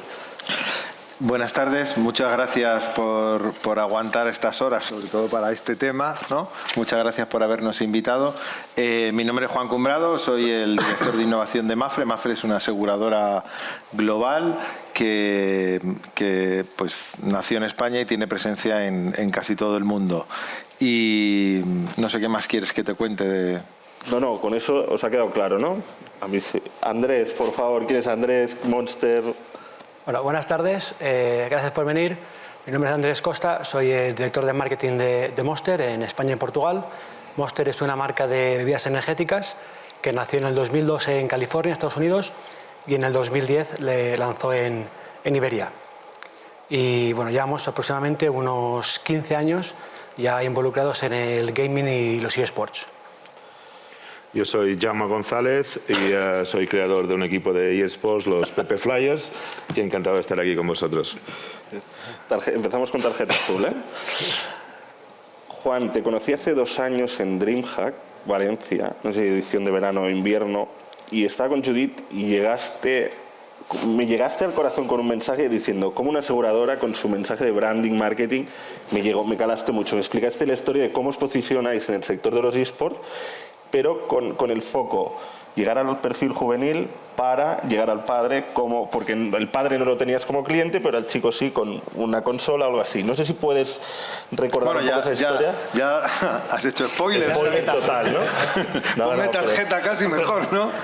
Bueno, todo el mundo me pregunta, o sea, lo primero, no es un asunto de branding. No es un asunto de branding. Yo antes de dedicarme a esto me dedicaba a la tecnología, pues mi background de hecho es tecnología y de hecho no estaba ni en España y me trajeron para el tema de innovación. Una aseguradora no es el lugar más sexy para hacer innovación, ¿no? Y entonces lo que trabajamos es a entender a las personas. Entonces, ¿por qué no había avanzado la innovación? Tenía que ver casi porque nacía desde la tecnología, nacía desde el propio conocimiento de la compañía. Entonces nosotros llegamos, el nuevo equipo, y dijimos, no, esto va de personas, ¿no? Además, no sé si conocéis Mafre, pero habla de personas que cuidan de personas. Entonces, nos creímos el mensaje. Entonces, lo que hicimos es, hay personas, ¿no?, que además juegan. No es que haya gamers, sino hay personas que además juegan. Entonces tratamos de entender quiénes eran. hicimos un estudio profundo de los típicos que se hacen en innovación, etnográficos, tal.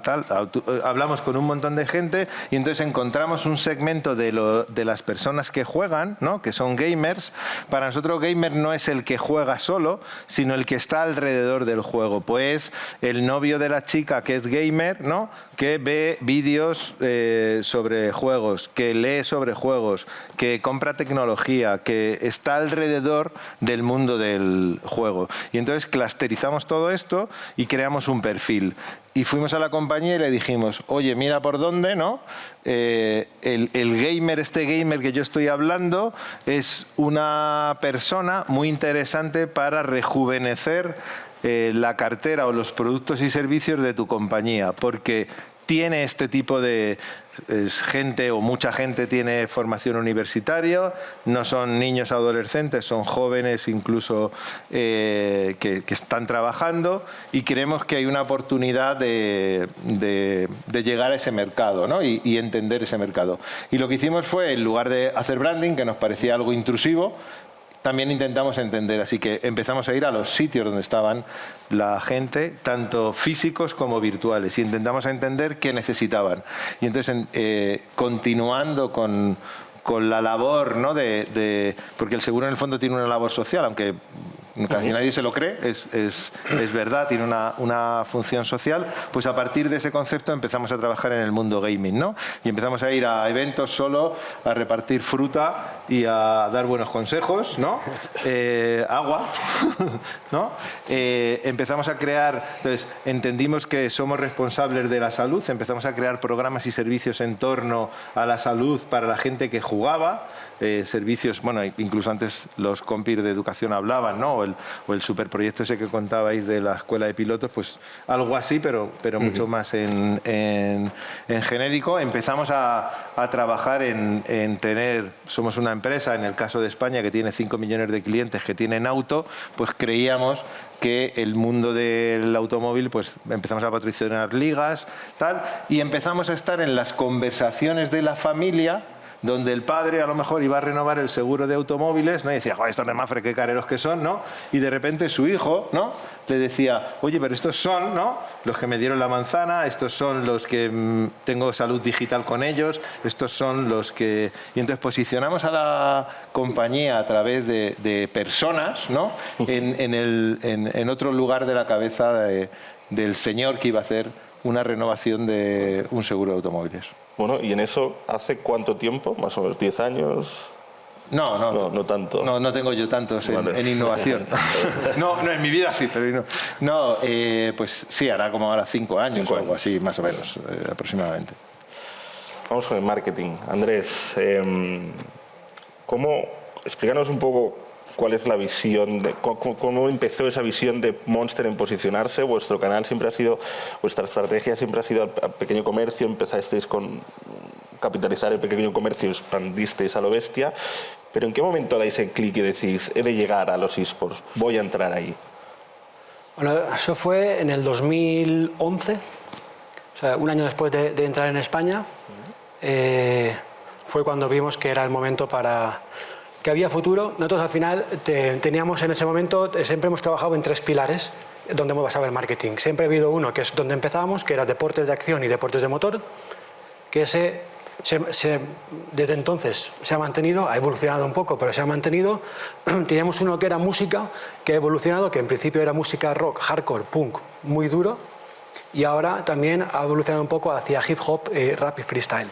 Y después teníamos uno que era, nosotros llamamos de lifestyle. Lifestyle, digamos que poníamos diferentes disciplinas, conceptos o escenas que llamamos, que estaban en auge y teníamos que explorar. Entonces, el gaming y esports era una parte de ellos, junto con tatuajes y algunas otras.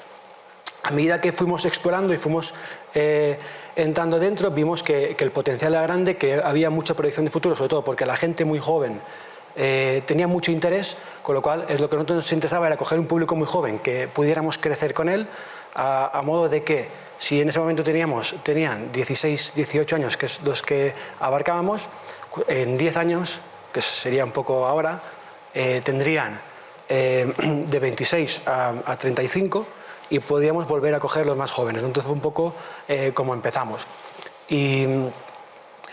Y dentro de que empezamos, aplicamos un poco, dentro del poco conocimiento que teníamos entonces sobre el gaming y los eSports, explicamos un poco el concepto o la metodología de trabajo que teníamos con los deportes tradicionales. Entonces lo que hicimos fue poner el usuario, digamos, en el centro de la atención, tanto el activo como el pasivo. Vimos que había usuarios que eran muy activos, pero usuarios también pasivos que nadie le daba importancia o nadie se preocupaba por entretener este tipo de usuario pasivo. Entonces lo que hicimos fue buscar partners que nos aconsejaran sobre sus gustos, prioridades, etcétera, y buscar esas formas de entretenimiento para ellos. Y una vez que tuvimos esto claro, lo que hicimos es en cada acción que teníamos, una vez teníamos lo que es el usuario, tanto activo como pasivo, solucionado o ya un poco sabiendo cuáles eran sus necesidades a cubrir, veíamos qué stakeholders había también dentro de las acciones que íbamos a realizar. Entonces veíamos que bueno, podían ser los publishers, podían ser promotores, otros patrocinadores, y junto con ellos lo que hacíamos era compartir, ver de qué manera nosotros podíamos añadir valor al usuario, de qué manera podíamos añadirles valor a ellos y ellos a nosotros, de forma de trabajar conjuntamente y poder añadir mucho más valor a las comunidades que trabajábamos, ¿no? Y es un poco lo que hemos venido haciendo hasta ahora. Gracias, Andrés.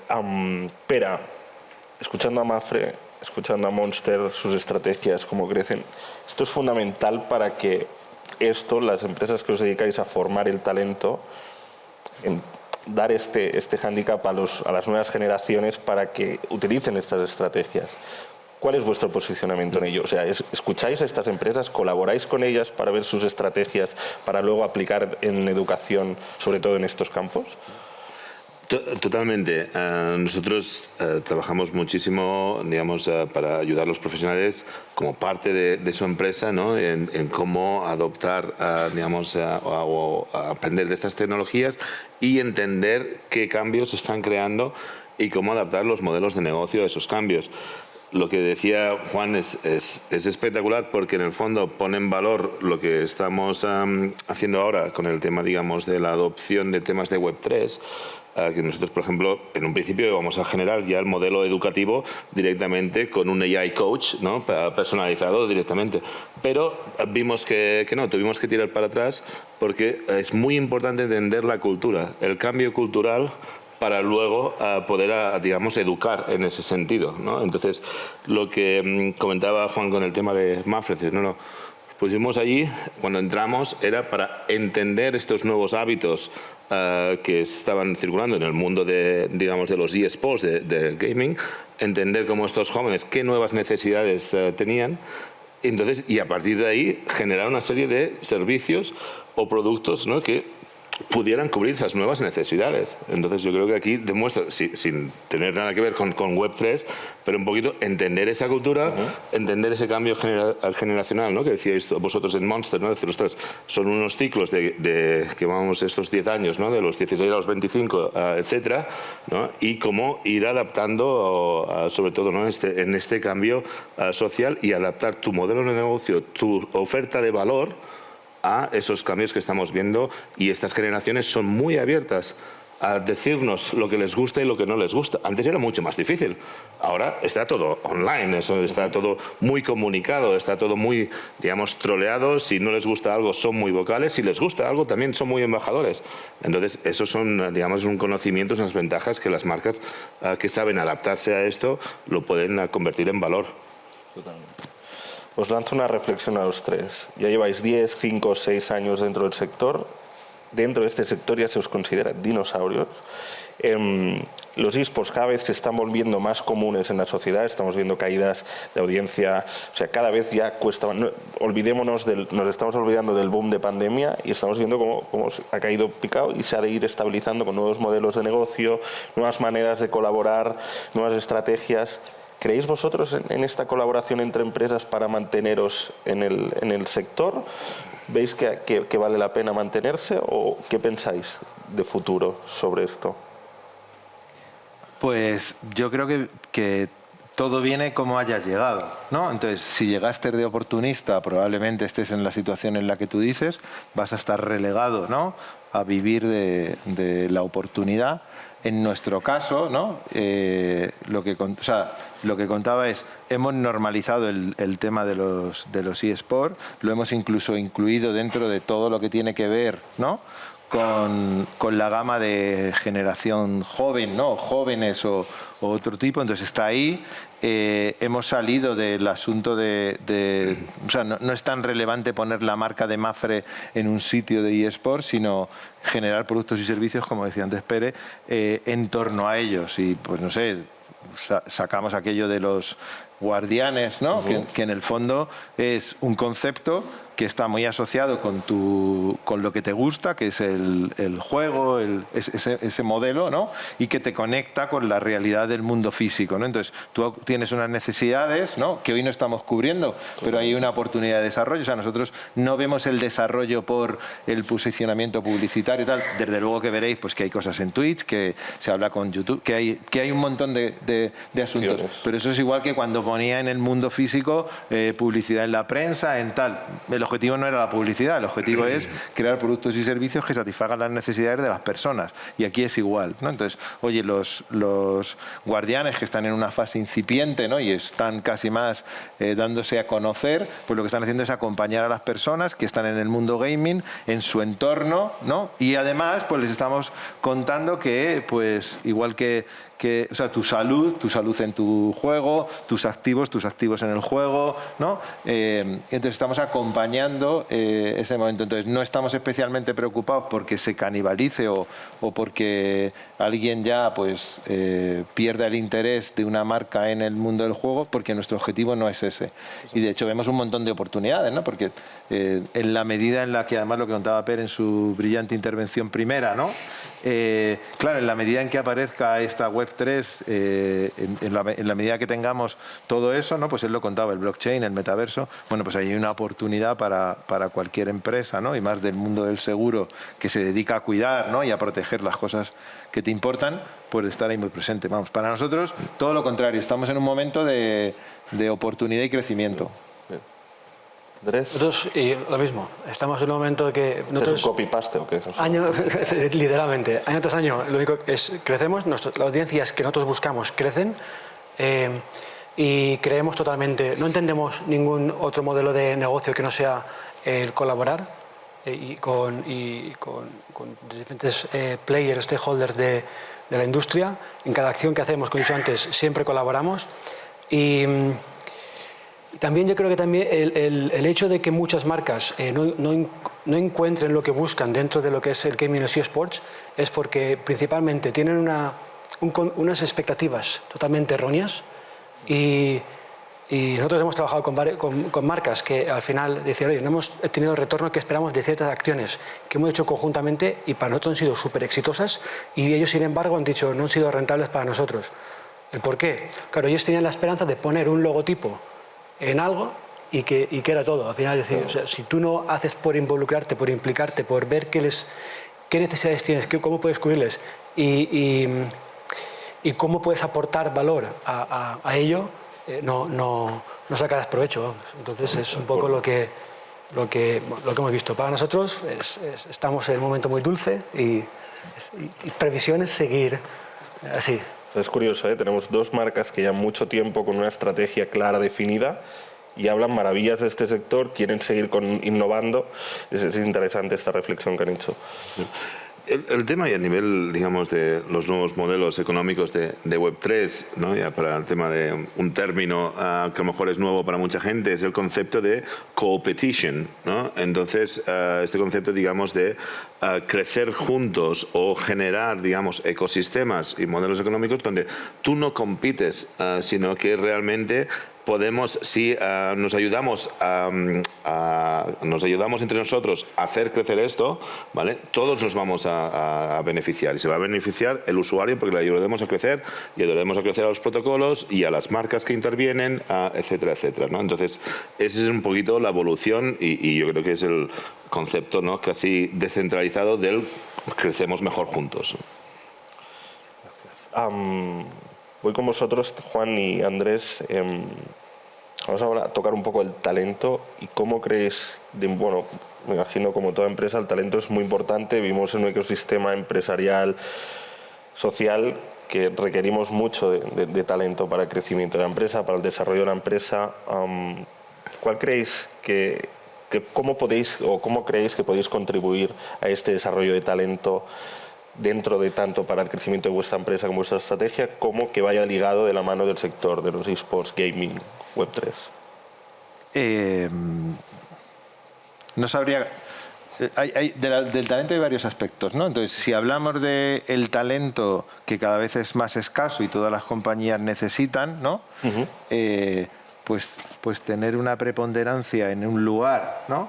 Donde está la gente joven que probablemente tenga talento, pues va a ayudar a tu compañía a que quieran estar con ellas, ¿no? Yo entrevistamos a personas en muchas ocasiones y te hablan de los vídeos de Mafre, cómo le hicieron sentir, cómo Mafre conectó el mundo del deporte tradicional con el de los eSports, no sé qué, no sé cuánto. Entonces, el talento quiere ir en lugares donde pasan cosas interesantes. Entonces, yo creo que los eSports, para las compañías, estar respetuosamente ahí, pues es un lugar donde te van a reconocer como marca y probablemente la gente talentosa que pase por tus procesos de contratación y hayan tenido contacto en el mundo del gamer, que van a ser muchísimos, pues te verán como un lugar para ir, ¿no? Entonces, yo creo que ayuda a traer talento. ¿Cómo podemos contribuir? Pues yo creo que podemos contribuir durante las sesiones se ha estado viendo, ¿no? O sea, más allá de jugar, ¿no? Hay todo un asunto que tiene que ver con saber hacer cosas, organizarse, planificar, etcétera, etcétera, etcétera, ¿no? Y en el mundo de la industria del gaming no solo hay que hacer juegos, hay que gestionar empresas, entonces yo creo que hay las compañías, ¿no? Pues igual que ayudamos a las pymes y los autónomos tradicionales, o igual que ayudamos o asesoramos a las personas en su vida cotidiana, pues hay una oportunidad de ayudar a que el talento, ¿no? Pues se desarrolle en este sector. Y en la medida en la que haya grandes empresas multinacionales apoyando este sector, el talento querrá trabajar en ese sector, ¿no? Bien. Andrés. ¿Copy-paste? Es muy parecido. Estamos ahí, ¿eh? Al final, voy a empezar a sacar tarjetas. El talento es visto desde dos puntos de vista diferentes. Uno sería el talento a nivel interno. Nosotros, como compañía, lo que hacemos es potenciarlo. Tenemos una universidad que es de Monster Energy únicamente, y únicamente es para trabajadores, gente interna, que pueda hacer uso de ella y pueda formarse en lo que necesiten o cuáles son sus intereses. Además, también creo que es muy importante la cultura que tenga la empresa y parte de las condiciones, la cultura que pueda ofrecer para atraer talento. Al final, entendemos que una empresa como Monster, en una categoría como las energéticas y los diferentes áreas donde trabajamos, si no es una empresa atractiva en cuanto a cultura, flexibilidad, etcétera, no sería para nada atractiva para el tipo de público, para el tipo de empleado que buscamos, el tipo de talento. Eso es importante y eso tiene que ser estándar. Cuando lo llevamos a la parte de los eSports y el gaming, pues la verdad que nos gustaría mucho pues, que hubiera programas de formación específicos, como hablaba antes, ya anoche me lo hablamos, de que hubiera pues, técnicos de luz que fueran especializados en el tema del gaming, de sonido, etcétera. Porque nosotros, desde el punto de vista, hablo nosotros como el punto de vista de marca, ¿no? De Monster, las marcas y las empresas, lo que sí que podríamos hacer es poner programas de prácticas, programas de contratación, etcétera, especializados en diferentes en esos sectores, ¿no? Con lo cual sería una forma de crear esas formaciones y dar salida a los estudiantes, ¿no?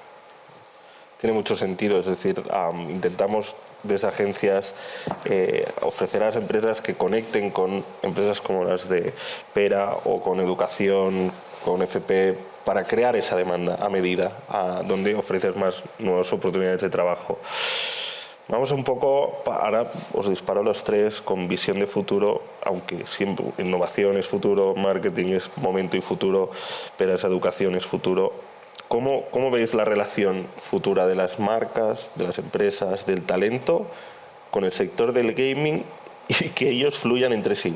¿Cuál es vuestra visión hacia el futuro? No actual, sino lo que va a pasar, viendo cómo está la tendencia del mercado. ¿Cómo lo veis más adelante? A ver, yo creo que es un gran desafío, ¿no? En el tema de abrir tus modelos de negocio cuando algo te está, digamos, o te está dando mucho dinero, ¿no? Cómo abrirlo a los demás para que no se quede obsoleto, ¿no? Entonces, Tim Sweeney digamos, de Fortnite y de la parte de, digamos, de Epic Games, ¿no? Él lo tiene muy claro, que la interoperabilidad es algo que tenemos que trabajar y que sabe que va a perder el abrir el Wallet Garden, ¿no? Van a perder, digamos, muchísimo, pero si no, eso se va a morir. O sea que el futuro es un futuro, digamos, mucho más abierto, ¿vale? Y que va a permitir la interconexión entre diferentes experiencias, diferentes marcas, etcétera, y a ser mucho más colaborativo en este sentido. Entonces, yo creo que digamos, ves los grandes aún teniendo, digamos, los cash cows, ¿no? Decir que esa necesidad de abrirse a esos nuevos modelos y ser más democráticos dentro de lo que es el modelo económico. Nosotros pues, lo que creemos es que tiene que haber cultura de cambio y reacción dentro de la empresa. ¿Dónde vamos a ir? No lo sabemos, pero si no estás dispuesto a cambiar, sí que evidentemente no podrás hacerlo, ¿no? Entonces creemos que a nivel de lo que es la industria, pues evidentemente irá mucho, supongamos que a inteligencia artificial, VR, etcétera. Pero al final sí que creemos que una cosa que no cambiará y es las personas, es decir, la interacción que vas a tener con las personas y la colaboración que puedas hacer entre todas ellas, ¿no? Entonces, algo que nosotros siempre hemos hecho y mantendremos a pesar ahora y en 10 años y en 20 años. Yo continuando con lo que decía Pere, al final, si vemos el sector gaming o gamer o lo que queramos, ¿no? El sector del juego como un sector que tiene que crecer, ¿no? y que tiene que dejar de competir, ¿no? Es fundamental que se abra, pero que se abra y que entienda que los modelos de monetización, los modelos de negocio, el resto de empresas, ¿no? Van a favorecer mucho que se convierta en una potente industria, porque va a traspasar el vertical gamer, y entonces ahí va a haber, yo creo que va a haber oportunidades para un montón de negocios que todavía probablemente no existan, ¿no?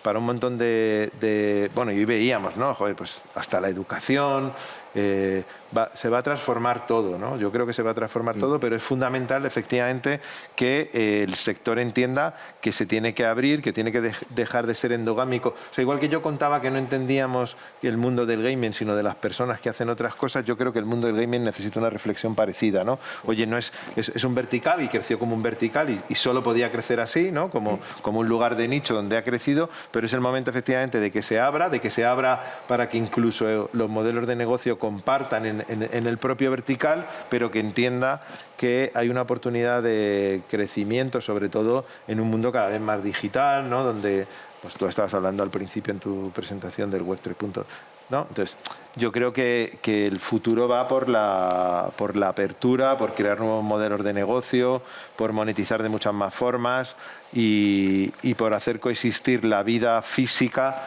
con la vida del gaming, ¿no? Quizás si ponemos a la persona en el centro del mundo gaming, veamos el mundo gaming de otra forma. Totalmente, ¿no? Y lo veíamos, creo que eran las redes sociales tipo Facebook que dicen, no, nuestro máximo competidor no son las otras redes sociales, es Fortnite o es de estos que habían empezado en el gaming y ahora están teniendo una trascendencia mucho más horizontal, ¿no? En lo que es el lifestyle, ¿no? Y yo creo que esto luego también afecta al tema de la marca, es decir, vale, cómo incorporamos, digamos, nuestra marca, cómo hacen las marcas, están creando esos mundos de experiencias allí, etcétera, ¿no? Entonces sí que es verdad que casi llegará un punto que no hablaremos, el gaming estará tan integrado en nuestro día a día que dejará de ser un sector y será, digamos, bueno, toda una normalización como ahora lo es, digamos, lo digital, ¿no? Lo que es el entretenimiento digital, etcétera. hace unos meses, incluso ya podemos decir un año y medio, empezó a salir la palabra metaverso por todos lados. Metaverso, metaverso. Las nuevas, a lo mejor personas más mayores o más seniors, esto les ha parecido súper innovador. Para algunos llevamos muchos años que nos gusta el mundo friki, el juego, el gaming, ya conocemos el metaverso desde hace muchos años. ¿Os veis dentro del metaverso? Es decir, como marca publicitando vuestro producto, como marca llegando al usuario en el metaverso. ¿Veis este tipo de tecnología innovadora, para decirlo de alguna manera, como un canal, como un fin para posicionaros? ¿O sois de los que preferís esperar qué va a pasar o directamente descartarlo porque no lo veis? Bueno, ahora que no hay nadie, ¿no? Exacto. O sea, si ya era difícil hablar de gaming en la compañía, imagínate con metaverso. El metaverso. O sea, sí que estamos en ello, sí que es muy complicado. No creo que acabe, no creo que el tema sea que aparezca la marca, sino creo que hay que construir una propuesta de valor a partir de ahí. Y además ahora, pues con las Apple estas que acaban de sacar, que si no las habéis probado, pues son la caña, ¿no? Creo que va a haber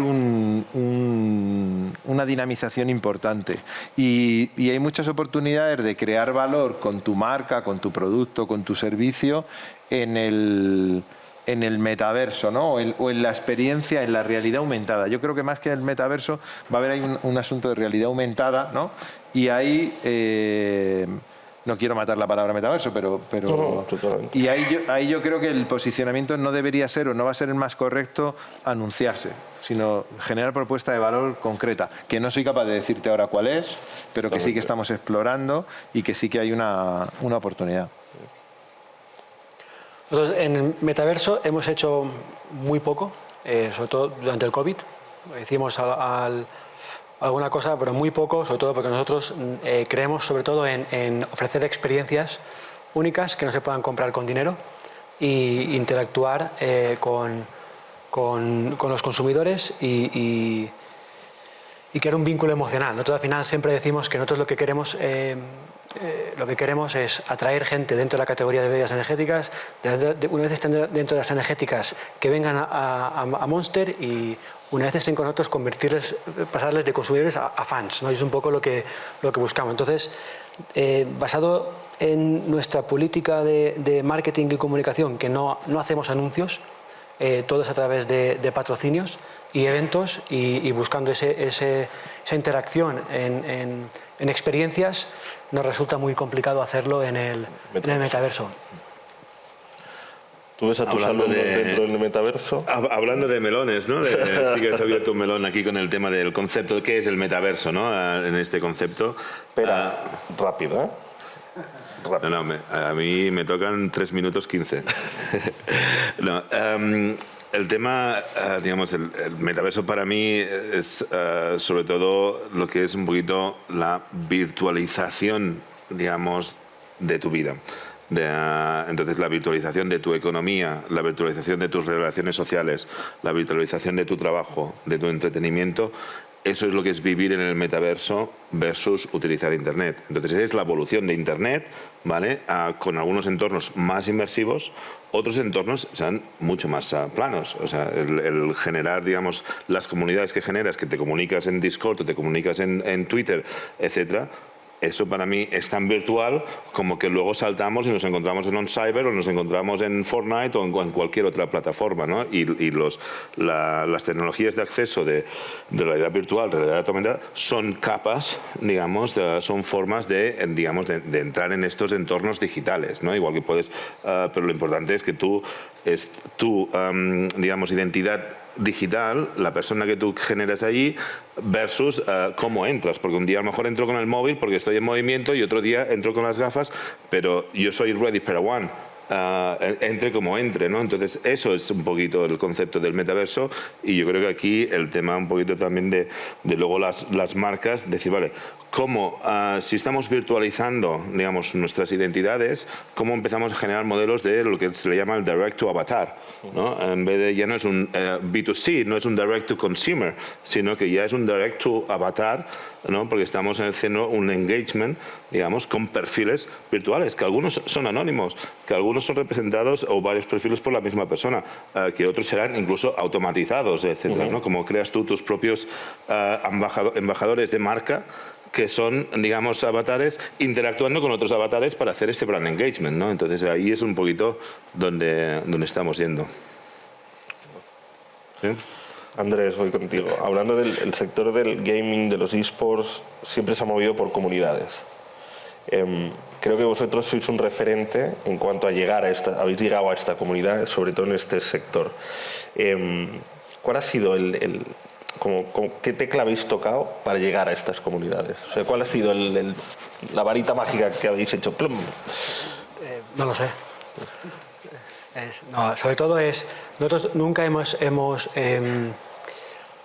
utilizado una estrategia por comunidad. Es decir, nosotros siempre hemos segmentado subcomunidades, por decirlo de alguna manera. Para nosotros comunidad no es la comunidad gamer, para nosotros comunidad es... decimos, una comunidad puede ser o bien aquellos que siguen un juego, bien aquellos que siguen comunidad de shooting, de diferentes disciplinas, etc. Entonces, cada una de ellas siempre creemos que son diferentes y tienen diferentes necesidades y curiosidades. Con lo cual, todas ellas las tratamos de forma independiente y sobre todo y con la misma importancia.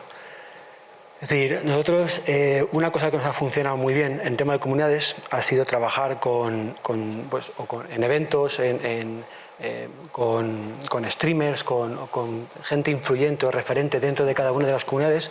Trabajamos con ellas y sobre todo lo que hemos hecho es, cuando muchas marcas se han centrado en lo más grande, en las comunidades más importantes que más gente movían o más nosotros hemos hecho al revés, hemos ido a por los pequeños, a por los que nadie prestaba importancia, y los hemos tratado con la misma importancia y el mismo cariño que las otras marcas trataban a los grandes. De esta manera es mucho más complicado, porque al final, cuando quieres llegar a un volumen de personas, tienes que trabajar con muchas más, pero es mucho más efectivo, porque nadie se preocupa por ellos. Si tú lo haces, te preocupas por ellos, por añadir valor a esa comunidad, por ver qué quieren, qué necesitan, aportar los recursos que no tienen para que ellos puedan hacer crecer sus comunidades, pues evidentemente crea un vínculo emocional comunidad-marca que después es muy difícil de romper. Y entonces es algo que hemos estado haciendo durante 10 años y hace pues cuestión de 3 años, 4 años que empezamos a recoger los frutos de lo que habíamos sembrado, ¿no? Hubo un medio de comunicación que hace unos 3 años sacó un artículo que decía, a ver si lo digo bien, decían los romanos pan y circo, los baby boomers televisión y cerveza, los millennials wifi y gin tonic, y los zetas Monster y Twitch.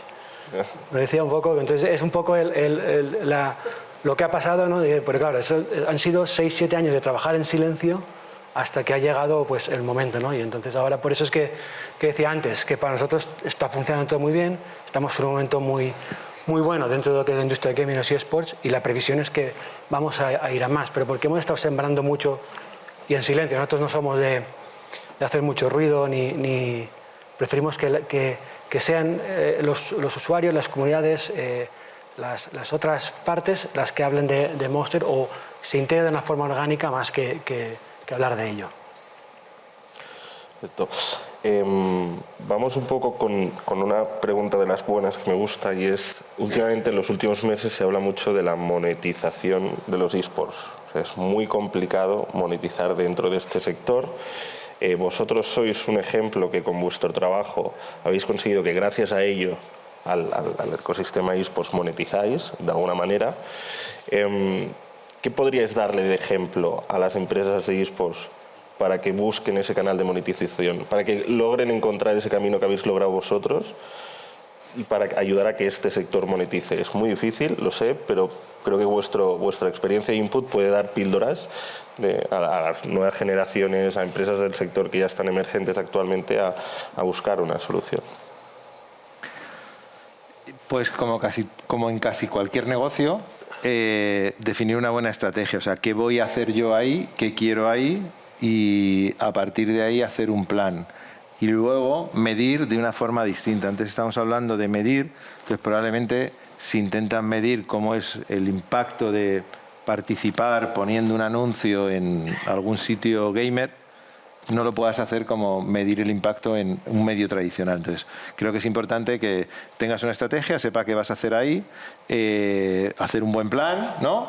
Estar dispuesto a tirar el plan en cualquier momento para hacer otro y tener una forma de medir que sea coherente con el objetivo y con el medio, ¿no? Y luego entender que la monetización, o sea, cuando estamos hablando de monetización es, no sé, nosotros ahora pues tenemos soluciones, tienes que convencer a tu compañía, ¿no? Nosotros hemos hecho una campaña fuerte dentro de la compañía para que entendieran que la compañía tiene que trabajar para una línea de producto con un target distinto que son los eSports, que no son gente joven rara tal, sino que son gente que hace una serie de actividades. Entonces, a partir de ahí, pues creas un portfolio de productos que te va a permitir monetizar, porque tampoco se trata de, oye, pues yo soy una empresa aseguradora y ahora lo que voy a hacer es monetizar en eSport pues a través de, no sé, la creación de juegos, porque probablemente no tenga ningún sentido. Lo que tiene sentido es entender cómo yo puedo colaborar con esa comunidad y cómo esa comunidad puede darme ingresos. Y entonces creo productos y servicios específicos para esa comunidad, ¿no? Entonces, por resumírtelo es tener un objetivo y un plan, entender muy bien dónde vas a ir, saber medir, estar dispuesto a equivocarse y crear los productos y servicios específicos para eso que vas a hacer. Entendidísimo. Mañana creo modelo de negocio. Gracias. Andrés. Muy similar, al final, cuando somos marcas es muy parecido. Sí que es verdad que lo primero que recomendaríamos es decir, oye, ¿dónde estás tu marca, ¿no? O tu empresa? ¿Qué esperas conseguir entrando dentro de lo que es la industria de gaming y eSports? Manejar expectativas, porque al final lo que les pasa a muchas empresas es que piensan que es algo inmediato, que que vas a llegar a millones de usuarios y os vas a convencer de que consuman tus productos en un momento, y no es así, ¿no? Al final sí es cierto que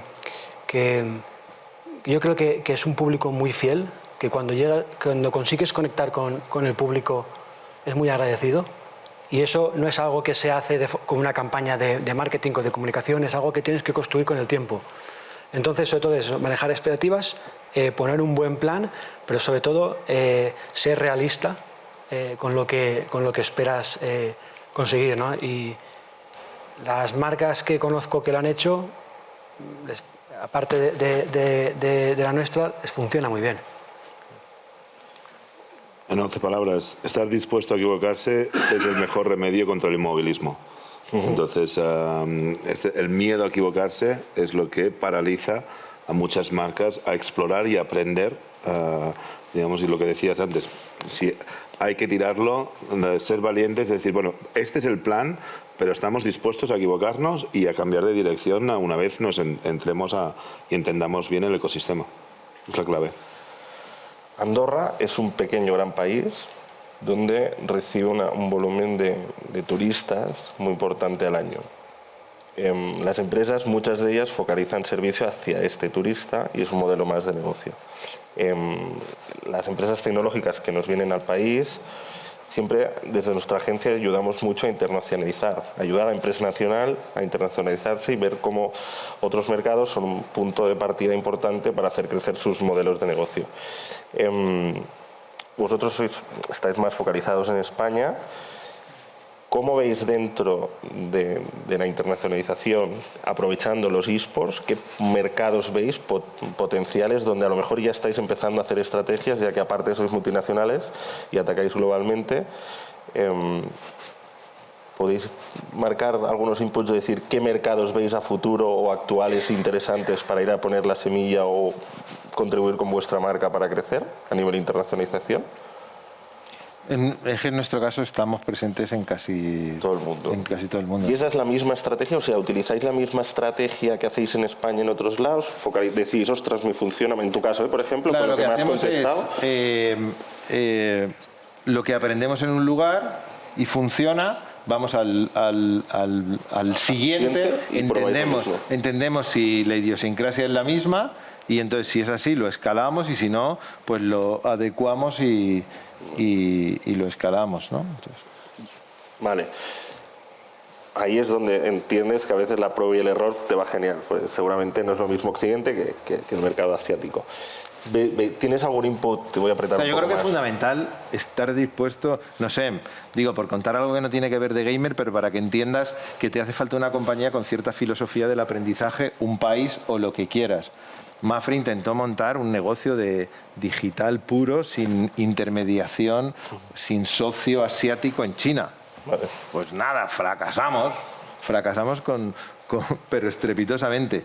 Pues aprendimos. Entonces, ese tiene que ser o sea, sacar algo fuera, ¿no? Sacar algo de Andorra a otro lugar o traer algo de Andorra o traer algo a Andorra, hay que estar dispuestos a aprender y para aprender hay que estar dispuestos a equivocarse, ¿no? ¿Veis lo mismo que Juan, Andrés y Pera? Sí, el tema de Andorra es un caso bastante único, ¿no? Porque en una parte, antes comentábamos, ¿no? Dice, cuanto más pequeña es la empresa, más ágil es y puede, digamos, explorar nuevas vías, ¿no? Nuevos proof of concepts, etcétera. Entonces tiene esa parte de ser un país, ¿no? De 80.000 personas, pero también como tiene 8 millones o 9 millones de turistas, ¿vale?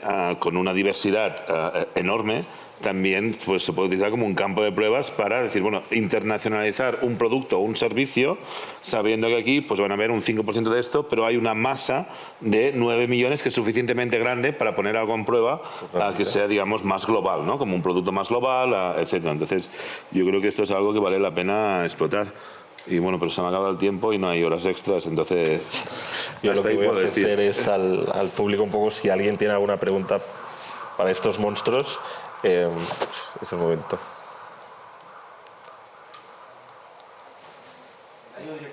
Venga, dispara. Para las marcas.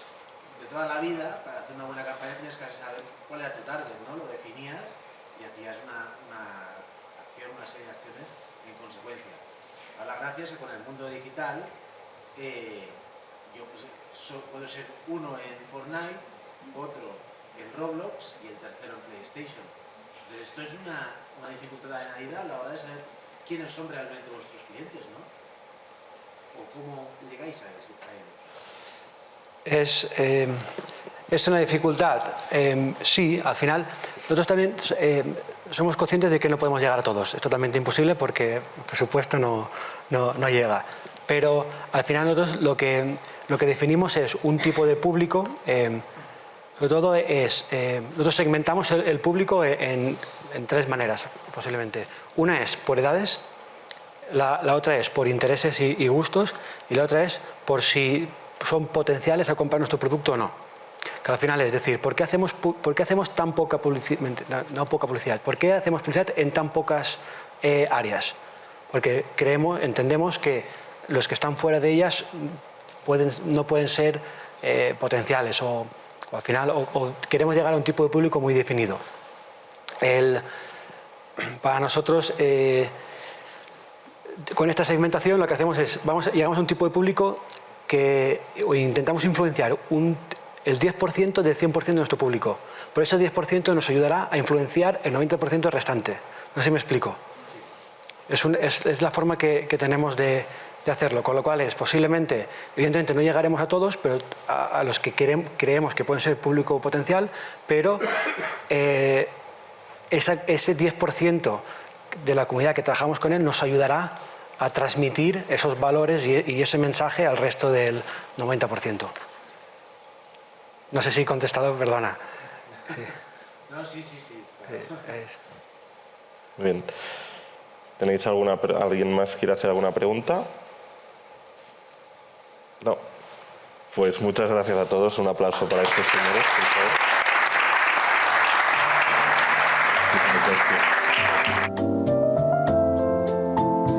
favor. Moltes gràcies, doncs, al Jordi Mur i a la resta dels seus acompanyants en aquest darrer panel i gràcies només també a tots vosaltres per haver assistit. Esperem que aquest eSports City Talk Andorra hagi estat del vostre interès, que hagi assolit els objectius i les expectatives que teníeu i només els hem d'agrair la seva participació. Moltes gràcies i fins la propera. Gràcies a tots.